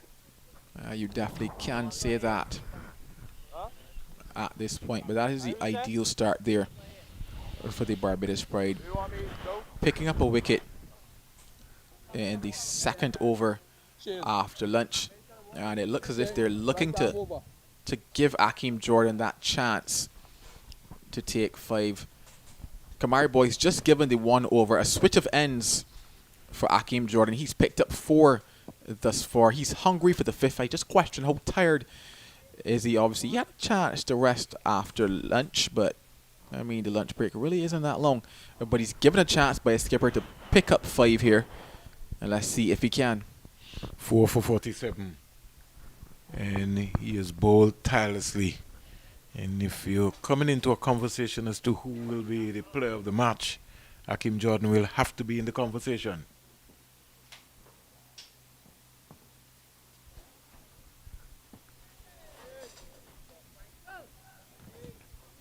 Oja Shields on 20.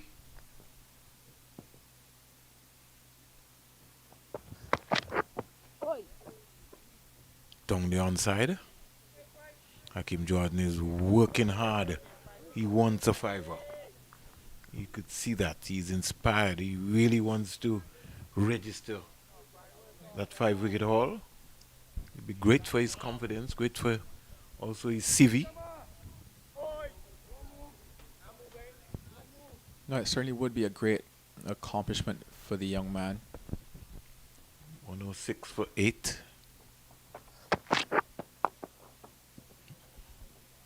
Shields sort of looking like an accomplished player as he came across there and defended that nicely. 3 slips a gully. Cover. Short mid wicket. Mid on, mid off. Wide fine leg. So wide that if Shield gets a leg glance, it's going to race away for 4. Flag's not fluttering much here at the Coolidge Ground. Back and across and defending the link delivery, which is just below the pads. Barbados, Jamaica, Antigua and Barbuda.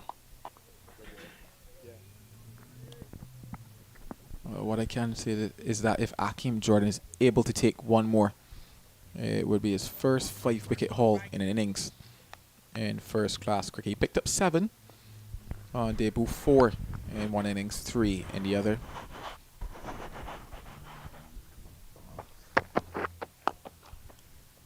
On target. No runs again.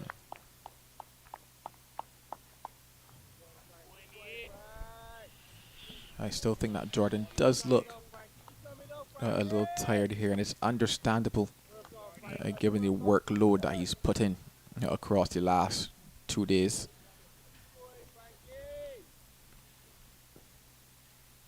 When you prepared yourself mentally with a mindset, tiredness really doesn't come into questioning. He'd prepared himself with some miles on his legs, knowing that this is going to be a long season. There's the first 2 rounds, there's a break, and then 3 rounds to go after. And mentally, he looks like a student of the game, Akeem Jordan. And his work ethic is high. Looked at the Barbados team train, and he's always at it. So the mental growth of Akeem Jordan in terms of being tired, might look tired, but trust me, he's got some miles on those legs. 106 for 8, and as a fast bowler, you have to have some miles on your legs. Played into the offside. Kamari Boy's coming around nicely. That's over. And over comes to an end.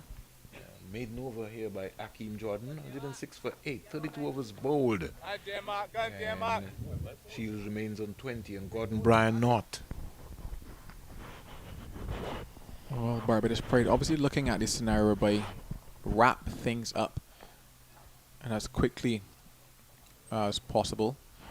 obviously you're looking at those points, but I guess on the lighter side of things, they're also looking at the potential time off that could have here. But no, it's all about wrapping it up. You quite often hear coaches talking about when you get into these back end, when you get into the back end, you get into the bottom order, wrap it up as quickly as you can. Use it as a test, because it's always about those nagging runs at the end. Gordon Bryan gets a short delivery. He's looking to hoik that over there, misses it completely. Took a year and a million almost like to get to him. And he was through the shot. Missed it. He still remains on naught. Hakeem Jordan, 14 overs, 4 maidens, 47 runs, 4 wickets. Kamari Boyce, 3 overs, 1 maiden, 7 runs, no wickets.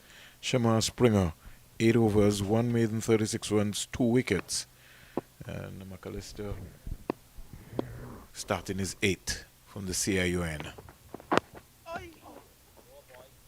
That one rushed into the gloves of Shane Darvish, who didn't collect cleanly.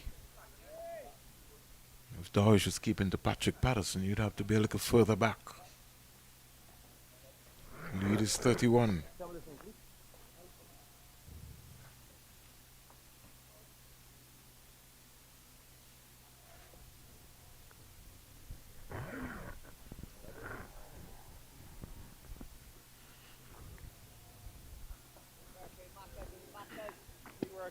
Keep working, Jai.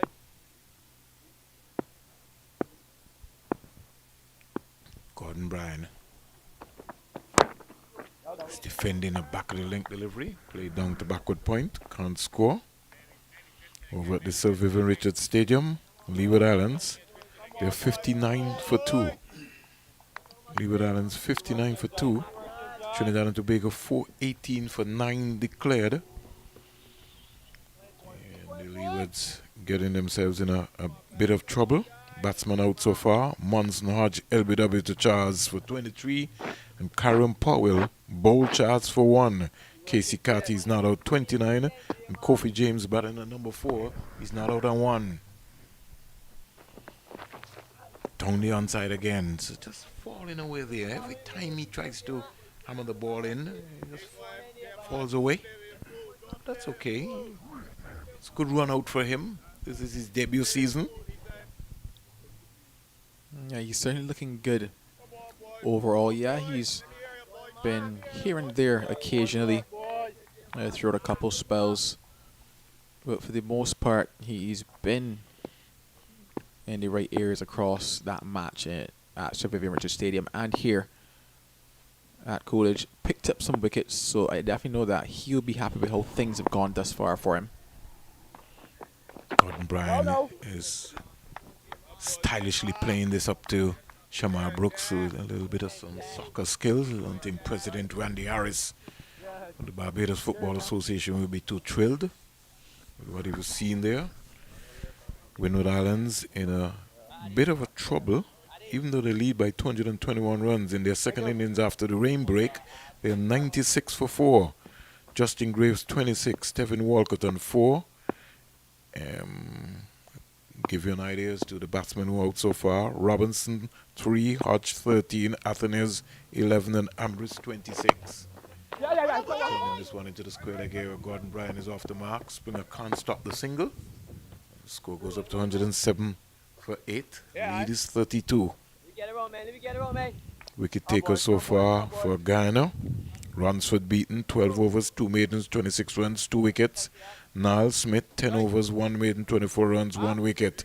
And our good friend, Joel Shamar Joseph, 3 overs, no maidens, 18 runs, 1 wicket. So he's on a roll there. Yeah, I definitely liked what I saw from Shamar Joseph in that first match against the Barbados Pride. He shows signs of someone that could make strides, not just at the first class level, but with some work and with some time could go on even higher. I think he's going to get stronger too.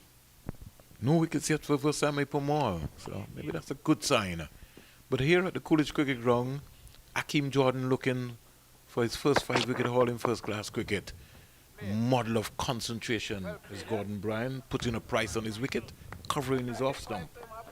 He looks very good. You've been following the test match, India, Australia.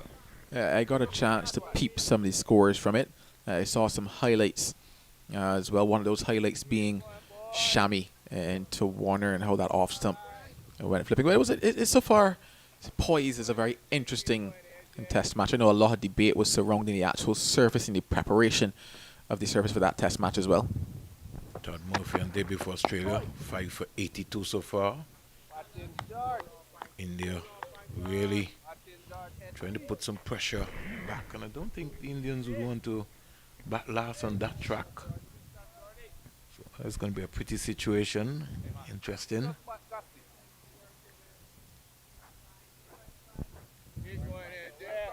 Number 1 versus number 2 in the world Test cricket. Shot delivery, and he ducked into it. It was a appeal for a leg before. Let's look at that one again. That one maybe seemed to maybe been going down. Umpire Carl Tuckett said not out. Banged in halfway, didn't get up. Oh, well, it wouldn't have been going down, but for me, it's still height. Yes, he ducked in front of the stump there. It got the shoulder, but I would say it was still going over on that particular occasion. The movement also from Shane Dowage also, because of what was happening, he was moving also. And umpire Carl Tuckett said not out. He was low, but as you rightly said, it maybe might have been height. But this track has sort of been up and down. So he'd be pretty lucky there, Gordon Bryan. He's got to keep his eyes on the ball. He's driving straight down the ground for 4, half volley. And he put his left hand up earlier clock, Hakeem Jordan, and said, no, I can't bowl that. That's what I want to see in West Indian cricket. Half volley's got to be put away. Lovely shot by Gordon Bryan. Yeah, overpitched on that particular occasion by Hakeem Jordan. Not just overpitched, but nothing behind it in terms of effort and energy. And it goes back to the conversation surrounding how tired is Hakeem Jordan at this point. Bryan goes to 5 as Jordan in. The ball to Bryan, short delivery. He's flashing at it. Wow, he's got excited. He wants to play an extravagant square drive. And that had a little bit more zip from Hakeem Jordan. Went past in a hurry. Well, after being driven in that manner, I guess you would sum up some energy. But I still think that Barbados prayed. I mean, I look at the score, yes, you are in control. You want him to take 5, but I'm looking at the bigger picture here. There's no bigger picture. There's a break after. So you'll be rested. You say rested, but I guarantee you that 35 minutes that he had was no rest at all. The end of another over, 111 for 8. 111 for 8 here at the Coolidge Cricket Ground. And behind us, the big jets keep pumping in here at the Visibird International Airport. Between today and tomorrow is really the busy period of time here. And as you know, Joel, Antigua is also a home port, cruise port, home port as well too. So tomorrow is going to be madness in galore. Folks coming in and folks going out. Well, that's always good for tourism, and I do hope that they get a chance to see all 365 beaches in that one day that they might spend.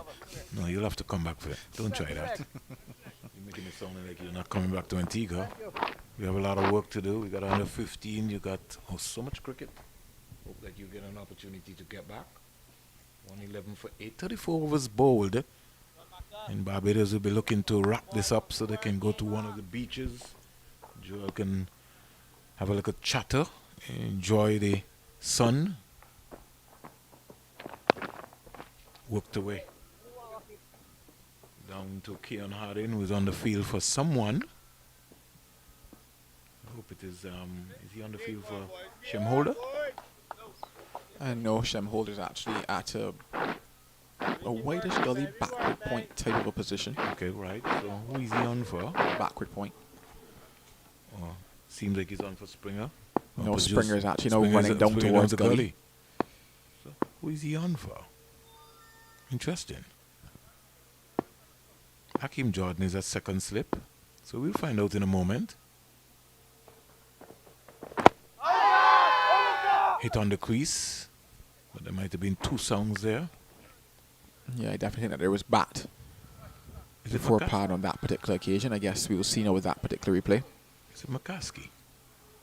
Yeah, bat onto pad there, jamming it onto the front pad of Gordon Bryan. Yeah, it could be Zachary McCaskey as I'm looking around, scanning, not seeing him on the field. 112 for 8. Cutaway, and cut away nicely by Gordon Bryan. That will certainly make him feel good there. When you play a shot like that, he got on top of it, found the gap. Ooh. He would enjoy that. So many times he would have been dreaming of playing that shot. And he executed well. A boundary to Bryan, he goes to 9. Score goes up to 116 for 8. Shields is 21 from 32. The lead is 41. And building. In the lower order just standing up and being accounted for as we head into this second session here on day 3. And he's back and helping this one away. Short delivery. And we'll go into the square leg area now. Boom, hits the ropes. And a boundary to Gordon Bryan. Goes to 13. Score goes up to 120 for 8. Back-to-back boundaries there for Gordon Bryan. A short ball again, this time on the line of the body. And Gordon Bryan handling it well and pulling it out into that vacant mid-wicket area. Shane Dorrich just asking Jar McAllister to hit that good length area. He's got 2 for 24 so far. So he's created the opportunities. But every now and again, it's like all fast bowlers, we feel that we have to bowl a bumper. And that is an effort ball. Pitched up. Almost yorking Bryan. Darwish trying to get the attention of the fielder at the backward square. And he's maybe saying to Kamari boys, please warm up, son, because I'm going to need you to come from the media center end and finish this innings for me. The lead is 45.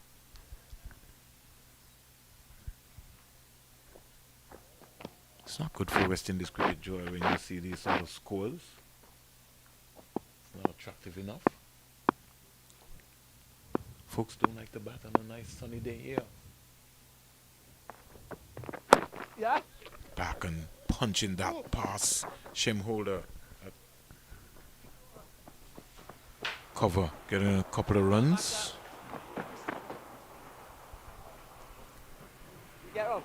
Over comes to an end. Lead is 45. Score 120 for 8. Shields 21. Bryan 13. Just to carry on from that point there in terms of it not looking good for cricket based on his score. For me, I don't think it's necessarily the score, but more so why the score is what it is. When you can see your number 9 and 10 getting back and punching deliveries after lunch, you have to look into that dressing room and ask yourself, why is it not the top order batters that are out there doing that? I would have mentioned that it certainly gets a lot easier, and they know that because they've played a lot of cricket, and hence why I talk about the reason for that score. The reason for that score was shot selection. It was not about the wicket. The wicket has not gotten anybody out here today. It was simply shot selection. It was application. It was about spending time at the crease, something that the guys that are back inside simply did not do today. And now we're looking at a number 9 and a number 10 standing up and punching balls, getting back and pulling balls when they've batted 33 and 20 deliveries. So Kamari boys is reintroduced back into the attack. Shane Dawes just getting his angles right. To start with a slip, a bat pad, a backward point, cover, extra cover, short mid-wicket, long on, long off, and a mid-wicket. Here is Shields driving down the ground, getting a quiet single down to Justin Graves. At the end of this, we'll hear the voice of Mali Richards. We'll be able to maybe, along with Joel, maybe extend this game and see how deep Jamaica Scorpions can maybe take this. Boys, start stopped. Signal dead ball by umpire Carl Tuckett. Just didn't get his rhythm right there at all. Flighted. And Gordon Bryan posing for the camera.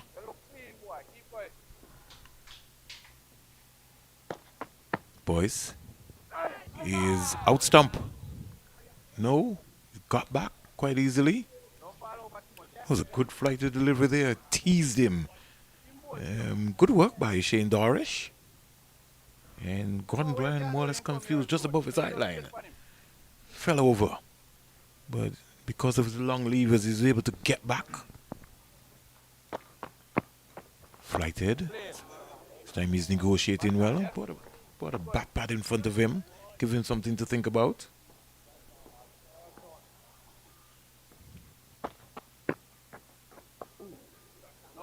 Forward he comes.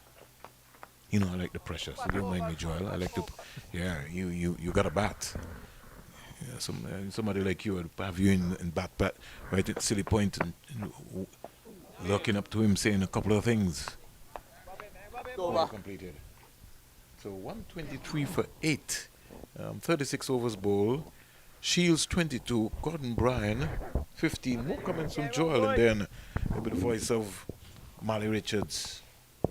I like the reintroduction of Kamari Boyce back into the attack. Just bowling that one over after lunch.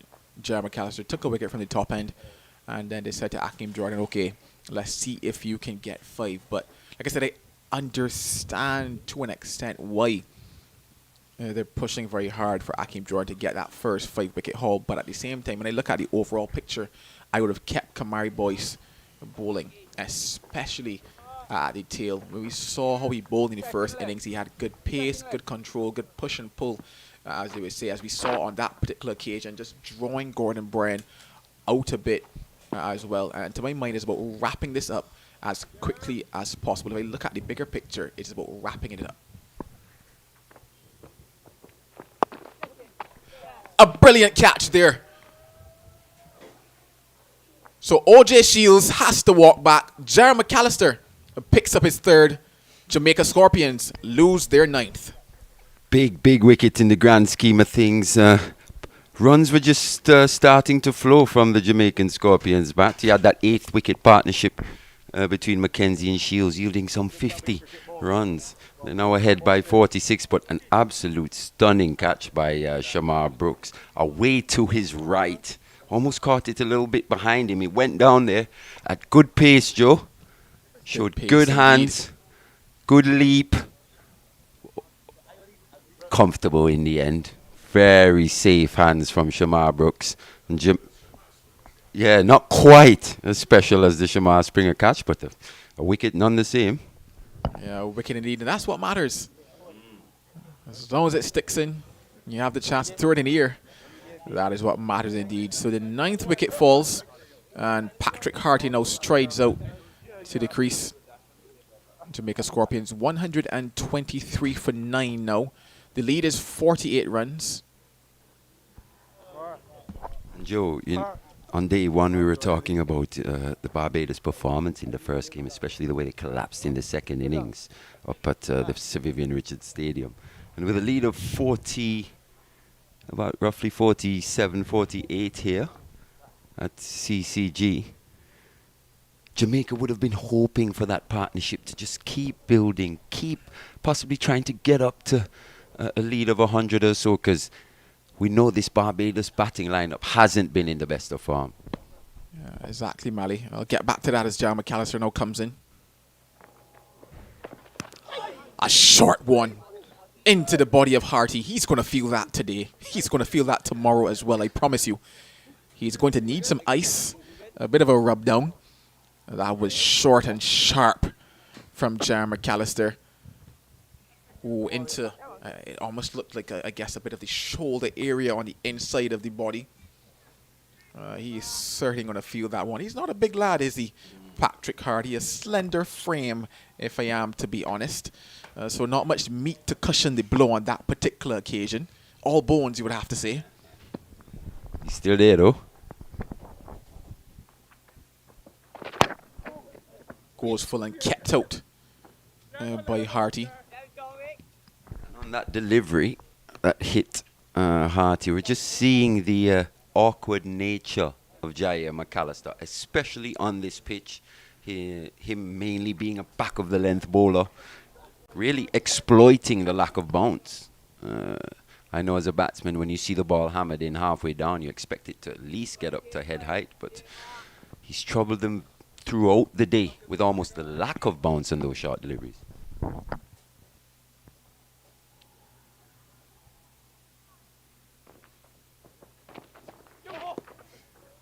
Oh, again, that question of the bounce, that one keeping extremely low on that particular occasion. Yeah, it's so interesting, like we said, we look at the lead of 48. We look at how the surface has played. We look at the fact that Barbados' pride in terms of their batting has not been up to par, not been up to scratch. I would have said at the start of commentary, anything 200 just around there makes for a wonderful game. And Jamaica Scorpions have missed it here with how they've batted. Probably paid the price for some of the shot selection earlier in the innings. He's just got to get it straight here, though, Jair McAllister. Don't try too much. You don't have to necessarily look to bowl a magic delivery where it's a Yorker that just blasts him away. Still hit that back of a length area, but it has to be in between wicket and wicket. That's where he's been most effective. No, it's funny that you say you don't have to look for the magic delivery, and it's true. Based on all that we've seen out there today, I can maybe count maybe one or two, maybe three at max in terms of quote-unquote special magic deliveries that have taken wickets. Other than that, it's been poor shot selections. Just put the ball there, see what happens. Oh, that one ballooning off the bat, falling short though of Jonathan Drake's at point. So a maiden wicket over for Jair McAllister. He now has figures of 3 for 26, 123 for 9. He's come back really, really well here. Been switched from the media centre end. I think they probably should have employed that tactic a bit earlier, even in the first innings. Who knows? Jamaica Scorpions possibly would have been bowled out for under 140, but they've learnt from that and they've switched him around, and he's definitely, his rhythm and everything looks a lot better from the CIU end. Well, I was going to ask the question before this, when he took the wicket, that first delivery, if they would bring back Akeem Jordan from this end to try to get him that 5. And, well, indeed, it will be Akeem Jordan here. 123 for 9. He's bowled some 15 overs, 13 of them today as he bowled 2 in yesterday's session. Into bowl now to Gordon Bryan. That one keeps low. And Gordon Bryan negotiates it quite easily in the end. It's almost like we're building up to finally say first 5-wicket haul for Akeem Jordan. It will be wonderful though to see the young man pick up 5. He's worked hard. He bowled well at the Sir Vivian Richards Stadium. He bowled even better here at Coolidge. The conditions probably favoured him a bit more here at Coolidge, but it's all about that execution, and he's certainly executed. It's the first look at him from the media centre end as well. Slightly more uphill approach to the crease. So it'll be interesting to see how he adjusts. It's been coming downhill from the CIU end predominantly throughout this match. So just showing different aspect here to his bowling. Will he get the same amount of purchase as well? Remains to be seen. Pulled away. And that one will have the legs to go into the boundary. So a commanding shot there by Gordon Bryan. That takes him on to 19 now. Easy paced delivery from Akeem Jordan on that occasion. Haven't seen him try too many short deliveries, but that one just sat up. It was spanked by Bryan. Moves on to 19 now. Looks a pretty decent low order player, doesn't he? tries to go again with that one. I think it was a bit of a cutter almost from Akeem Jordan. There's rolling the fingers over that one. And Gordon Bryan threw the shot before the ball had even reached him. Takes the bottom of the glove. You did bring up an interesting point in terms of captaincy, and do you keep in a Kamari Boyce, or do you try and bring Jordan back for his FIFA? Almost. He was at the pearly gates, but unfortunately he could not enter. Akeem Jordan denied, you would have to say. Another slower delivery. Looked like a bit of a knuckleball as well, so all the skills are out on show here for Akeem Jordan. Wow, almost caught Gordon Bryant out in front, nearly getting through that gap.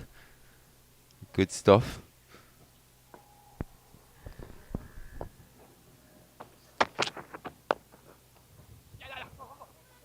Pushes that one, this camper single. It would have been so interesting had that been a run out. So he ends still with 4 wickets in this match, 128 for 9. And to be fair, I think the individual honour should come second in terms of the lists of on the list of priorities. You want the most effective in the circumstance, and I thought Boyce was doing a pretty good job, especially in this circumstance, asking Gordon Bryan to make a decision. Is he going to come hard, both Bryan and Harty? Are they going to look to be aggressive? And with still a bit on offer out there for the spinner, we saw Kamari Boyce actually turn the new ball yesterday. So probably choosing the wrong option at this time. But generally, Shane Dowrich has been pretty good in his decision-making in this match.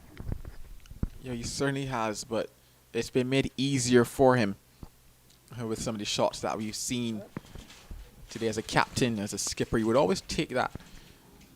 You're picking the right bowlers, yes, they're bowling the right things, but you're also getting help as well from the opposition. It's going to be Jaron McAllister now to continue. 3 wickets so far in this innings for him. 3 for 26. He's into his 11th over now.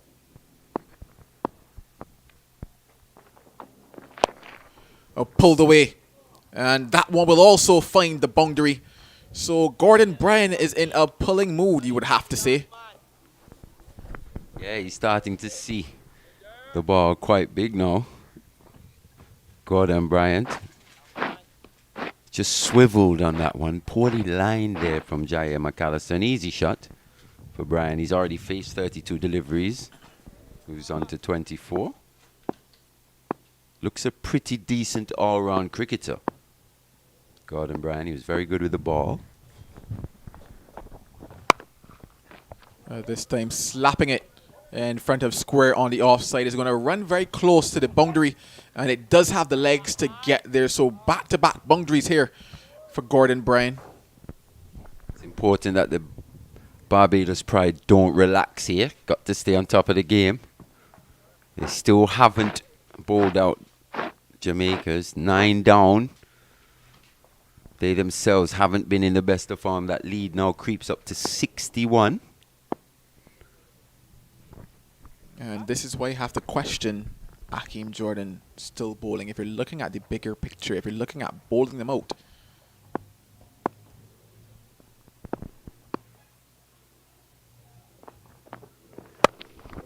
Well, this one is in the air and falls short of Shane Mosley at mid-off. So another single takes that lead now up to 62. Also, you've got Kevin Wickham in your arsenal as well, and he brings an aspect of mystery with his bowling. That's another option you could go for on debut in this match. But we've seen some of the better batters in the West Indies struggle to pick him. There's also Shem Holder as a hasn't been Shem used hasn't yet. been used as yet in this innings either. So there are options. Like I said, I know you want the young man to pick up 5, but at the same time, 20 points is more important. Steers that one, but can't get it past Shamar Springer at gully. He's been very effective at that position, Shamar Springer. He's been good with the ball. He's been better in the field. I could watch that catch that he took off of Paul Palmer in the first innings, maybe about 10 times on a Saturday and 15 times on a Sunday. It was spectacular by the young man. Also, his batting's improved no end as well, scoring his first class century last season against the Leeward Islands, if I'm.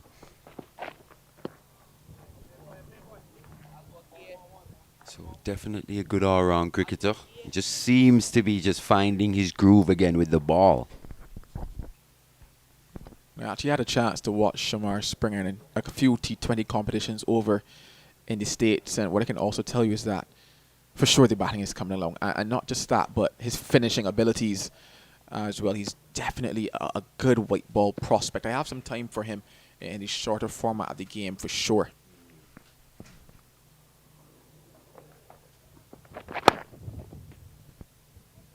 A full toss to close things out there.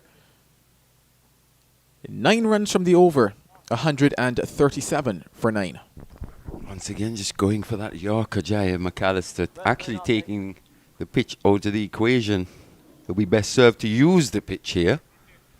That's when he's had most of his success, using the up and down nature to his advantage. It's going to be Jordan to continue into his 17th over now, 4 for 56. Striving for a maiden fifer at this level. Yeah, his 17th over of the innings, his 15th over of the day. Also had quite a heavy workload in that first innings as well, as he was looking to pick up 5. Only got 3 in that first innings. 2 slips in a gully. The remainder of this field is quite spread.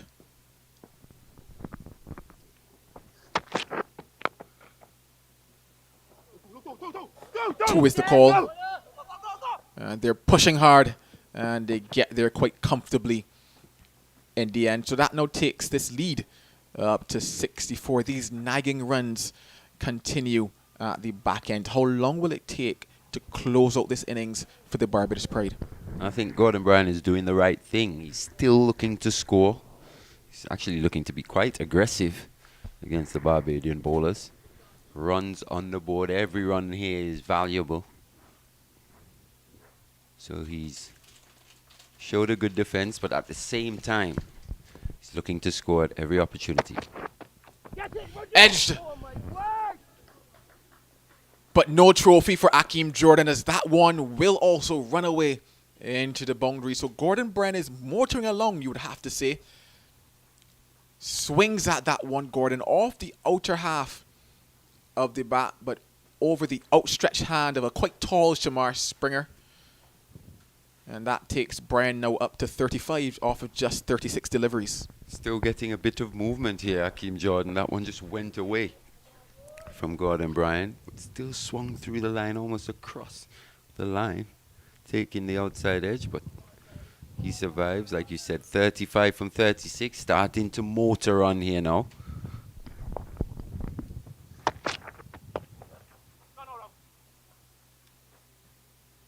I think it's important that Akeem Jordan just doesn't allow Gordon Bryan that room to free his arms. Just tuck him up. Wicket and wicket. Bring LBW bold into play. I was just pulling out the calculator for a second there, Mali, and trying to count how many runs the lower order have put on. Driven nicely, and 2 is the call again. Shem Holder has to run a long way to his left at long off to cut that off. Akeem Jordan not exactly happy, but it was a comfortable 2 when you think about where the ball was struck. You have to say well placed by Gordon Bryan there. That takes the score up to 145 now for 9. I was telling you, Mali, that I pulled out the calculator, and if I add 2 more to that, it tells me that from the position of 56 for 7, the last 3 wickets have been able to add 89 runs to this total.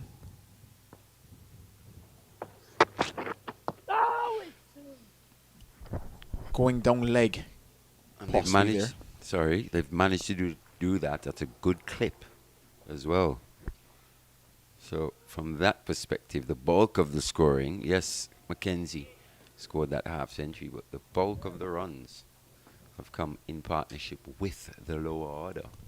Yes, indeed. And even though this is still a very good position for Barbados, it's a little worrying just on the basis of closing out the innings.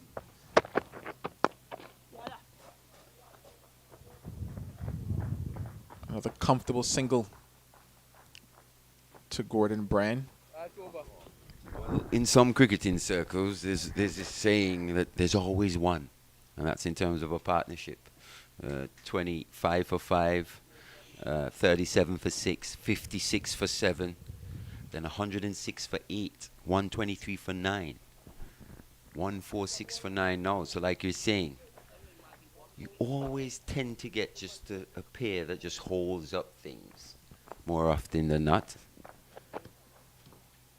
But can they hold things up enough, though, to actually make the kind of impact that they need? That's another thing. Well, the Scorpions will be hoping against hope for a situation like that, as a change is now being made in the form of Shamar Springer coming from that CIU end. He's picked up, I believe, 2 wickets so far for the day. He's looked threatening. He's bowled in good areas and been rewarded for it. He'll be hoping that he can close things out now.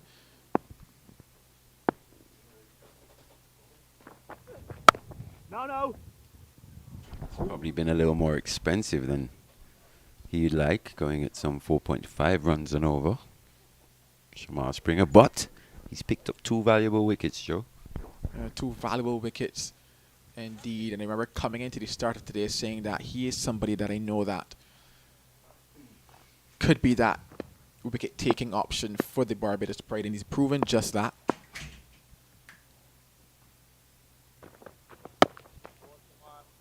Bang on the money again. Things have gone just a bit quiet out there, and it's obviously just because you're a little tired.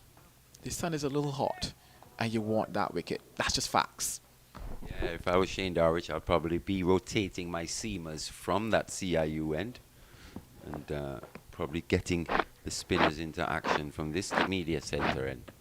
Yeah. Still just 1 wicket to get. Can Springer provide the breakthrough?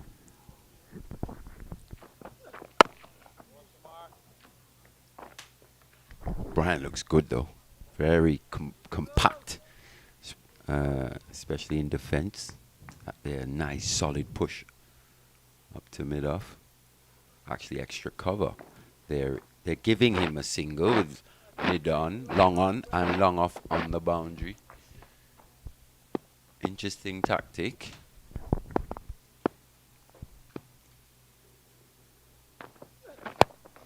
This one hit in the air,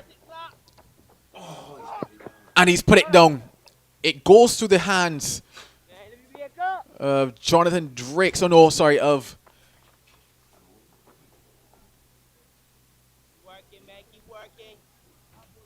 the debutant. It is Kevin Wickham, in fact, down there.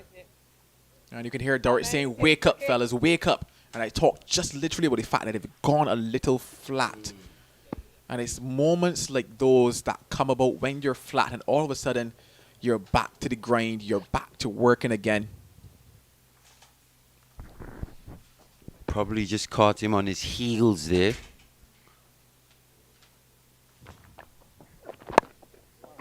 Kevin Wickham should have taken that catch, to be fair. Young man, if he was anticipating walking in as hard as he possibly could have, probably would have taken that comfortably. Seemed to take him an age to get off the boundary. And still managed to get there, so they'll be disappointed. Another chance going down. Gordon Bryan on 39 from 44.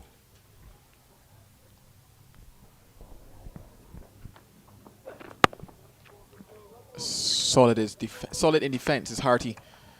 to end that over. So just one from the Shamar Springer over, 147 for 9. And this final wicket partnership of 24 between these two. Gordon Bryan doing all the scoring, but Harty playing a good supporting role. Just protecting his wicket, not trying anything. Whereas Gordon Bryan just looking to be a bit more proactive, and thus far being very, very successful, or having some measure of success. But Jamaica Scorpions still behind the 8 ball some way, 147 for 9. Still behind it by a couple car lengths, you would have to say. But it must be frustrating as a top order batter to watch the guys at the bottom look so easy at the crease. Kamari Boyce back into the attack now. And it's funny enough that when you get partnerships like this, when you start to frustrate the opposition, how you get little moments like that where you had the drop catch at long off. I think top order batters have to earn that right to be here at this stage. You know, when the ball's maybe a little softer, wearing down the bowlers. You earn that right to score big. And I think Jamaica Scorpions definitely haven't in this match. No, they certainly haven't. And I know that there'll be a lot of discussions at the end of today's play, depending on whenever this match finishes. Obviously, Jamaica Scorpions will be hoping that this partnership can stick around a lot longer. It's now 1:37 p.m. By some stretch of the imagination, can they back to tea? Well, they'd definitely be hoping for that, for tea and a bit more than that. They would love this pair to be here at the end of the day, but not sure how likely or how probable that to be. Just a little flat here from Boyce though in his comeback over. It's been economical, but not really that threatening there. But you anticipate him probably just a bit too early in his spell. As the rhythm comes a bit later on, we'll start seeing a bit more turn and bounce, hopefully. It is interesting that you mentioned that. I was going to point out as well the fact that he was a little flatter in that over, and it could almost be a case of his rhythm being broken up because he was starting to get into nice stride. He got 2 overs, starting to push and pull a bit, give that ball some air balls, similar deliveries to what he bowled in the first innings, and took wickets with as well. Then he was pulled so that Akeem Jordan could come back and get 5. And I look at the bigger picture. Just teasing outside that off stump for Patrick Hardy. I was saying, like, I look at that bigger picture and the way that Kamari Boyce is bowling, it was probably only a matter of time before he picked up that wicket. He was able to drought Gordon Bryan to 1, almost stumped by Shane Dowrich. There were going to be more moments like that that could have potentially happened in comparison to the very tired Akeem Jordan making it work. Like I said, yes, you want the young man to get 5, but if I'm thinking 20 points, how do I get 20 points?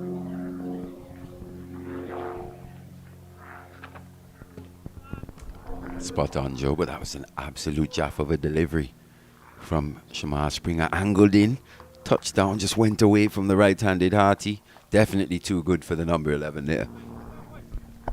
I know it's funny that they say that a top order batter would edge that one, but somebody coming at 9-10 Jack, it just manages to miss the bat. Missed it by miles.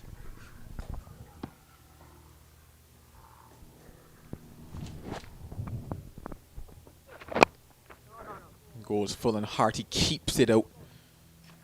Not just keeps it out, but he keeps Jamaica Scorpions in the hunt, in the fight, if only by the barest of margins. Just about. Harty would have faced some 27 deliveries to try and hold out against the Leeward Islands as well, along in partnership with Abajai Mansingh. So we know he can definitely survive. And he does that again there. And I almost thought I was going to pull, duck, but he negotiated it quite well in the end. And once again, he's still there standing, still there fighting. And I talked about it a little earlier, especially like just around that, just after luncheon period about, or rather just before, about that fight. And seeing that fight Obviously, this is not an ideal position, but it's still not a chance to say, well, hey, the others have gone, not done anything. Let me just give it away.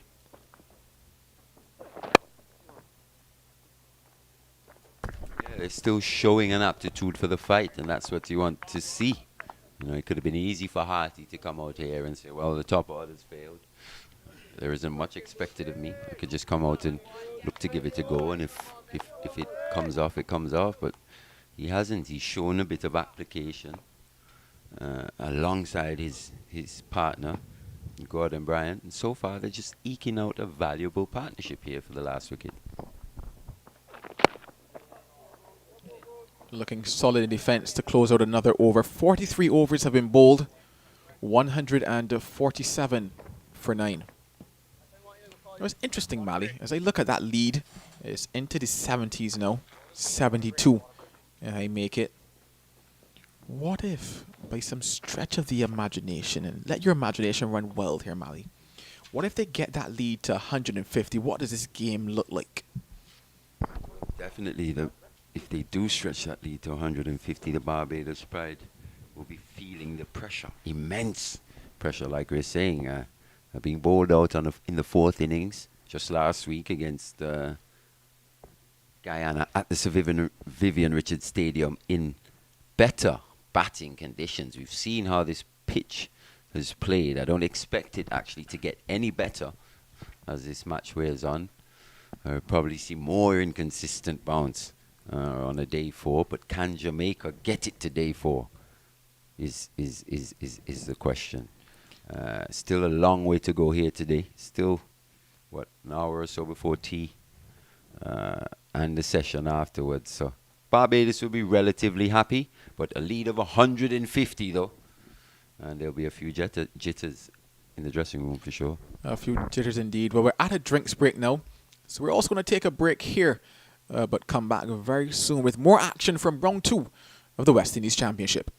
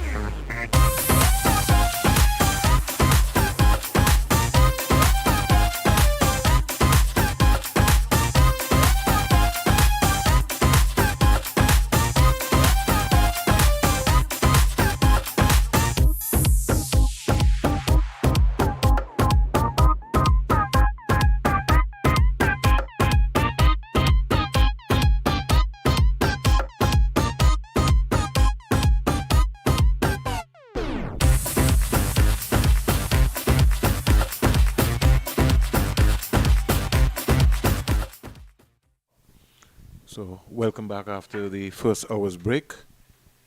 Kamari boys starting on the money. Some 43 overs bowled to Gordon Bryan. Comes quietly forward. Gordon Bryan 39 from 52 deliveries. Just growing in confidence so far. Gets another delivery. And Kamari boys should have done a lot better with that. Got to feel those. Can't give her an easy single like that. A little bit of lackadaisical attitude creeping into the Barbados cricket. And couldn't help but listening you and Joel talk about if the lead gets up to 150. It's now 73. So they got to be careful because Gordon Bryan is going in confidence. On driving here, Harty finally off the mark. He's thinking about 2. And Barbados just beginning to look a little sloppy in their approach here. Just going through the motion and maybe figuring out that, listen, whatever Jamaica get, we can get. But you have to Some respect for the game. The lead is 74. Brian comes right forward. Harty is on 1. Brian 40 back in strike. Flatter faster. Almost on the edge onto the stump. Goes past the first slip and Brian picks up another run. So some 3 runs coming off the over. Bringing up the 150 for the Jamaica Scorpions. Yes, 150. They probably hope for 150 more on top of that to really make this game or bring the game into their favor. But a pretty good 10th wicket partnership here between Brian and Harty. Harty taking, 17 deliveries to get off the mark, but showing the application that possibly, if he could have seen from a top order batter or 2 in this Jamaica Scorpions team, who knows just how far ahead they could possibly be at this stage. Shamar Springer will start from the CIUN. Is it now to bowl to Brian? Brian is driving loosely. Got a little bit comfortable there. I think when you're out for a period of time and you're on 41, you look up on the scorecard, you feel like you have all the shots in the world. His trigger movement went back rather than across in that shot. He was trying to cover the line of the off stump. He wanted to just get bat onto the ball.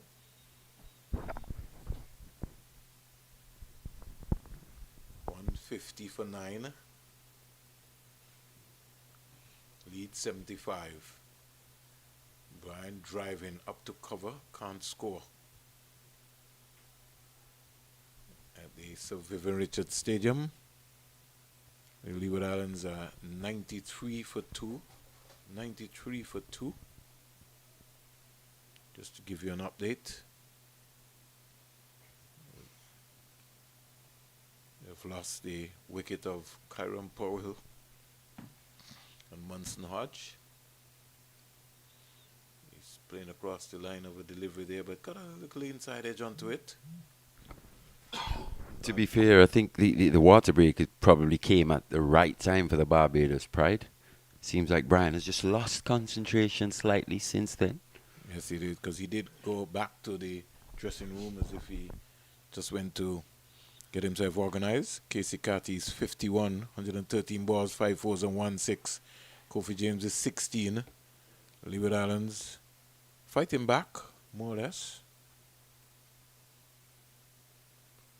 Here's Brian just playing this with soft hands into the offside and picking up an easy single. And we talked about the score, Marley, at the Sir Vivian Richards Stadium. Lee was 97 for 2. So that game is going to turn out to be very interesting. High scoring, we presume. Probably just a bit of concession to Gordon Bryan here from Shane Dowrich. You still got to be looking to get him out, though. He's on 42 from 59. You don't want to be too defensive to him. Still want to force him to take a risk in order to score. Harty has batted well. And he's batted with common sense, really. Showed a good defense. Just trusted his defense, too. Just what his team would have wanted or needed from him in this situation. Windward Islands in their second innings, they're 123 for 7. 123 for 7. They lead by 248 runs, so that's going to be a belter. I can go right down to the wire. Harty is getting a beautiful outswinger. And then again, once again, misses the bat, misses everything. He survives. Yeah, probably a bit too good again there to the number 11 in Patrick Harty. Just jagged away off the pitch upon touching down, Shamar Springer. Just held its line. Good bowling from the young man. 38, 2 for 38 off his 11. Showing good skills here. Here on the third day, Barbados pushing for a win. What would be a timely comeback win after what happened last week against the Guyana Harpy Eagles at the Sir Vivian Richards Stadium. Boys. To Gordon Bryan. And showing real constraints. You'll have to refocus, restart again. Patrick Harty is showing that he's not going to give his hand away. Comes again forward to a nice flighted delivery. Just like Kamari Boyce should just get it up. Yeah, just above his eye line. Think about it. Give him something. Let him go. Entice him. Flatter faster down the onside again. Just think his non-bowling arm, Mali. He just rolls over. Like this, he puts a little zip control into the ball.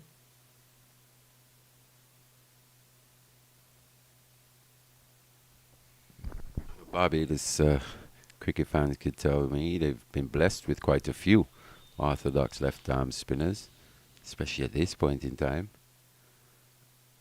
This one leading edge, and he picks the wicket up.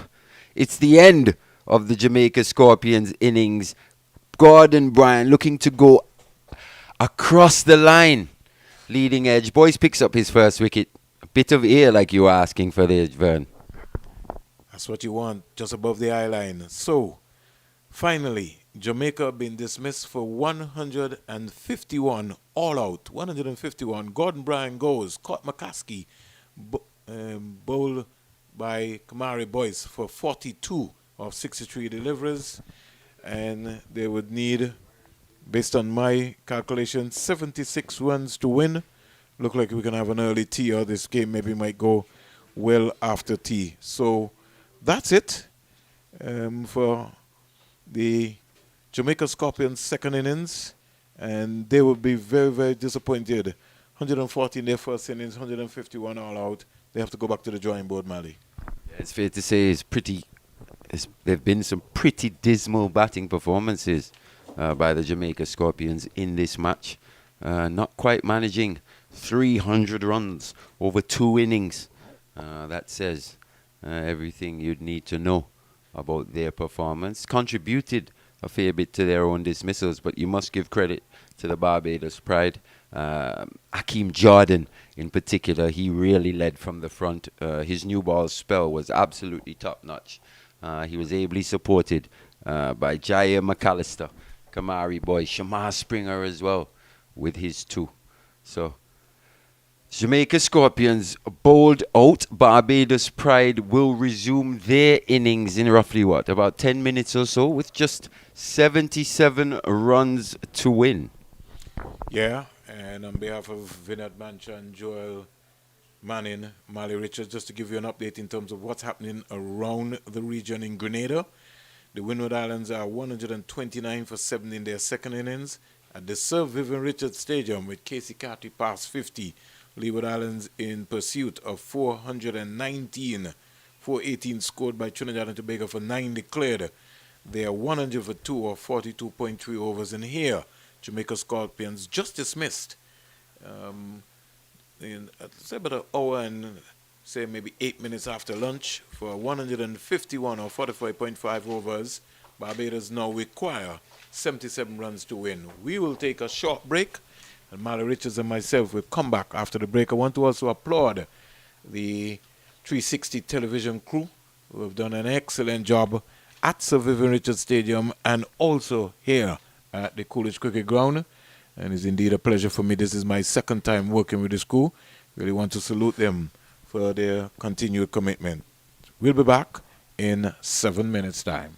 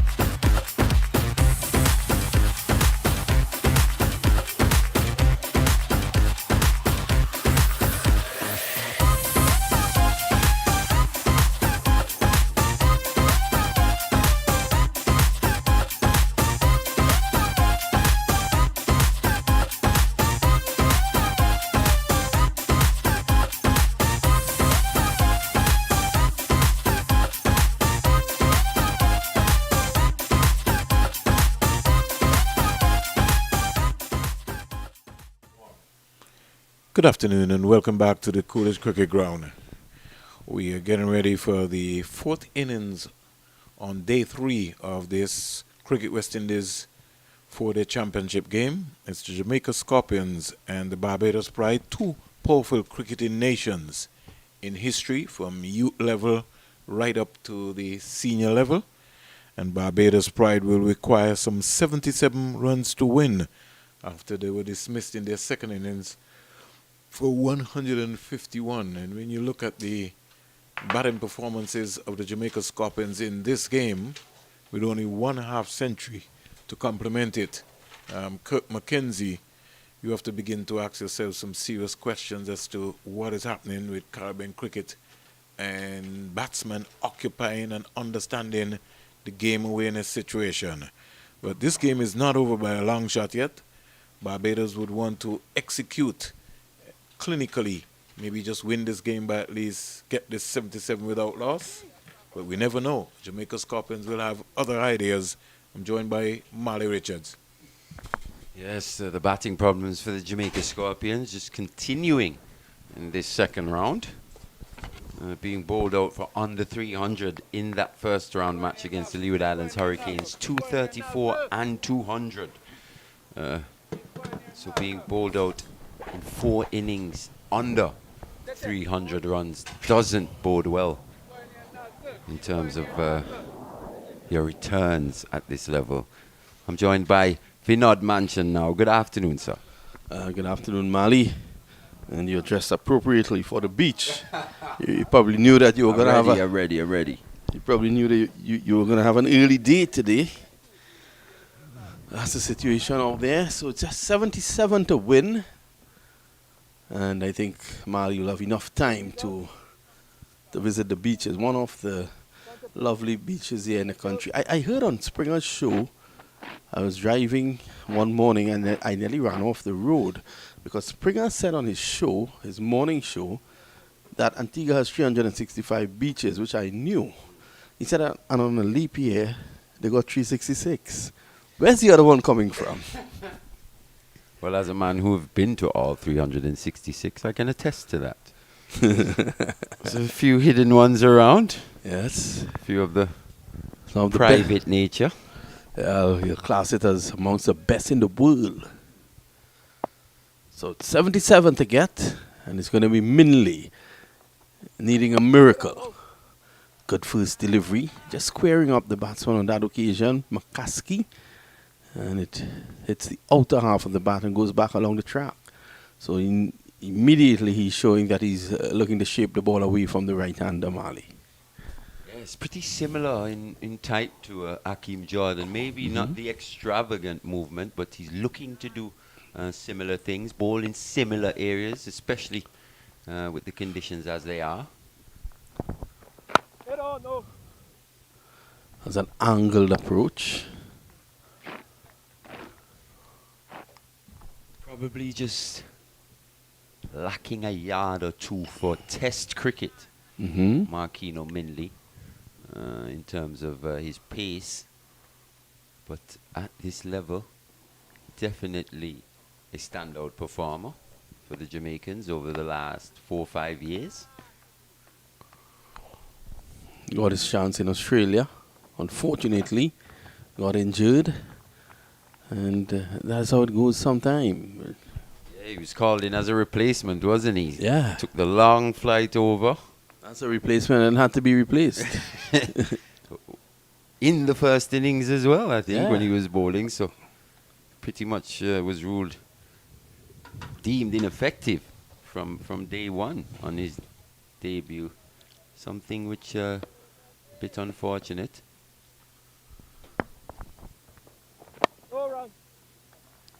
So he's adopted a good line here to start with. Probably just want to push it a little wider, use that new ball. And speaking about players who found it very difficult and were they were really unlucky. You think about Jeremy Solozano out of Trinidad, who would have played Test cricket, would have never faced a ball. Remember, he was injured at forward short leg, in the first innings in that Sri Lankan test, and that was that. He has struggled since, sometimes even to make a Trinidad and Tobago team. Last year on the tour of England, when England actually toured the West Indies, you would have remember the President's 11 match was played here at the CCG as a warm-up to that test match, and Solazano was picked, and he actually scored a half century, looked quite good. And I thought, hey, he's probably just looking to push on the door again, but he hasn't gone on with the opportunities that he's been presented with since. But I still think there's a player in there, and if he can just find his groove, still a few games to go in this season, who knows? But I must also say, the player who's taken his opportunity in Tejnaran Chandapal. It's going to be hard to dislodge him now after scoring that double century, just his third test match. So, I mean, they're around the wicket, pitching wide. In fact, it has been signaled wide by the umpire. Pitching wide and going even further. So, they're off and running. I think the Jamaican think tank will have to really do some serious work. You can tell, Vinod, this team really does miss Jermaine Blackwood and Nkrumah Bonner. Really, to just add beef to the batting lineup. That's where they've really struggled. Mosley, 2 half centuries in the season so far. So you'll want to be there when the victory is formalized. 2 without loss. It's the end of over number 1. Yeah, pretty sedate stuff to begin with. Really, no extravagant movement on show for Marquino Minley just yet. It looks like it's going to be O.J. Shields.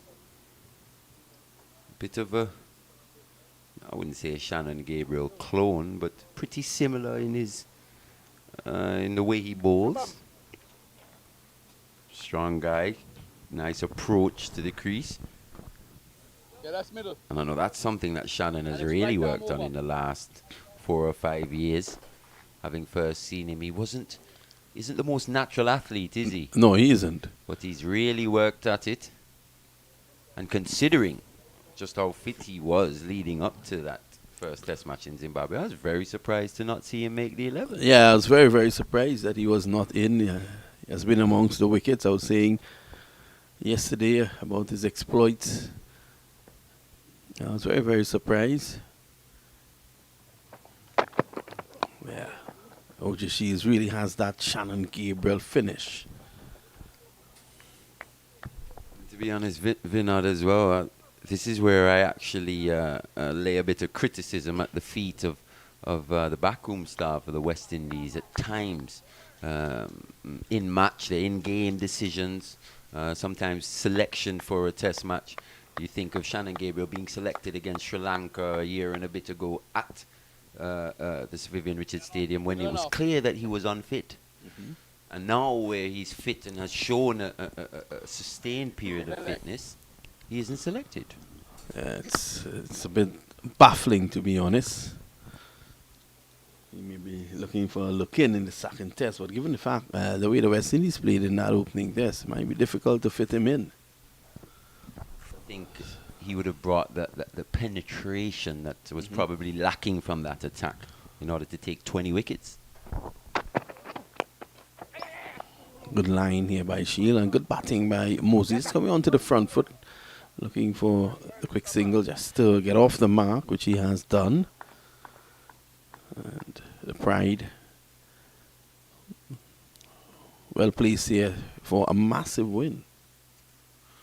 Well needed, much needed win as well for a very proud cricketing nation. Would have been embarrassed to go down in the way that they did in that first round. But they've come back very well here. And look, odds-on favourites to take 4 points. Yeah, definitely. Shields. Oh, that was quick. Surprise. Makasi. Rushed on to him and he just goes at his feet. Not to bow to him, but that was quick. Look at him. He's going up. What is he doing there, Marley? It's just that follow through just a bit extended there, to be fair. From the young man, just letting Zach McCaskey know he's in for a bit of a fight. They're not going to go down easy here. It's good to see. Looks like a very good athlete. I'd like to see a bit more of this young man. I think there's a bit more to come from him.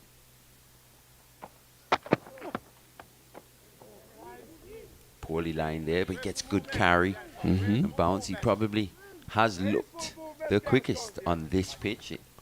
A pitch that has been a bit too paced, but he's gotten that ball to carry through. Good pace, head height to the wicket keeper more often than not, OJ Shields. So you can imagine On the in some third, slightly more helpful conditions how he would look. Definitely be a handful. This is the afternoon of the third day, and he's getting serious carry.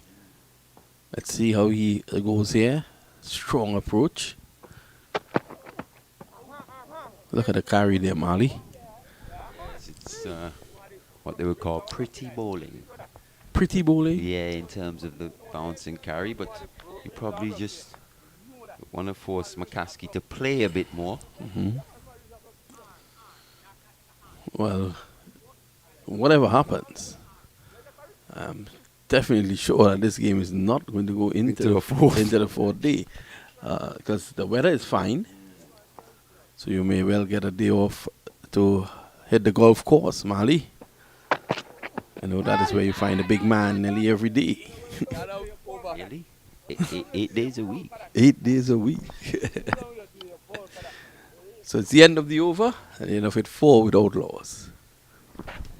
Yes, just 2 runs coming from the opening 2 overs of this second innings by the Barbados Pride.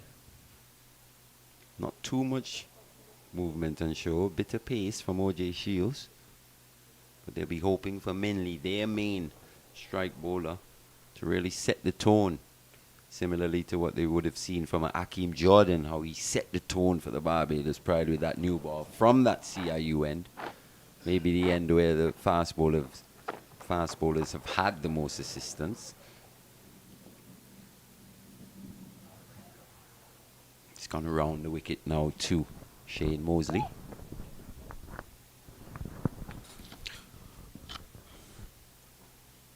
Mostly taps his bat outside the off stump. Have you noticed that, Marley? Look at it. It's as if he's batting with an off stump guard. Yes, he is. Just remarking it. It's batting with an off stump guard.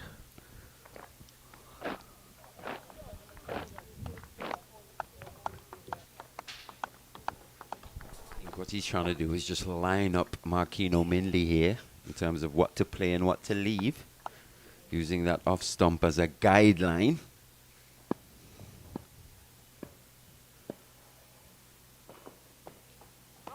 Just like that.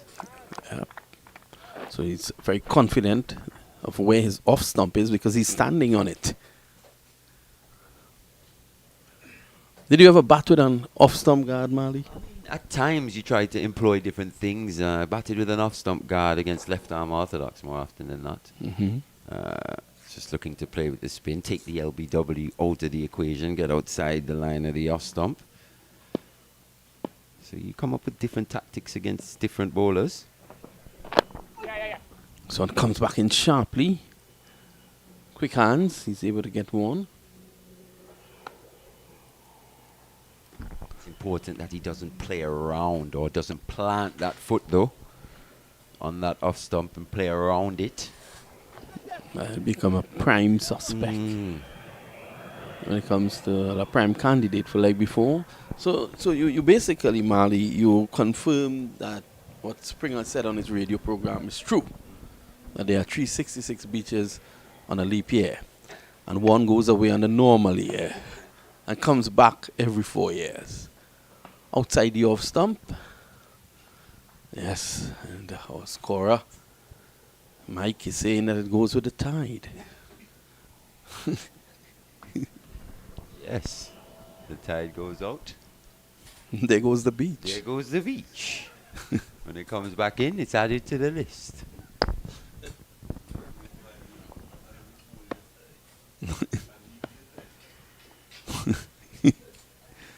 production. Guy Jason is saying it's a leap year tide. I wonder if it's a leap year this year, though. I'm not sure. Is it? No, No? Next year? Oh, you're the man. You know. Spring is waiting. He's keeping a... Look out for the tide, Spring. Keeping the tabs on the leap years. Mainly here, Mali is not using this new ball properly. First delivery was very wide outside the off stump. He tried to compensate and overcompensated by pushing it down the leg side. The next delivery, that's better. But with the new ball, he wants to be living around the fourth stump because he takes the ball away from the right hand. At the end of the over, it's 5 without loss. Yeah, it's just been a bit uncharacteristic from him in terms of his inconsistency in line, Marquino Mindy. Almost the ultimate pro at this level. You tend to know what you're going to get out of him more often than not, but just a bit under par with the new ball. Still helpful conditions here, a bit in it for the bowlers if they can use the new ball. Put the ball in the good areas on this pitch. At times has been when it's been hammered in back of the length and using the up and down nature to your advantage. But also Hakeem Jordan, Shamar Springer in particular, bowling a fuller length, getting the ball to seam off this wicket. Shields. So he's working up some pace here. Just trying to get that early breakthrough for the Jamaicans. Who knows? 2 or 3 quick wickets, and they may think that, hey, all of a sudden they have a chance. They'll be hoping, that's for sure. It'll be a huge task.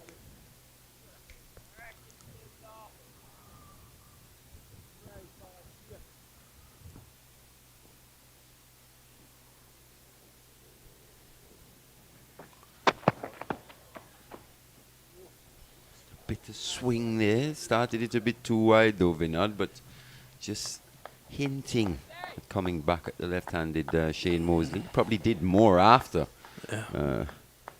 going past the batter. Just wobbled a bit. You see the wicket-keeper Thomas having to readjust. There. So still a bit of movement on offer.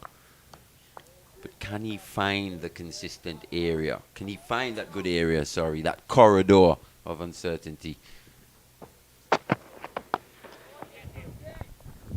Ken, this one coming back into Mosley, looking to go through the offside. He went through the on. So he's getting the ball to swing back into the left-hander. Mosley will be aware of that. That shot was a good illustration of why it's good to try and present a full face as often as possible. Yes, he was looking to hit that through the offside, but presented a straight bat, took the inner half. Shields. This one keeps low, so it underscores your point of the up and down nature of the track.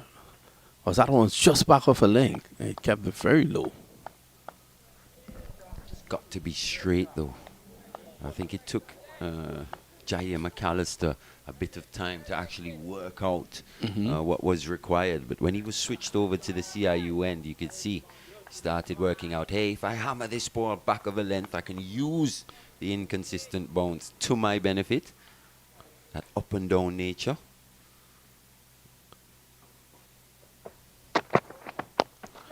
Straight down the ground. Well, that's a shot that Marley Richards normally plays on the tennis courts. And they're going to go back for 2. It's a bit of a backhand, you know. A straight pull, a bit of a slap there. Yeah. That was a pull down the ground, if there ever was one. Comes similar to a drive to long leg. That tends to happen as well when you've got a two-paced pitch. Probably not quite coming on to the bat as Mosley expected. Just a little early through that shot.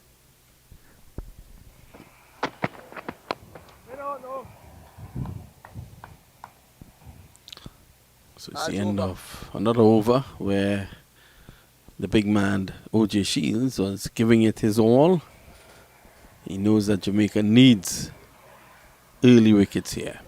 And that final shot there by Shane Mosley, just the hands going away from the body. Every time he's done that in this match, he's gotten into a bit of trouble.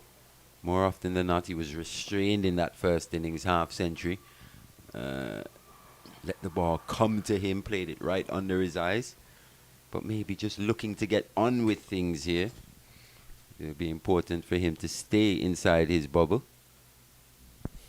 Look to back up that first innings performance with yet another substantial one here. Well, this one goes the other way. Kaski is allowing it to go by.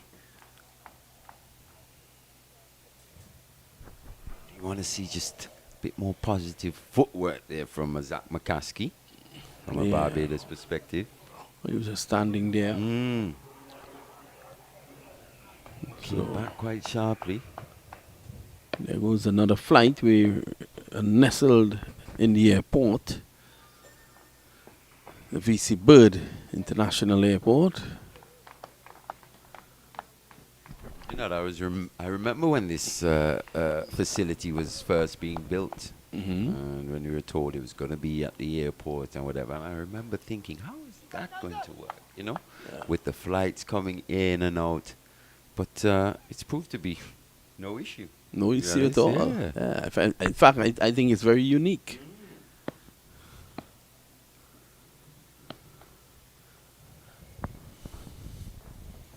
Minley. Oh, that's a beautiful shot through the covers for 4. Well, I think it'll reach the boundary. No, in fact, it holds up. That part of the ground has been a bit heavy, but McClaskey coming forward there. Footwork's finally from him, and just driving nicely through the covers. Yeah, good transference of weight by McCaskey onto that front foot there. I think it's Patrick Hart, he had an extra cover who would have gotten a hand on that. That definitely would have gone for 4.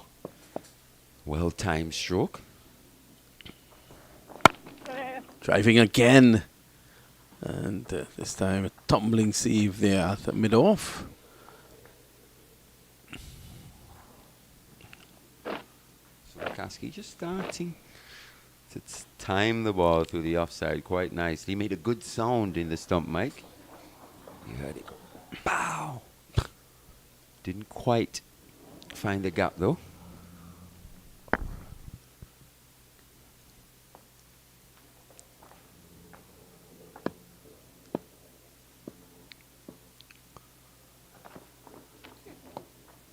Drawn into the shot. Just pushing.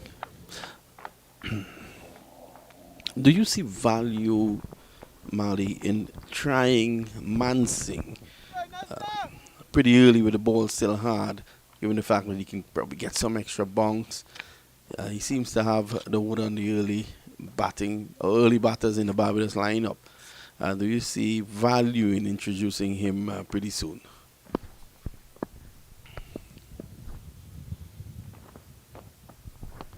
Yes, Vinod, I actually would, considering it's just 67 to get. He's probably been brought into the attack in his previous innings a bit late. I know he came in as a replacement, did well, came back in the second innings, did well again. Probably should have bowled a bit early in the first innings of this match, but with what's on show and with still quite a hard new ball, I'm not sure just how accustomed he'd be to bowling with a hard new ball as well. Just playing his second match at this level. I could see I'll try it for sure. Yeah, I'll try him for an over 2 and see what happens. So it's going to be OJ Shields. Man has impressed both Mali and I.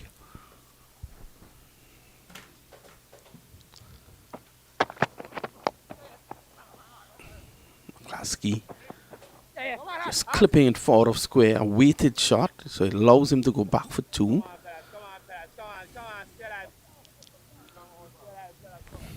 OJ Shields as well, 26 years old. He's only played the 8 list day matches.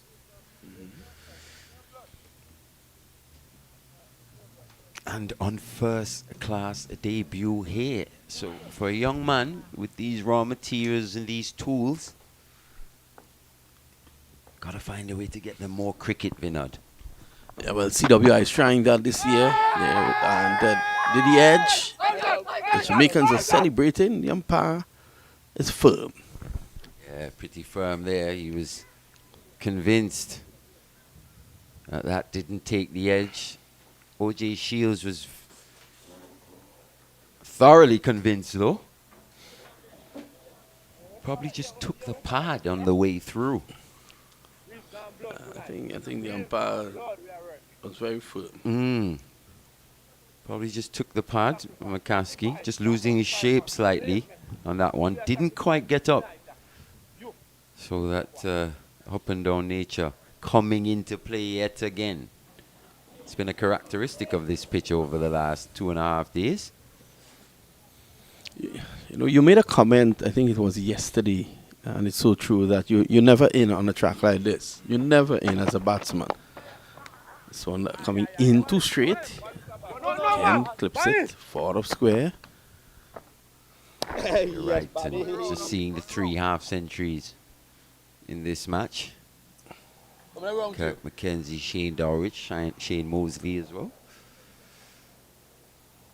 And it was only towards the back end of Dowrich's innings, probably the best innings that we've seen in this match, where he really started to seem comfortable, started to time the ball a lot better. It took him a bit of time, and I think that's what's actually required on this pitch. One has to be good enough to soak up those good deliveries. Shields around the wicket now to Shane Mosley, changing the line of attack. This is giving him something different to think about.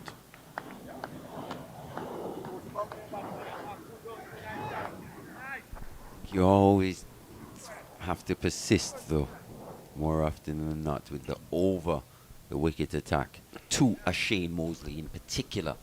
He's shown a weakness outside that off stump in terms of what to play and what to leave, and you've got to use that natural angle across him. Well, Shields has been bringing the ball back into him. Reckless shot there by Mosley. And again, that ball not getting up.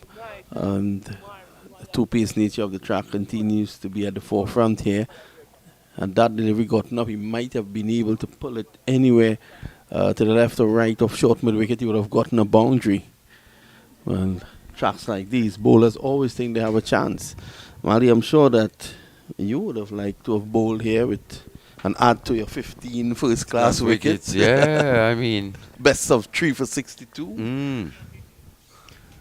In pretty similar conditions to this. Well-grassed pitch there at Cambridge against Sri Lanka.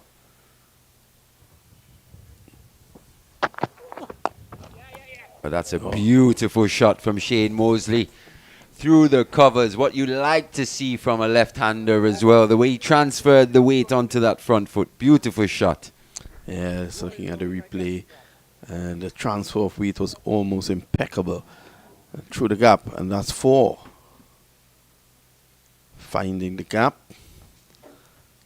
So it's the end of the over. We're going to have a double change here in the commentary position.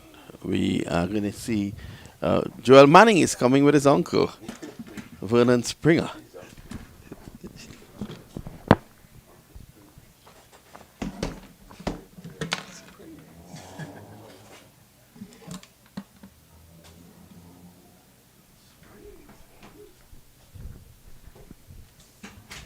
Good afternoon once again, everybody. 17 without loss. Barbados Pride requiring a further 60 runs to secure a victory here in round 2. A victory that I'm sure that they will definitely appreciate. So 2 slips and a gully. A deep backward point, more or less right back. A sweeper on the offside, a cover, mid-on, mid-off. Short mid-wicket and a fine leg. And Paul Palmer will have to start thinking on his feet if he wants to make something happen in here. Some of his options would be maybe even to try and get in Mansing or maybe even a Patrick Harty very early into the bowling lineup.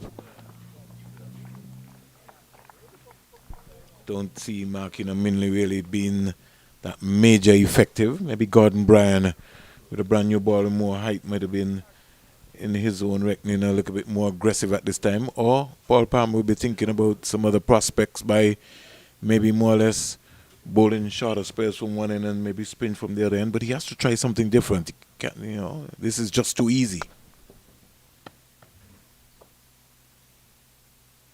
Minley to McCaskey. And McCaskey is someone who, like Shane Mosley, likes the ball onto the bat. He wants to play shots. You could see him. He sometimes even tries to make shots. And at this level, you have to, especially with a new ball, you've got to be able to trust your technique, work on your defense, and keep looking up the V. Most of the Barbadian batsmen, they tend to play the ball a lot squarer and don't want to hang around and look to hit the ball up the V long enough. This time he's leaving. You were the captain of Paul Palmer. What would you be thinking about, Joel? For me, I'd be thinking just about ringing those changes. Obviously, when you look at a target of 77 that was set for victory for the Barbados Pride, honestly, it's just a matter of wickets or a matter of time. Time in the sense that Barbados Pride will get over the line. But obviously, you want to take wickets as well. You just never know what a couple quick wickets could do. And because of that, I'll be thinking more so a shorter term mindset in terms of just ringing in my bowling changes, seeing what can happen very quickly. Mainly Ken just going on the line of the off stump. But at this time right now, you can't be thinking about bowling fourth stump line. You got to be looking to force Mosley and McCaskey into playing the new ball, because you could do this all day. They need 60 runs. They could leave alone all day, as you rightly said. They almost can walk 60 singles. Yeah, definitely. At this stage, it's only about wickets. And you just never know what wickets can do in terms of pressure.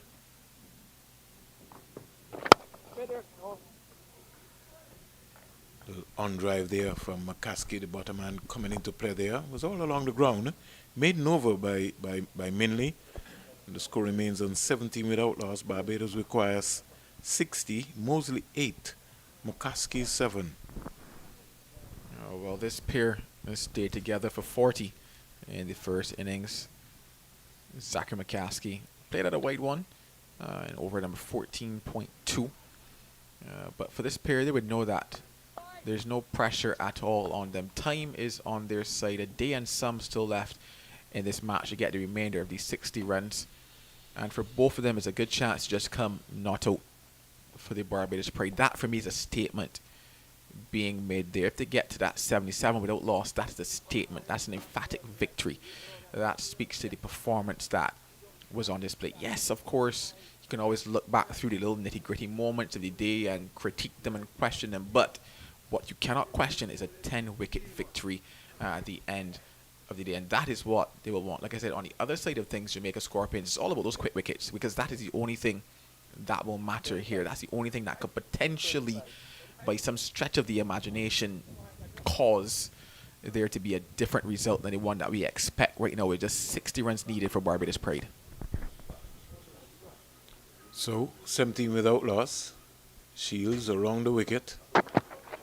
To Mosley, he's just turning this into the onside and picking up an easy single. At the Sir Vivian Richards Stadium, the Leeward Islands are 139 for 3. Casey Carty is on 75 with 5 boundaries and 3 sixes. And the captain, Jamal Hamilton, is on 10. Kofi James scored 23. Kyron Powell 1, and Monson Hodge scored 20. Monson Hodge scored 23. So the Michael Jordan number ringing a bell there in the Leeward Islands Hurricanes camp.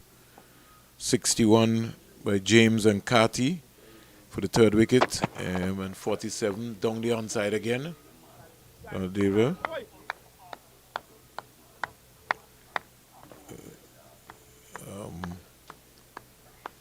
18 without loss. We're finding out what's happening in Grenada. Maybe get a feel as to the action. We'll give you an update right now.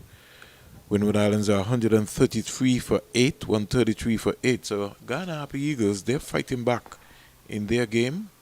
They might have to chase maybe anything up to 280. They might come under some immense pressure there. Shields down the onside, and McCaskey is comfortable with that. He just plays it into the short middle area. Somebody fell asleep there. That certainly should have been 2 runs here, Joel. I thought it would have been 2 at one stage. Just taking it quite easy there from Barbados Pride. And it also looks like Jamaica Scorpions have almost resigned to the conclusion that Barbados Pride will win this encounter by 10 wickets. Like I said, for me, yes, things have not gone their way over the course of the 2.5 days that we've played thus far, but it's all about that fight. It's all about at least taking it to the end and looking as if you want the result to be in your favor. Down the onside again. Now I'm going to tell you something, Joel, and sometimes inspiration comes from many things. We looked at O'Brien in the first innings, and he looked the best out of the lot that we had seen, outside of Otis Shields, who's got pace.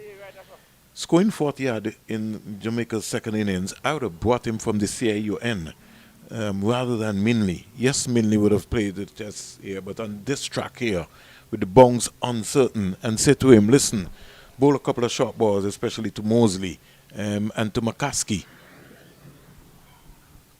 It's all about momentum. Shields around the wicket looking for a leg before. He's not going to get that today.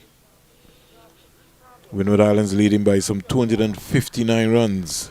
So that could be a good game going into the final day. Ghana batting has shown that it's really not so hot, and they could be really put under some pressure in the second innings there in Grenada.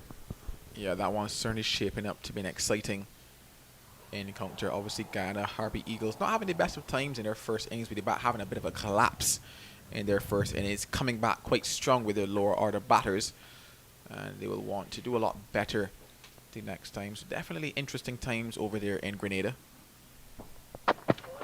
I think this one, you got 2 songs onto it, and as Mali rightly said, Shields is going to struggle if he's going to come around the wicket there. He's better off coming over the wicket and really giving Mosley something to think about here.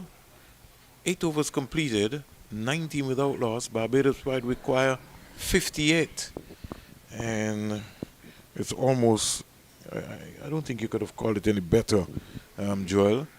But Jamaica Scorpions look like they're just going through the motion. They're just hoping maybe they say we will take it down to tea, and what happens after tea. But I don't see the fight. I don't see the intensity. They just look lame. And you want to see a fight. You want to see some changes.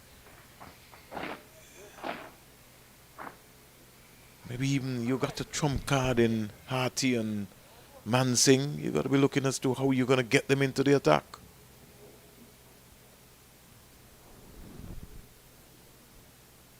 Have a bowling change. Gordon Bryan is now coming, will now be introduced now from the CIUN, and maybe he should have started with a boosting confidence of 42. He might have come out and bowled more aggressive.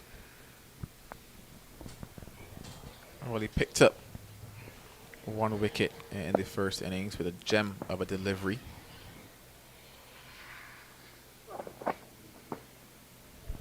And one thing you can say, the ball tends to because the track has been up and down, the ball dies from that end.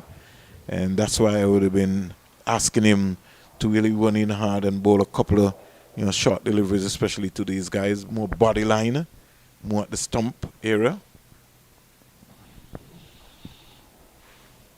19 without loss. Umpire Carl Tuckett and Dayton Butler are the umpires in this match.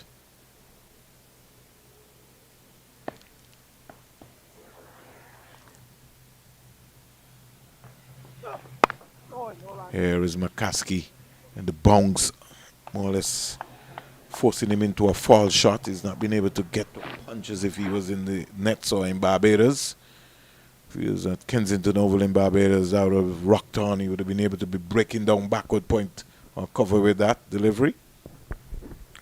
But I want to ask you something, Joel, because, you know, I'm kind of a little strange and wondering. I know that these tracks here have been dug up and redone here at the Coolidge Cricket Ground. I'll come back to my comments after this delivery.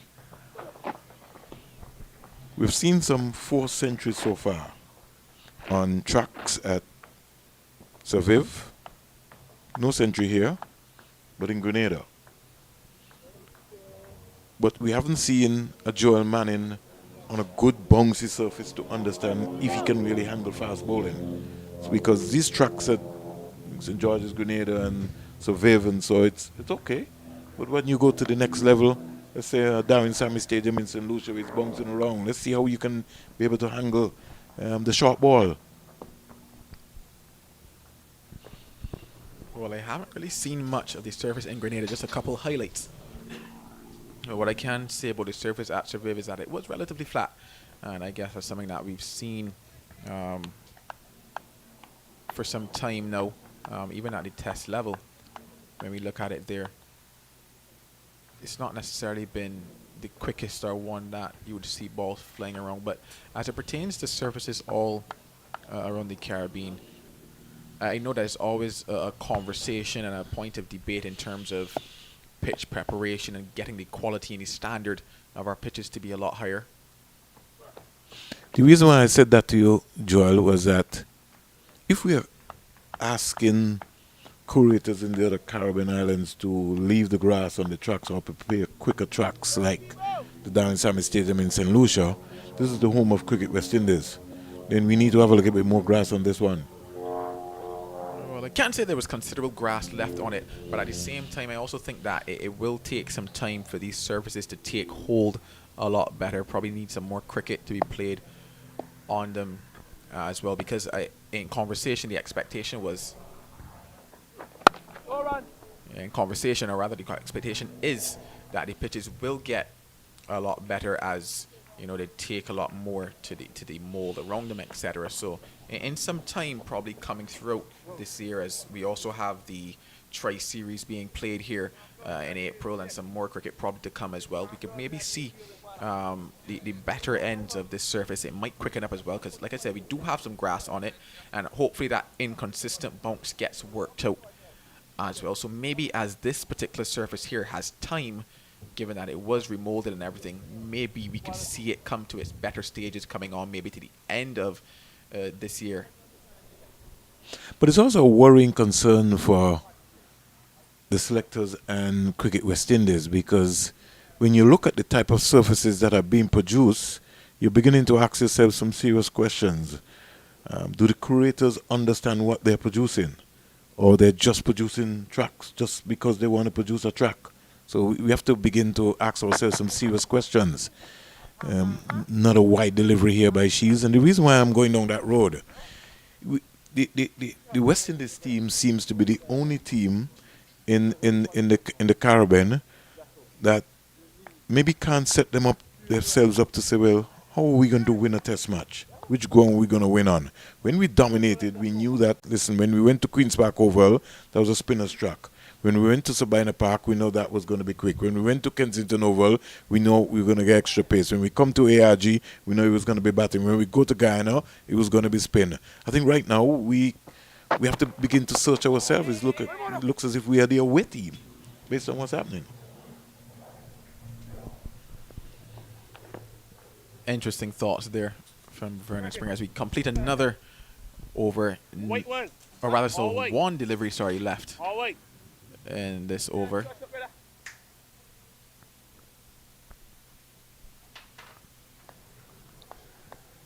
Just been informed that we'll be at 3:10, so we will be more or less okay. Again, we're shouting out to the folks at the Spartan Cricket Club. You have to get a rude boy after the victory.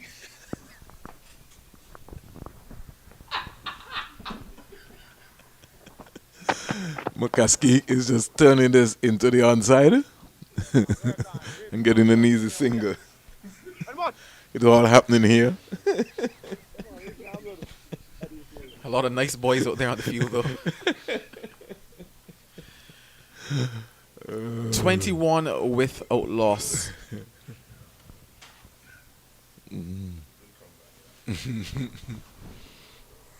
Yeah, Jamaica more or less just going through the motions. And maybe, in fairness, Joel, I think there's a crisis in terms of leadership in the Caribbean. I've seen some captains on show, and I'm a little baffled with some of the field placings, the intensity that I see coming out from our present franchise captains. Here is a control shot played out to the deep back of Skerlick boundary. Shields trying to bang in the delivery, but because there's no pace here at the Coolidge Cricket Ground, Mosley was just be able to just help it around. It took so long to get to him in a quite easy single. The catching in the matches that we've seen so far has not been good, Joel. And for franchise cricketers, they've just not been sharp at all.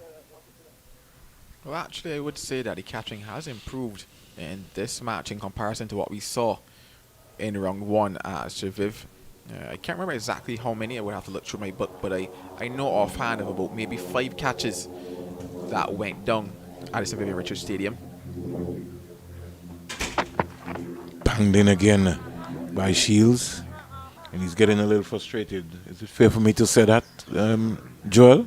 I think everybody out there is frustrated from Jamaica Scorpions' perspective because, for the most part, a lot of them have performed way under their potential and way under the expectation of them in round 2.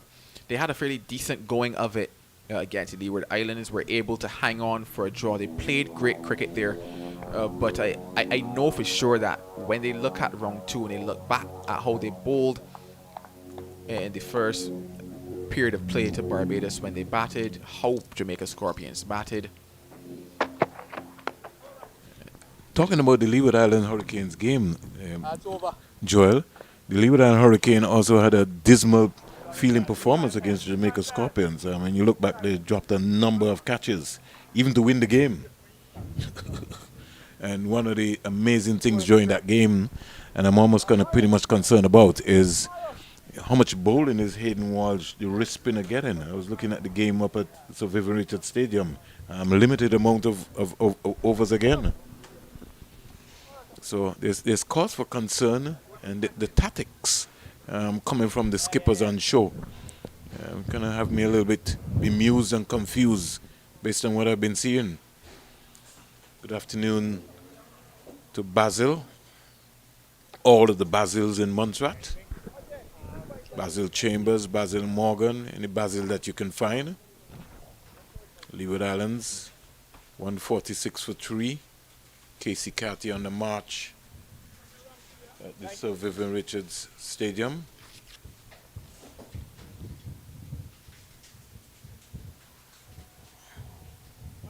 He's now moved up to 78 for 18 for 9. Off it.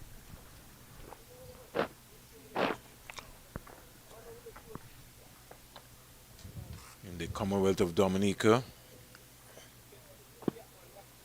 we will lay to rest today one of the West Indian greats and the OECS greats, Dominica great, Combined Islands great, the late Irvin Shillingford.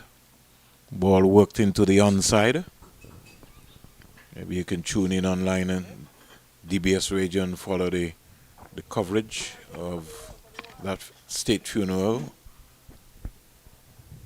Irvin Shillingford was somebody who was very much Cavaliers Cricket Club, Dominica, coach, mentor, test player, everything you could think about. You almost can call him the father of the nation. I was looking at Hayden Walsh's figures in the game. He only bowled 11 overs. Kofi James 15, Archibald 28. We break for a while. Gordon Bryan to McCaskey, was leaving that one alone. Jeremiah Louis 29, Buried 16, Racking Carlo on 27, and this time Trinidad and Tobago came up with a ploy and they said no wickets for Raheem Cornwall, which all teams plan to make sure they try and keep him out after getting 10 in the first game. Well, he's certainly a crafty customer, is Raheem Cornwall. Those 10 wickets, I had a chance to look back at those highlights, and I must say that it was brilliant skills on display from him. Another delivery from Gordon Bryan outside the line of the off stump. He needs to attack McCaskey some more. I think he might be the right objective for him.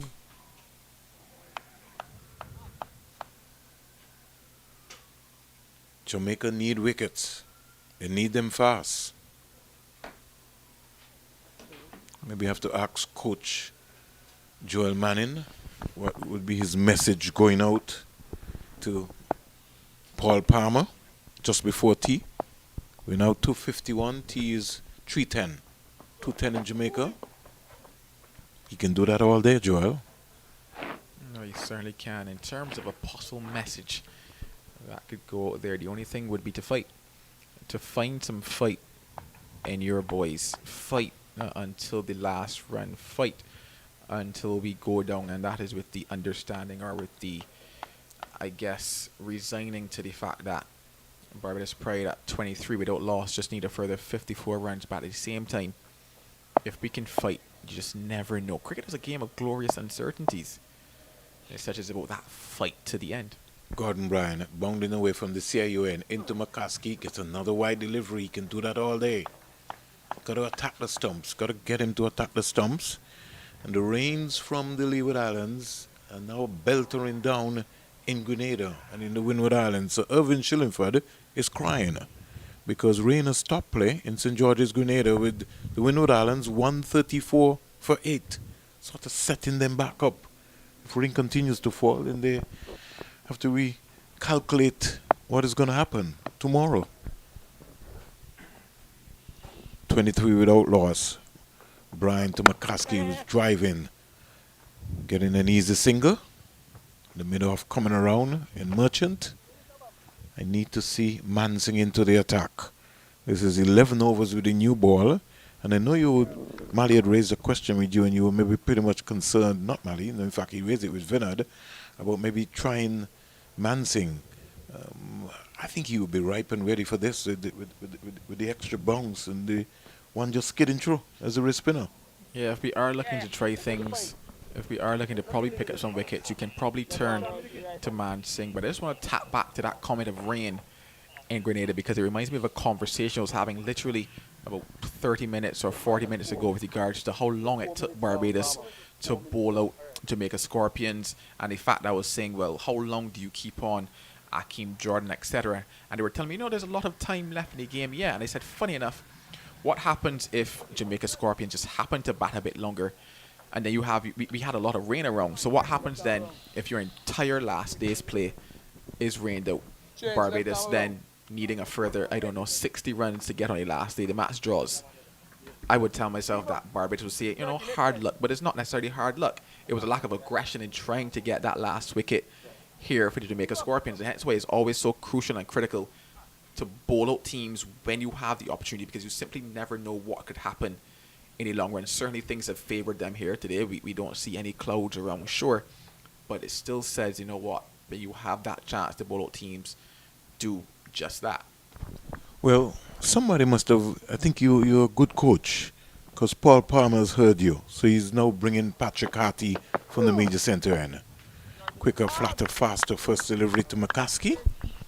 Mosley 12 on the non-strikers end, the left-hander. McCaskey 10. I want to say good afternoon to Milton Small, former test player in Barbados. Franklin Stevenson, good afternoon, Franklin. Here is McCaskey just paddling this one around, coming around from deep backward squares. Merchant, athletic, and just keeping these pair down to 1 run. There's no intensity at all, and as Joel said, they maybe just getting some practice. They know they will get the runs regardless of whatever. Score in the meantime goes up to 25. McCaskey's 11. Mosley's 12. And straight away, we see a slowing down of the game. Wait and see. Flatter, faster. Mosley will be more comfortable with that length. Just need to get it above his eye line. Let him come. Let him think about trying to hit down the ground. Let's see what's going to happen. Patrick Carty, flighted. He's driving in the air. In the air. In the air. Dropped! OJ Shields dropped a sitter. You can't drop that. You can't drop Shane Mosley. Very easy there, you would have to say, at this level for OJ Shields. Gets his hands to it, and somehow, I don't know how, but somehow it bursts through and is floored, and Shane Mosley continues to bat. Down the onside, swept away out to the deep backward square leg fielder. Jamie Merchant comes off of that boundary. You have to take those catches. This is the international level. This is the big stage. That's an easy catch. You get under the ball. You see the flight of the ball. You get there, and you take it. There's no way you got to be taking that ball that low. And we look back at that drop catch in a while, right? Maybe after this delivery. Mosley is trapped on the crease. He's out like before. Harty has his number. Shields will be grimacing and saying, thank you, God, thank you, God. Mosley going back to that delivery. Hit him in front of middle stump, and certainly he's dead for all his money. So Jamaica Scorpions managed to pick up that wicket in the end. Barbados Pride 27 for 1. And the thing about that shot, Joel, is that he was looking to hit the ball behind square rather than in front of him. Just stay side onto the ball and punch the ball down the ground and get an easy single. The bat face was looking towards mid-wicket area. Yeah, certainly could have been looking to hit that one a lot straighter, Shane Mosley, but he perishes. And as you said, sorry, Joel, you when you scored a half century in the first innings, you just want to be able to just make sure you end with a nice little not out, because that would help with your average. Yeah, definitely. And send in a statement. It should have been for both these batters to come not out here today. As I said, they were just going after 77, so no big target for them to get. But at least Jamaica Scorpions can take something from this and say, well, at least we picked up one. Let's try to pick up another. Maybe if you get two, maybe we'll get three. You know, the game looks a little different, and it feels a little different. If Barbados Pride, yeah, I get that 77, but 77 for 5. We see I have a different strategy now, because early o'clock now, if I was Paul Palmer, I'd be going for Mansing. Because with Graves coming out and McCaskey, with 10 minutes to go before tea, you want to give them another option. The Barbadian batsmen, they're accustomed of pace. Let them think about something different. Here's McCaskey just working this. Out to Shields, getting an easy single.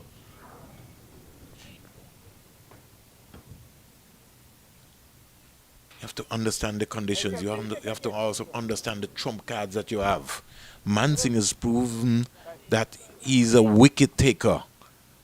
Patrick Harty has settled into his groove, so you gotta go to your trump cards.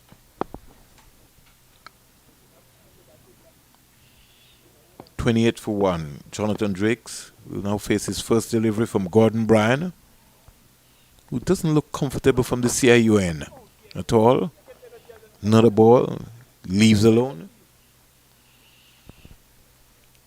Yeah, he did come from this media center end in that first innings, and he was the one that took the edge of Jonathan Drakes in the first innings, with one just touching down around that off stump and leaving Jonathan Drakes. A good catch being taken by Aldane Thomas. Umpire Dayton Butler just looks around to make sure that everything is in place. Another wide delivery again. You have to bowl at Drakes. Make him play. Look at those stumps. He's going to leave those every day. Put some added pressure on the young man. He's not. He's just come to the crease. At this level, you force the issue. Even McCaskey, who's been there for some time, 13 from 46.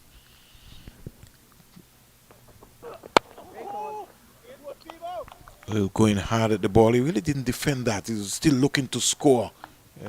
Drake's.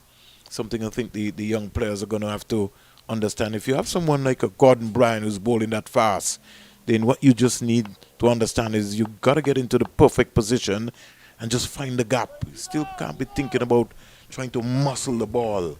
You know, just play with soft hands down to mid-on and get an easy single. Drake's not. Jonathan. Brian to Drake's time model of concentration, coming across, back and across, and defending nicely. McCaskey is posing for the cameras. He's on the non-striker's end. He may be thinking about tea. Well, certainly that has to be on his mind.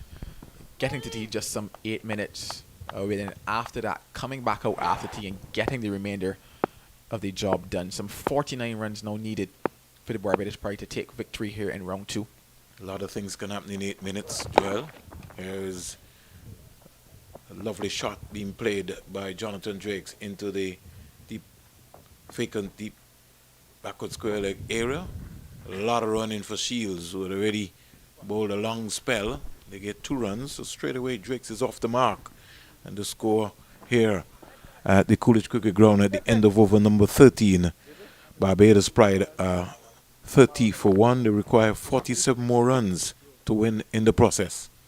Barbados Pride quietly ticking away here at the required runs. Obviously, they would have liked if Shane Mosley could still be out there. Patrick Hardy picked up 4 in the first innings, now picking up 1 in the second innings. He's going to be looking for a lot more, like I said.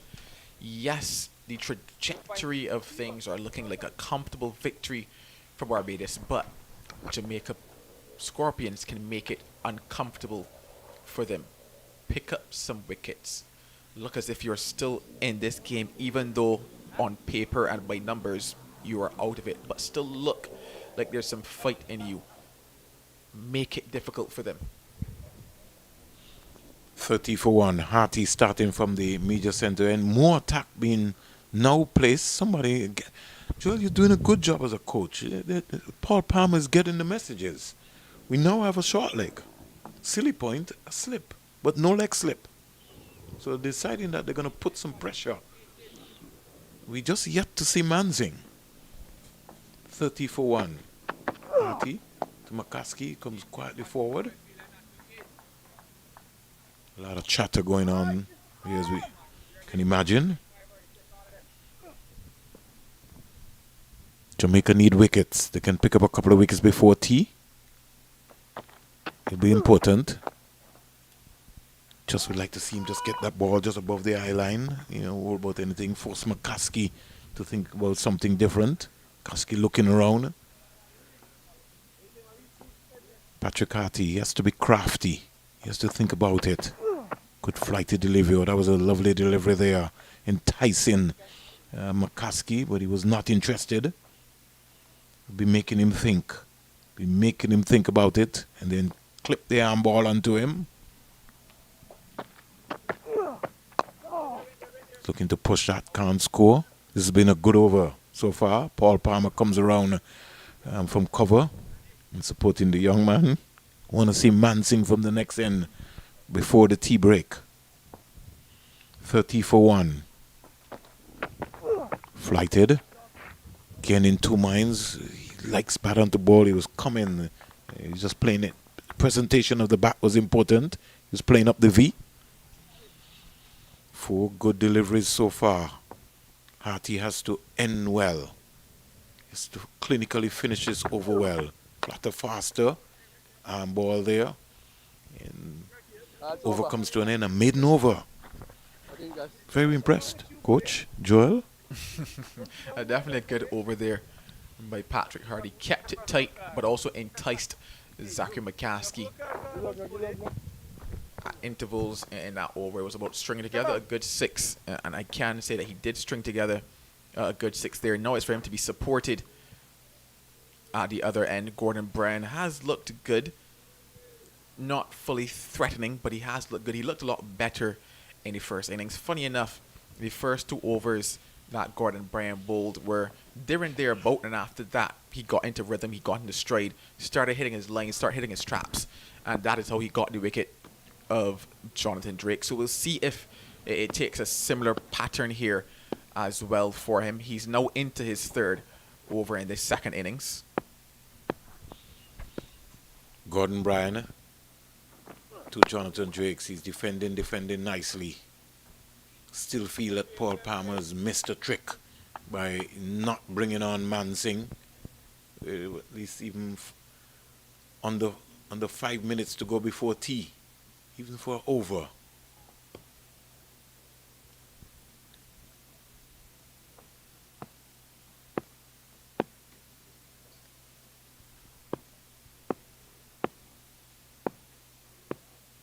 Drakes too. Gets his 3rd run as he punches this out to Mansingh, who's sweeping. The score goes up to 31 for 1. It now brings McCaskey, who's on 13 from 52, into strike. That back foot punch there from Jonathan Drakes takes me back a couple days to his batting performance in the 2nd innings against the Ghana Harpy Eagles. In that innings, he was able to get 36 off of 99. He looked good there, and I said that it takes me back to that particular innings because of how he went about it. McCaskey is getting a slow bumper, more or less. Didn't get up and just paddling it around. Shields had to put in some sprinting. He got there. They only got 1 run in the end. It now brings back Jonathan Drakes, who is on 3 into strike. The score in the meantime goes up to 32 for 1. McCaskey goes to 14.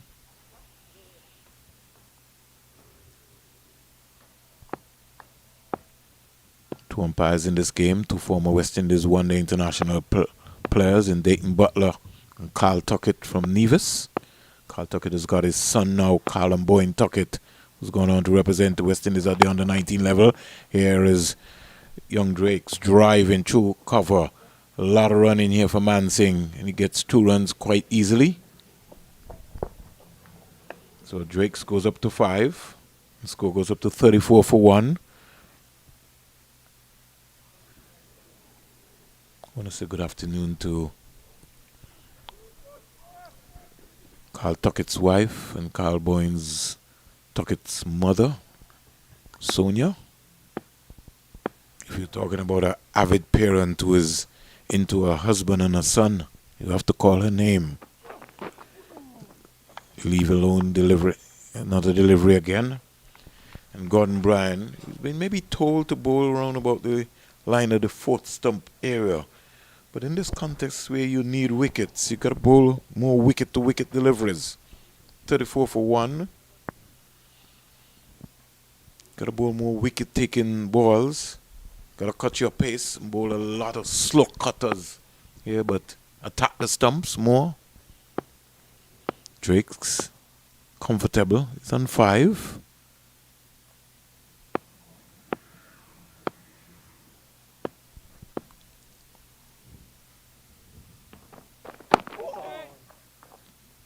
Attacking the stumps. And the reason why I say that you got to be attacking the stumps is that Drake tends to square on when he's playing deliveries. He tends to come right around, and that's why you got to be looking to attack the pads. Here at the Coolidge Cricket Ground, tea is called. Umpire Dayton Butler takes off the bails. Barbados require another 43 runs. McCaskey is not out on 14. Young Jonathan Drakes is on 5. Jamaica, with their heads down, walk into their dressing room to face Andrew Richardson, their head coach, and their assistant, Nikita Miller. We will take a Gatorade, a Lucasade, and everything tea break here. And when we come back, we most likely will hear the voice of Mally Richards, and it could be Joel or someone. I'm Vernon A. Springer, signing out. But just before, let me just give you a roundup in terms of what's happening around the Caribbean. Rain has stopped play in Grenada. And the Windward Islands in their second innings, 134 for 8. In their first innings, they scored 294. And Guyana were dismissed for 169. At the Sir Vivian Richards Stadium, Trinidad and Tobago, on day 3, they declared 418 for 9. Leeward Islands are 146 for 3. 146 for 3. And for the folks who are listening us, let me just give you a quick update in terms of what has been happening in the batting era up at the Sir Vivian Richards Stadium. I think it will be important for you to know. Monson Hodge was LBW to Charles for 23. Kyron Powell was Bowl Charles for 1. Kofi James was caught Karaya Bowl Hines for 23. Jamal Hamilton was caught Can Bowl Pair for 15. So the Leeward Islands are in even more further trouble. 153 for 4. Casey Catty is not out 79. He's so far faced 153 balls, 5 fours and 3 sixes. And Terrence Ward is not out on 5. So the Leeward Islands at the Sir Vivian Richards Stadium, 153 for 4. On behalf of the entire 360 team, television crew have done an excellent job right here in Antigua at Sir Vivian Richards Stadium in the Coolidge Cricket Ground.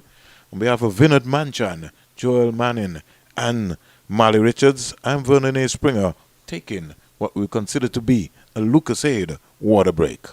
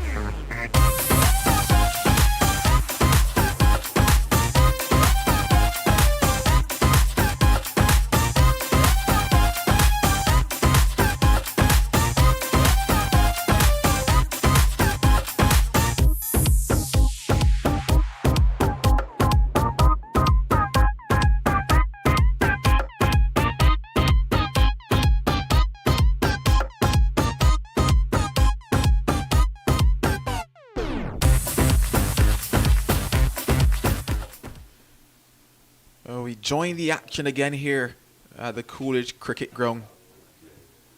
43 runs needed for Barbados Pride. They're currently 34 for 1. Set a target of 77 to win here in round 2 of the West Indies Championship. It's day 3 of the championship. As we look at that scorecard, Jamaica Scorpions 140 all out in their first innings, and reply Barbados Pride 215. And then Jamaica Scorpions fell apart here today, 151 all out. And now just a further 43 runs needed for the Barbados Pride.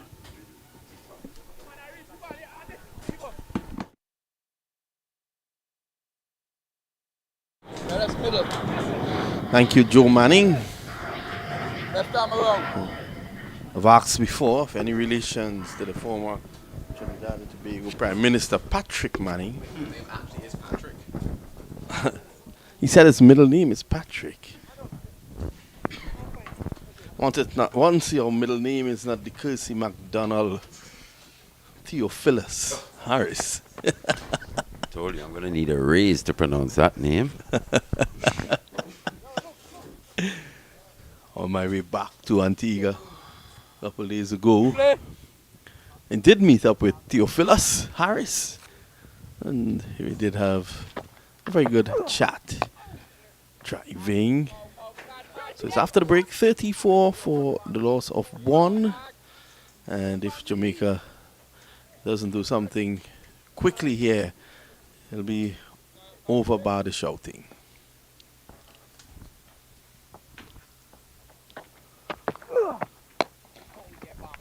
Yeah, they've just managed to pick up the 1 wicket. Shane Mosley probably just done not quite picking the length. Going back to a delivery, maybe he should have come forward too. Just misjudging the length. Well, he got a life prior to that. Yeah, he should have been caught. What was it? At a long on position. OJ Shields. Quite comfortable. Probably didn't pick it up as early as he would have liked. But still got there in plenty time. Yeah. Yeah, he should have taken that. I mean, he did all the hard work by getting there. He should have taken that. Was a sitter, he could have, I mean, there was so much time. He could have changed his clothes and then take the catch. So these guys out here, they will want to impress the West Indies selectors. I just saw Dr. Desmond Haynes out there with Roland Butcher. So the big boys are here.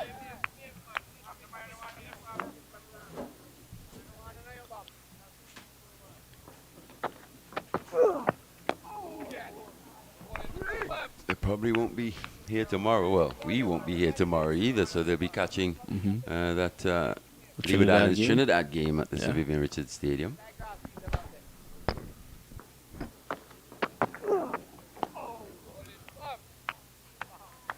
It's over. Jonathan Drakes, is he any relation to Coach Vasper Drakes? I had asked that question at tried to find out Sir Viv Ground last week, but I had asked it to Springer. I think Joel Manning is the man to tell us that, or Phil Spooner. Before the match, but no one was telling me. Vernon is wrong. He's holding court just at the entrance. Very passionate man, Vernon Springer. Sometimes too passionate. But Jonathan Drakes, a man finding who's found first class cricket. Hard to come by in his 28 years. He's been around a while. It's just his second match. So Mansing is going to take up the attack now. We were calling for him early on. Here he is. This is good captaincy by Palmer. He's putting pressure on McCasty. There's a silly mid off, 4 short leg in place.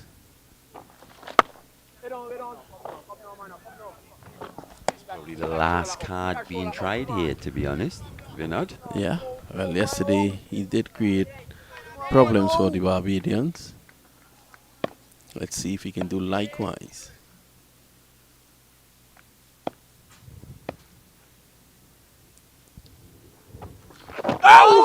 This one goes the other way, and this is what the wrong one had a number of the Barbadian batsmen perplexed yesterday, and there was a situation where it could have accounted for Makasi.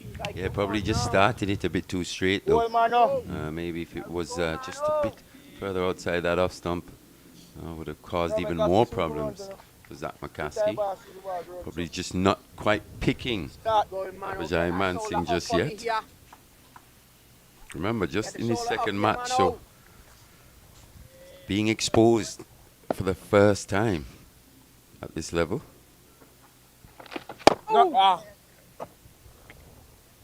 it's going to take batters as well a bit of time to get accustomed to what he actually does, his strengths, his weaknesses. Thus far, he's been very good.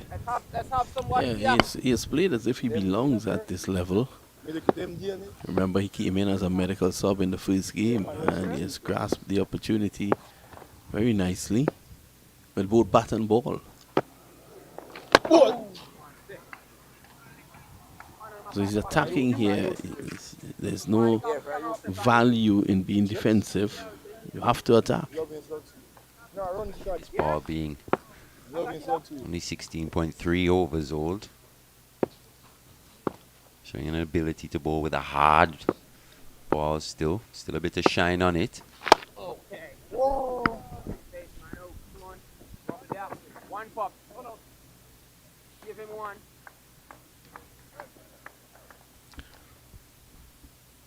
Vijay Mansingh, stud, who has been around West Indies cricket for quite a while as a medical professional with CWI and also as a commentator at times.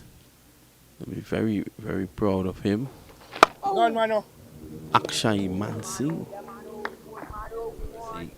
A very proud cricketing family. Love cricketing. That family must be proud to see a young man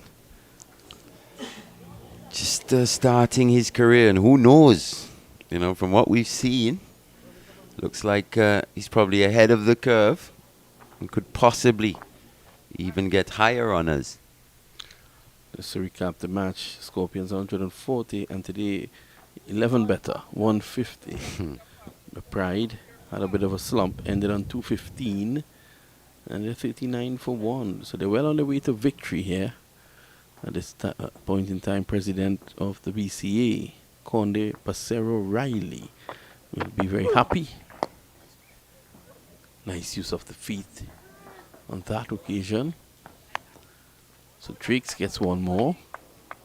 I think he'll be happy. I don't know. I think he'll also be slightly concerned, you know. Probably been hoping for a better showing from the next crop of Barbadian players. The way they went down in that first game. They've come back very well here in this second match.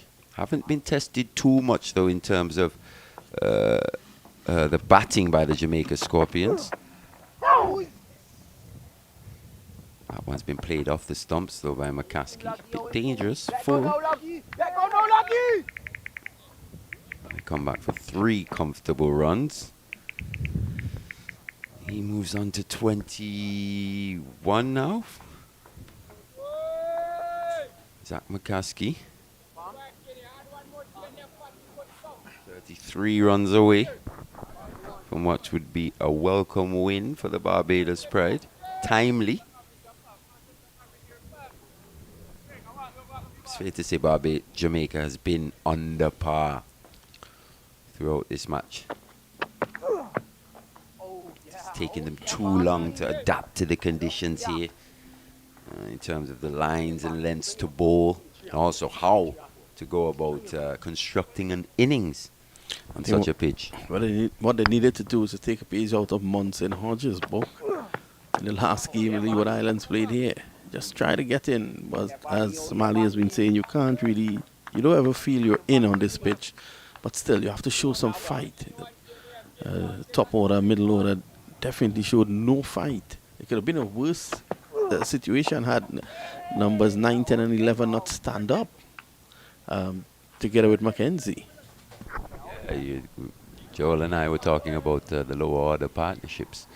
You're very right about that. Majority of the run scoring was done by that lower to tail end. Harty just starting it in. It's over. I love that bomb. And that's what we've seen from him, though. Patrick Harty, he's picked up 5 wickets in the match, 4 in the first, 1 here in the second. He's generally just looked to run that ball on, especially to the right-handed batters. More arm balls than anything. No real big turn or on show. Something he'll have to work on as well. 4 for 23 in the first innings. So it's spin twins in action, Harty and Mansing.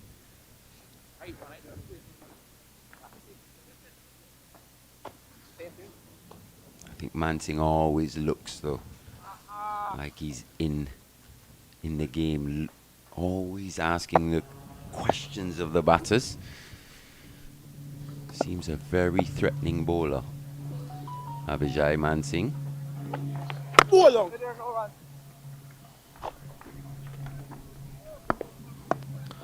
And you can see Mansing just tossing this a regulation leg spin just outside the off stump. He's looking to set McCaskey up here. He's going to give him a few there, and then all of a sudden rip one right back into him. Let's see how he goes. Has a walk. Similar to Shane Warne. This is cut away down behind point, and that's 4. Yeah, it's just a little too short there by Mansing, presenting that run scoring opportunity to Zach McCaskey, freeing the arms, but took a thickish outside edge, ran away to the third man boundary for 4. Just 30 required now for Barbados Pride, 47 for 1.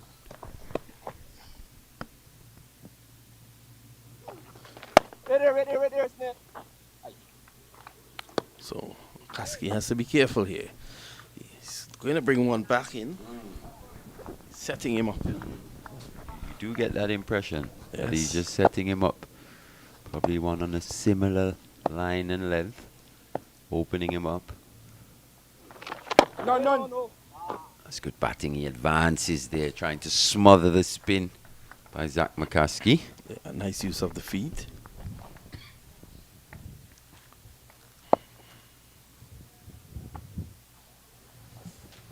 It's what you need to try and do to a bowler such as Mansing. Very accurate.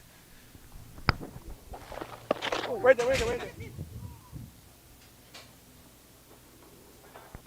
Yeah, it's fair to say he'd think he missed out on that one. Full ball just outside that leg stump. He's played the sweep shot quite well here today. Couldn't execute it on that occasion, though. In your day playing for the Leeward Islands and of course in England, did you fancy the sweep shot? Yeah, I actually was a big sweeper. Both slug sweep and the orthodox sweep.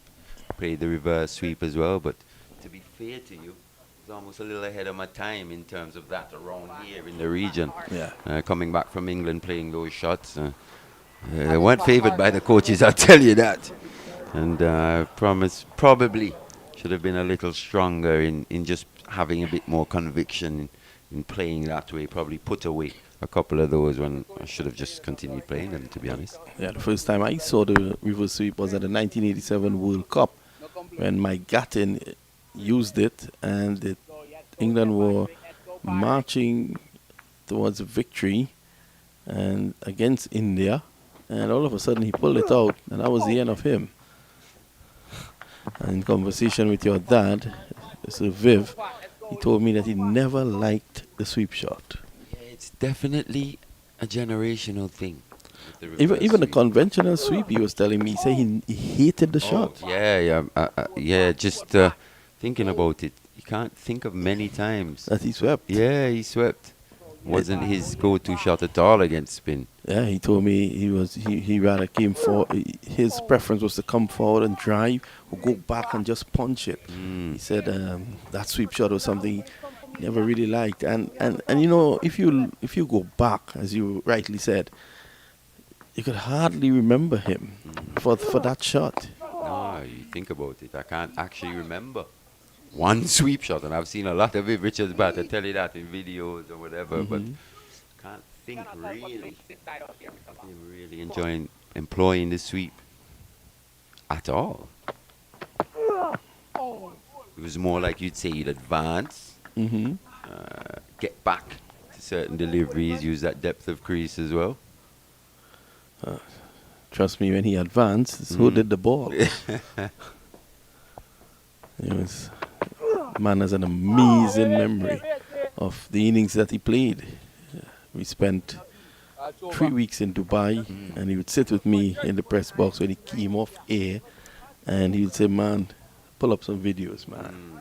And we will go through, and on YouTube, he will take me back to that innings as if he was right there in the present and said, "Look, the second delivery, look what I'm going to do to him." Yeah. It's a mindset more than anything, wasn't it? Yeah. With him. Some players are different, but definitely look to impose his will on the situation more often than not. When the man strode onto the field, he announced his presence. I think before he even started to bat, the bowler was already on the back foot. Shows you the mental nature of this game. Used to be told 95% mental, 5% physical. You know, or 90-10. It was mentally tough as they come. Kasky advancing again, use of the feet, trying to smother, get down to the pitch. Jai Mansingh, he's got to be careful though. So this is a good battle between Mansingh and McCaskey. Oh! One criticism of Mansingh, though, in this particular spell, he didn't do it in the first innings. Every time he makes an effort to bowl the wrong one, he's just bowling it too straight. Yeah, just starting it a bit too straight here. Just into his third over, probably not quite hitting his straps just yet. In terms of the accuracy. Yeah, it's very accurate bowler. I really like him, Mansingh. I think that he should go into the system, as you said. Early. And Get I think, into the system. Also, what I like about him, he doesn't bowl too many bad deliveries. We know how hard the wrist spin art is. Oh, he's got him. Or did he? Nope. He's mistumped, it looked like. Well. Left him down the pitch. Did he choose the wrong one to come down to? Yes, he did. Completely missed it. But so did the wicketkeeper. That's poor. Yeah. Very poor there by the keeper Alden. So, chance goes begging. The Jamaicans have only themselves to blame here. They've been less than impressive in the field. Yeah, but you feel it for young Mansingh. He's tried his best. Yeah, it's fair to say that the Jamaicans have been very flat in the field since coming out here. Almost just gone through the motions. I think O.J. Shields put in a big effort. A good try, but generally, overall, they've been just down on energy and just meandering through, almost just hoping for this game to get done. So just 30 required, and it's going more than likely will be a Barbadian victory here. Well, Patrick is going to continue, and he has given a great effort. Oh, this is a lovely shot through the offside. It's running very close to the boundary, just laying back and choosing his gap there, Jonathan Drakes. Yes, once again, just rocking back. Ball not quite as short as maybe anticipated to begin with, but he hung in there, held his shape, and just stroked it through that cover gap.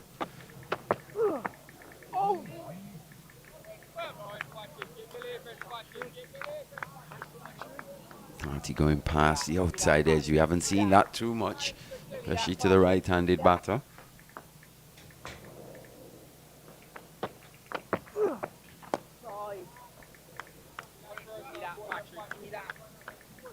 Probably just starting to get a bit more purchase out of this wicket now.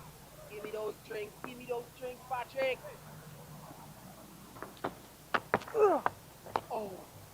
Yeah, just a hint of turn away there again to Jonathan Drakes, who's looked quite organised.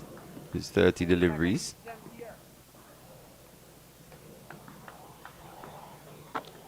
Well, I'm looking him up here, Jonathan Drakes, and it says nothing where relationships are concerned, so which means he's not related to the coach. Oh, Fastbird Fastbird. Oh, I thought you meant another relationship. Wow. When I checked you, Yeah. I saw Mervyn Richards. Yeah, right. And I think there was another Richards there as well. When I checked on the Shamar Springer, I did not see Vernon Springer. Looking to sweep. This one crashes into the pad. You were looking for the wrong person. You probably should have been looking for Joel Manning. Yes. Yes, Manning is his nephew. So it's the end of the over. 53 for 1. Good one, Mally. He is his nephew, you know.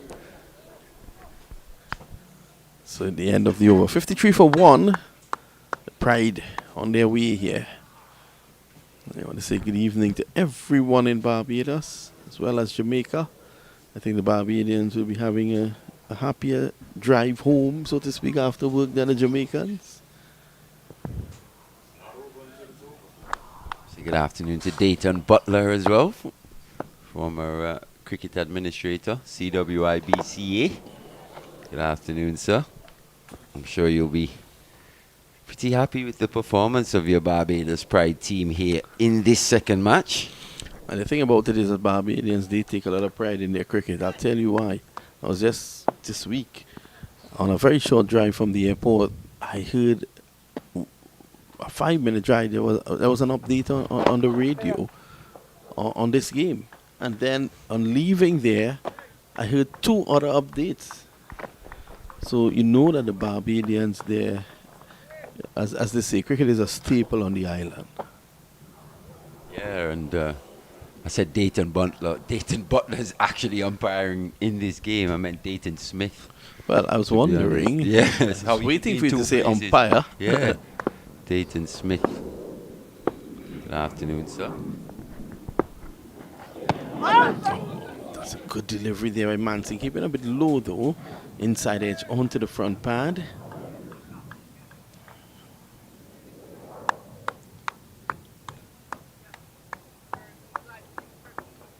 A big inside edge crashing onto the back pad, in fact. It's a lovely facility here at Coolidge. Very picturesque. I like to call it a boutique venue. And there's a sprawling building to the right of us, which is was that the Sticky Wicket? And you were saying it's a fantastic venue. It's a beautiful venue. It used to be even nicer, Vinod. Yep. Yeah. But it's still a fantastic place to play cricket. Like you were saying, the Sticky Wicket restaurant and all the action that would happen over there.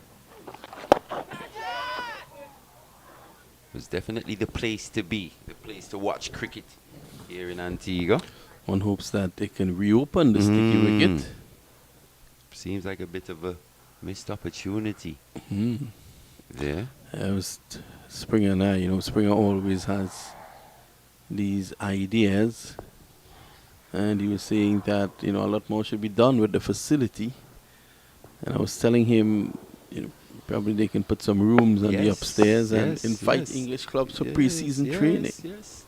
Have to have some sort of accommodation here as well. Yeah. To house your teams as well. Save some money. Definitely. End of the over. At the end of it, it's 54 for 1. We see quite a few buildings around the grounds as well. I think of the pavilion. It used to be the restaurant just across the road here from the CCG cricket ground. Just some buildings that can be utilized, you know, in the grand scheme of, in this ecosystem here, in terms of developing the next generation of West Indian cricketers. And there's a sprawling bank just behind the sticky wicket. And that is, of course, I think it's now the Caribbean Bank, I was told. The Caribbean Development Bank, I was told by Springer. Caribbean Union Bank. Union Bank. Springer must be have a lot of weight in there. He's gone. This one, the gripping and spinning away from him, and he was on the move. And McCaskey has some work to do in terms of judging the balls to come out. We did say he's got to be careful. He's got to choose the right one. Probably left the crease a little early there, Zach McCaskey. First bit of turn that you've seen from Patrick Hart. He lured him out of his crease, turned away. It was an easy stomping. Aldine Thomas actually gathers this time, takes off the bails. Second wicket to Patrick Harty, his 6th of the match. But Barbados Pride 54 for 2. Still some 23 runs to get. Yeah, no doubt they'll get that. Nothing really alarming out there. But McCaskey, I think, had missed out on a fantastic opportunity of batting through until the target was realized. As an opener, get some confidence going. Has to leave. Kevin Wickham is the new batsman coming in. And I think Shields is going to come back very soon into the attack. Someone is yelling through the stump mic that warm up Shields. But to be fair, I think Kevin Wickham's gotten a bit of a promotion here on the first innings. Coming in at number 4 on this occasion. Yeah, he would have batted at 5 in the first innings. It would have been Shamar Brooks batting at 4. It's just giving the young man a bit of an opportunity here on his first class debut.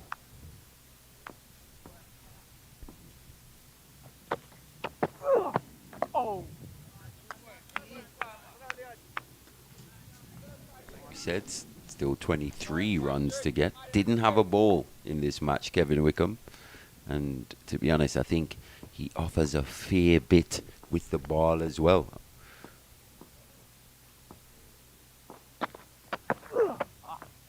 Oh, this one keeps low outside the off stump. It's rolling through to the wicket keeper. I don't want to put the mockers on him, but the talent this young man has, I think he's got the potential to be a true match winner. Especially if he can develop in the right way. I think he's definitely got match winning all round ability, Vinod. I haven't seen much of him, but I'll take your word for it and I'll keep a keen eye.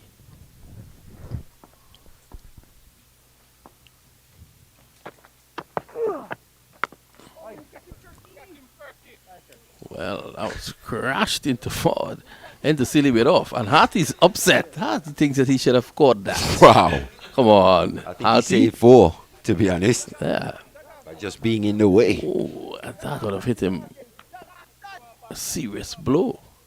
I think Mackenzie should be having a word with Harty.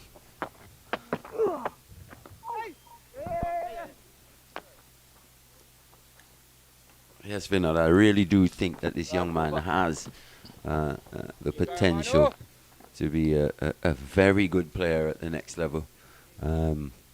Saw him for the first time in the Rising Stars camp. He wasn't selected originally for the West Indies Under-19 World Cup, but got his opportunity, and boy did he take it. Scored 102 half centuries, I think, in the matches that he played.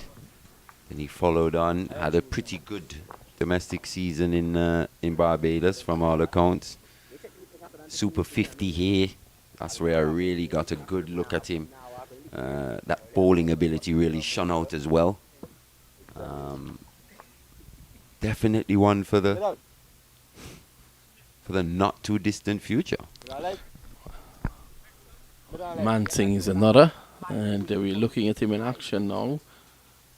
And Wickham has a lot of company around the bat. Forward short leg, sealing it off. There is a slip as well. Wicketkeeper standing up.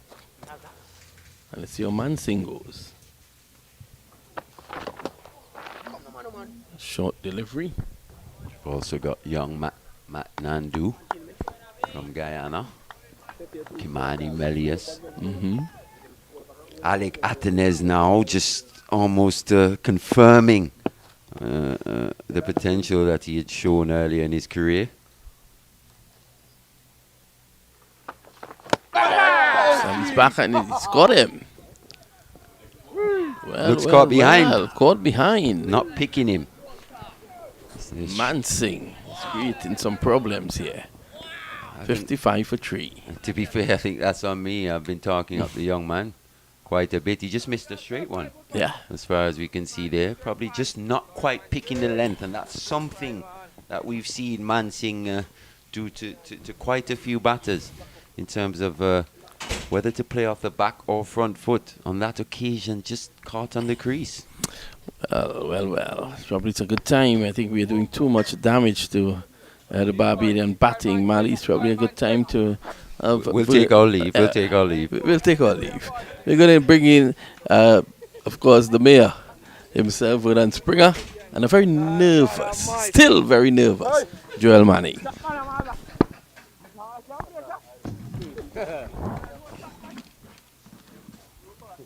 Oh yeah. I'm certainly not nervous at all. I did question with Mali what could happen if by some stretch of the imagination the Scorpions could get to 150. You know, it's always dicey when you have an inexperienced batting lineup. I expected something like this to happen. You know, he's very conservative, right, Mali? He's looking for rain right now. He sounds like a politician, you know, he's trying to defend his cause, that he's not nervous, you know what I mean? He's got 2 test players in the hut still. What is he worrying about? Dorish and Brooks? Springer missed a straight one from Mansing in the first innings. Let's hope he doesn't play down the wrong line. This time he's back and across and playing nicely. So we saw the danger already that Mansing is causing. You know, I was calling for Mansing a long time ago, even before tea. But Paul Palmer seemed not to be interested. He wanted pace. But you're playing right into the arms of the Barbados batsmen if you're going to be bringing on fast bowling. It's a whole different ball game now with Harty and Mansing on the go here. Springer not. Jonathan Drakes is 13. Oh, Springer is going nowhere. And Joel is very much in the nick of things like, where you going, Springer? You got a single. He's off the mark. Lucky to be still there. They're not picking him. Sorry, not. What is it? Interesting cricket. And like I said, I talked a little earlier about the fact that Jamaica looked flat. And when they came back out after tea, I saw the intensity, not just in their chirping, but in their body language, the way they were attacking the ball in the field.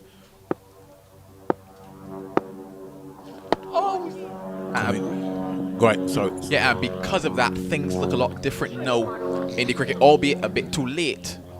Because, I mean, like I said, they were acting like it was a foregone conclusion earlier when they were in the field. All of a sudden, they've picked up a couple wickets. Things look a little different. Like I said, you know what?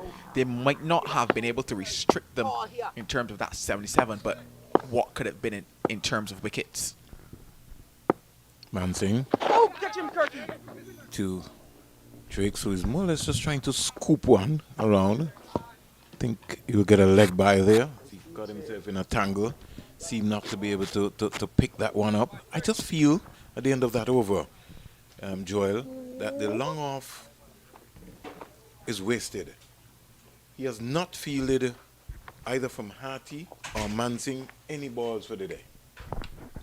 I wouldn't say it's wasted because there's also that release shot as well. And based on what we've seen here today, I believe that release shot might easily end up popping a simple catch to long off, as we saw with Shane Mosley being dropped at long on. But like I say, once again, I think this intensity is a bit too late from Jamaica. Barbados are pretty much at the pearly gates right here at 57 for 3, requiring another 20 runs. Harty. Flat, fast, wide, punched onto the offside. Make that 18 that they would need right now. Jonathan Drakes. He goes up to 15 and the score goes to 59 for 3. Yeah, quite earlier in the piece, I believe, like I said, that they could have made some changes. And it was just not about the chirping, but it was about that body language, it's about that intensity and fighting all the way to the end. There's finally some fight about Jamaica Scorpions right now. Harty just needs to get that above the eye line right there. Entice him to come down the wicket. And luckily for McCaskey, he was mistumped from Mansing and then decided that he was going to give Harty his wicket. Flighted delivery, nice use of the feet there. Good control there by Jonathan Drakes. So we've got some time for these young players, Drakes, but Wickham, if he gets into the right system like we heard from Mally Richards and myself, we've been chirping for him, he's going to be a good player. Late and just playing that down to the third man boundary. Won't have the legs to go away for 4. It does now, hits the rope now. Wide delivery by Patrick Harty and you can't bowl that line. And Drake's been in there for some time, facing some 42 deliveries. Put that one away nicely. It goes up to 19 and the score goes to 63 for 3. Yeah, short. Or rather, not even that short, but John Drake just getting deep into the crease on that occasion. What he had going for him, though, was that width on offer from Harty and capitalized on it. He's bowled him with a straight ball. He played down the wrong line and he's trying to judge and blame the wicket. Bowled all over the place, a straight delivery. He didn't know anything about it. You know, that one certainly kept low on that occasion. The first one that we've seen actually keep low and actually hit the stump today. Yeah, it got a bit of turn as well for Patrick Harty. Jonathan Drake just playing inside of the line of that one. And, well, he's back inside for 19, and now the score is 63 for 4. And over at North Sound, the Leeward Islands are in trouble. They're 194 for 6. Leeward Islands in trouble. Hodge 23, Powell 1, Casey Carty 95, Cotton Bowl Pair for 95, Kofi James 23, Jama Hamilton 15, Terrence Ward 21, Cornwall not out 8, Jeremiah Louis North. The wicket taker so far for the Trinidad and Tobago has been Brian Charles, 2 for 46 from 18, Carrie Pear 2 for 34 from 20, and Yannick Correa 1 for 11, and Terrence Hines 1 for 24. Leeward Islands in trouble at the Sir Vivian Richards Stadium, 194 for 6. Yeah, Certainly, things are shaping up quite nicely here in round 2 for a couple exciting encounters. I talked about the fact that maybe this score could be a 77 for 6 to 77 for 7. Barbados still get over the line, yes, but fight. Shane Darwish, their captain, comes out and he top scored in the first inning with a half century. And just, more or less you could say, just blocks the delivery here. 6 runs off of it, but a wicket to Patrick Harty. Barbados require 14 runs, 63 for 4. And I'm alongside Joel Manning, who is at ease. He doesn't have to worry about anything. No need for him to get scared and to be frightened. Barbados will win. But by how many wickets? We don't know. Do you want a sugar cake bet? No, I don't want that sugar cake bet because it might end up being by 1 wicket. But, like I say, I'm more so interested now in the Jamaica Scorpions and what they're doing. For me, I like good cricket. I like contests. Yes, you fail with the bat in 2 innings. However, you now have a chance to do something with the ball. A Barbados Pride lineup that has not really fired just yet. Yes, they scored a couple of runs in that first innings. Here we go. Mansell to Springer. And Springer, it looks like he wants to extend his long levers. Gotta stay low to the ball, especially to Mansing. Don't think he's picking him. I mean, the first innings he was bowled with a straight ball. He's gonna have to look at Mansing. Take his time. Slip, silly point, short leg. They all go down. Mansing to Springer. Wide. He's looking to beat the backward point fielder. Can't beat Harty. The score remains on 63 for 4. He gets away one there, for sure. Did Abijay Mansing. But I look at this total and say, you know, I started this morning by saying 200. I came down to 150. And it's honestly true. Like, what could this game have been if they could have gotten a lead of 150? Abijay Mansing from the CIUN here in Antigua. Foolish ground. Here Springs going down the wicket. When he gets there, he's having a heave. And Springs is certainly not picking him. Mansing isn't going to enjoy this contest. This is going to be a good one because Springs wants to finish this game. 63 for 4. Barbados need 14 runs. Their captain is at the crease showing Dorish and he's saying, take it easy. We can get over the line. Don't need to lose any more wickets. Mansing from the CIUN to bowl to Springer. Springer gets a flatter, faster delivery and plays it up to cover. He's going to have to be careful. This track is up and down, is keeping low, and Mansing have not been able to pick his googlies so far. This has been a real newfound for West Indies cricket and for Jamaica cricket. Abijay Mansing into bowl to Springer. Springer is coming forward, squeezing this one into the square leg area. Gordon Bryan comes off the boundary, and Springer gets a single. Dorish comes into strike. He's not. Score in the meantime goes up to 64 for 4.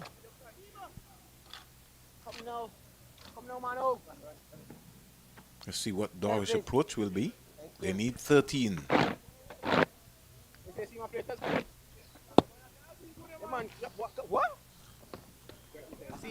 Dorish is an excellent player of spin bowling, so I know that this contest will be important. Mansing to the Barbados captain. And he's just kicking this one around, diving away is Gordon Bryan. He can't stop the single. And almost for a moment, Dorish and Springer were ball watching, but Springer's called through very early. And a very ambitious over by Mansing. It just cost him 2 runs. Score goes up to 65 for 4. Dorish 1, Springer 2. Oh, well.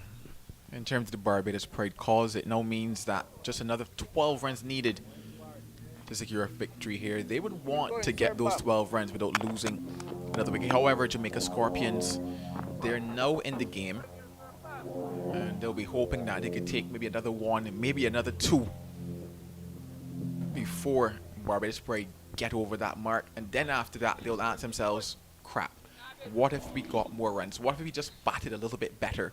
Maybe we could have won this game. Leeward Islands 200 for 6. They trail by 218 at the Sir Vivian Richards Stadium.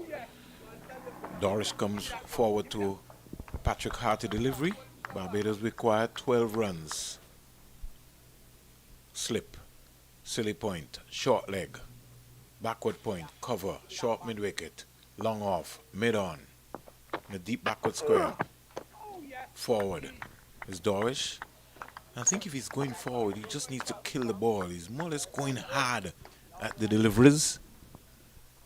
Just use the top hand and just kill it in front of you. You need to go so hard.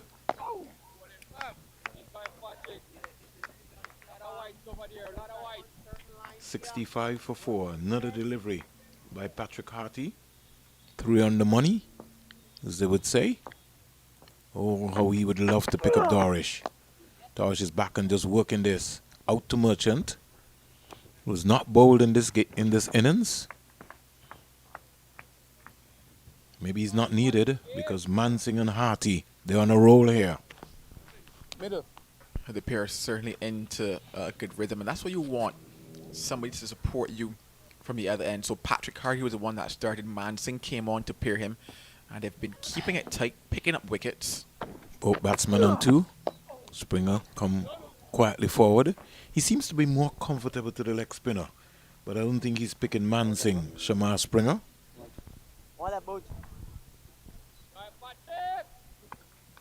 Here we go. Patrick Harty to bowl to Springer. Springer playing around his pads, but kept it out in the end. So another over completed. 28 bowled. 66 for 4. Both batsmen in Springer and Dorish on 2. And Jamaica, as my colleague Joel would say, they missed a trick. Another 100 runs here. It would have been game on. Oh, they certainly missed it. At the start of the day, had their approach been different, this game would have set up in Jamaica Scorpions' favor. That's what I think to myself. Given how this surface is played, I would have told myself that, yes, I'm looking at 200, but then based on how they batted, they said, maybe what if it was 150? They could make a game of it. Mansing to continue. Gets back and cuts that one. A misfield by Patrick Harty will allow them to come back for 2. Springer is pushing for 3. And they get it quite comfortably in the end. So good running there. Stay on that stump, man. Stay on that stump. You just tell him. He won't drop the silver, yeah? Unless he's injured. He's been on the scene long. You know what's happening. I'm dear much. Huh? I'm dear much. That now takes it into single digits required for the Barbados Pride.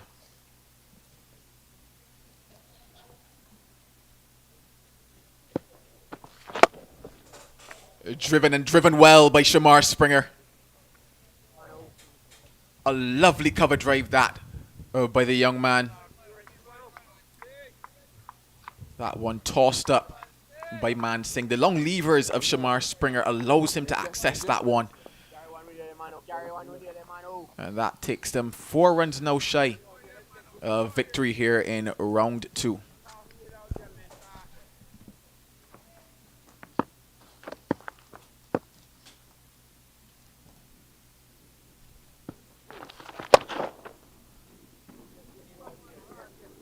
Goes for it there at the Springer, but can't get it. So just 4 runs needed now for the Barbados Pride to take victory here in round 2 of the West Indies Championship.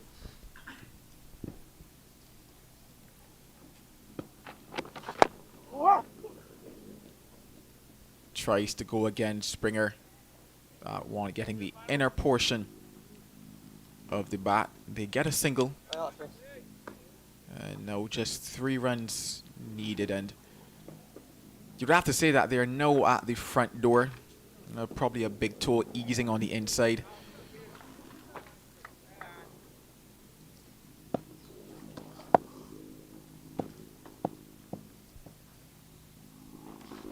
Oh, no, no! I thought about it for a quick moment. Decided against it. Just 1 delivery now left in this Abhijay Mansing over.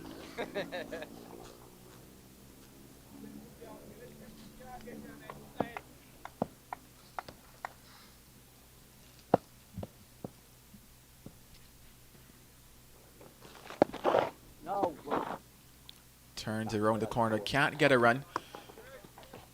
So the battle continues with just 3 runs needed now.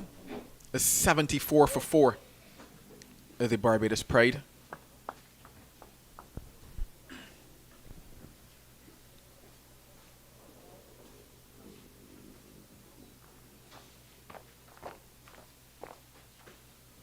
Zachary McCaskey got 26 before he fell. Jonathan Drake's 19 fell to 1 that kept low from Patrick Harty. Patrick Harty, though, picked up 3 so far in the second innings. He picked up 4 in the first. That gives him figures of 7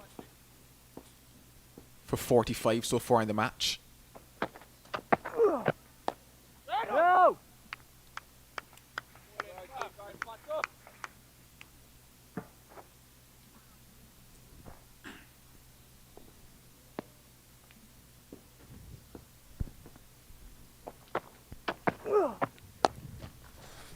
Gets back, punches that one, and there it is.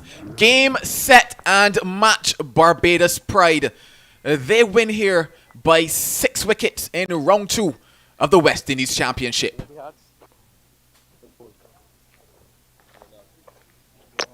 So a wonderful game of cricket comes to an end here at the Coolidge Cricket Ground in Antigua and Barbuda. Barbados Pride, the victors, winning here over Jamaica Scorpions by 6 wickets.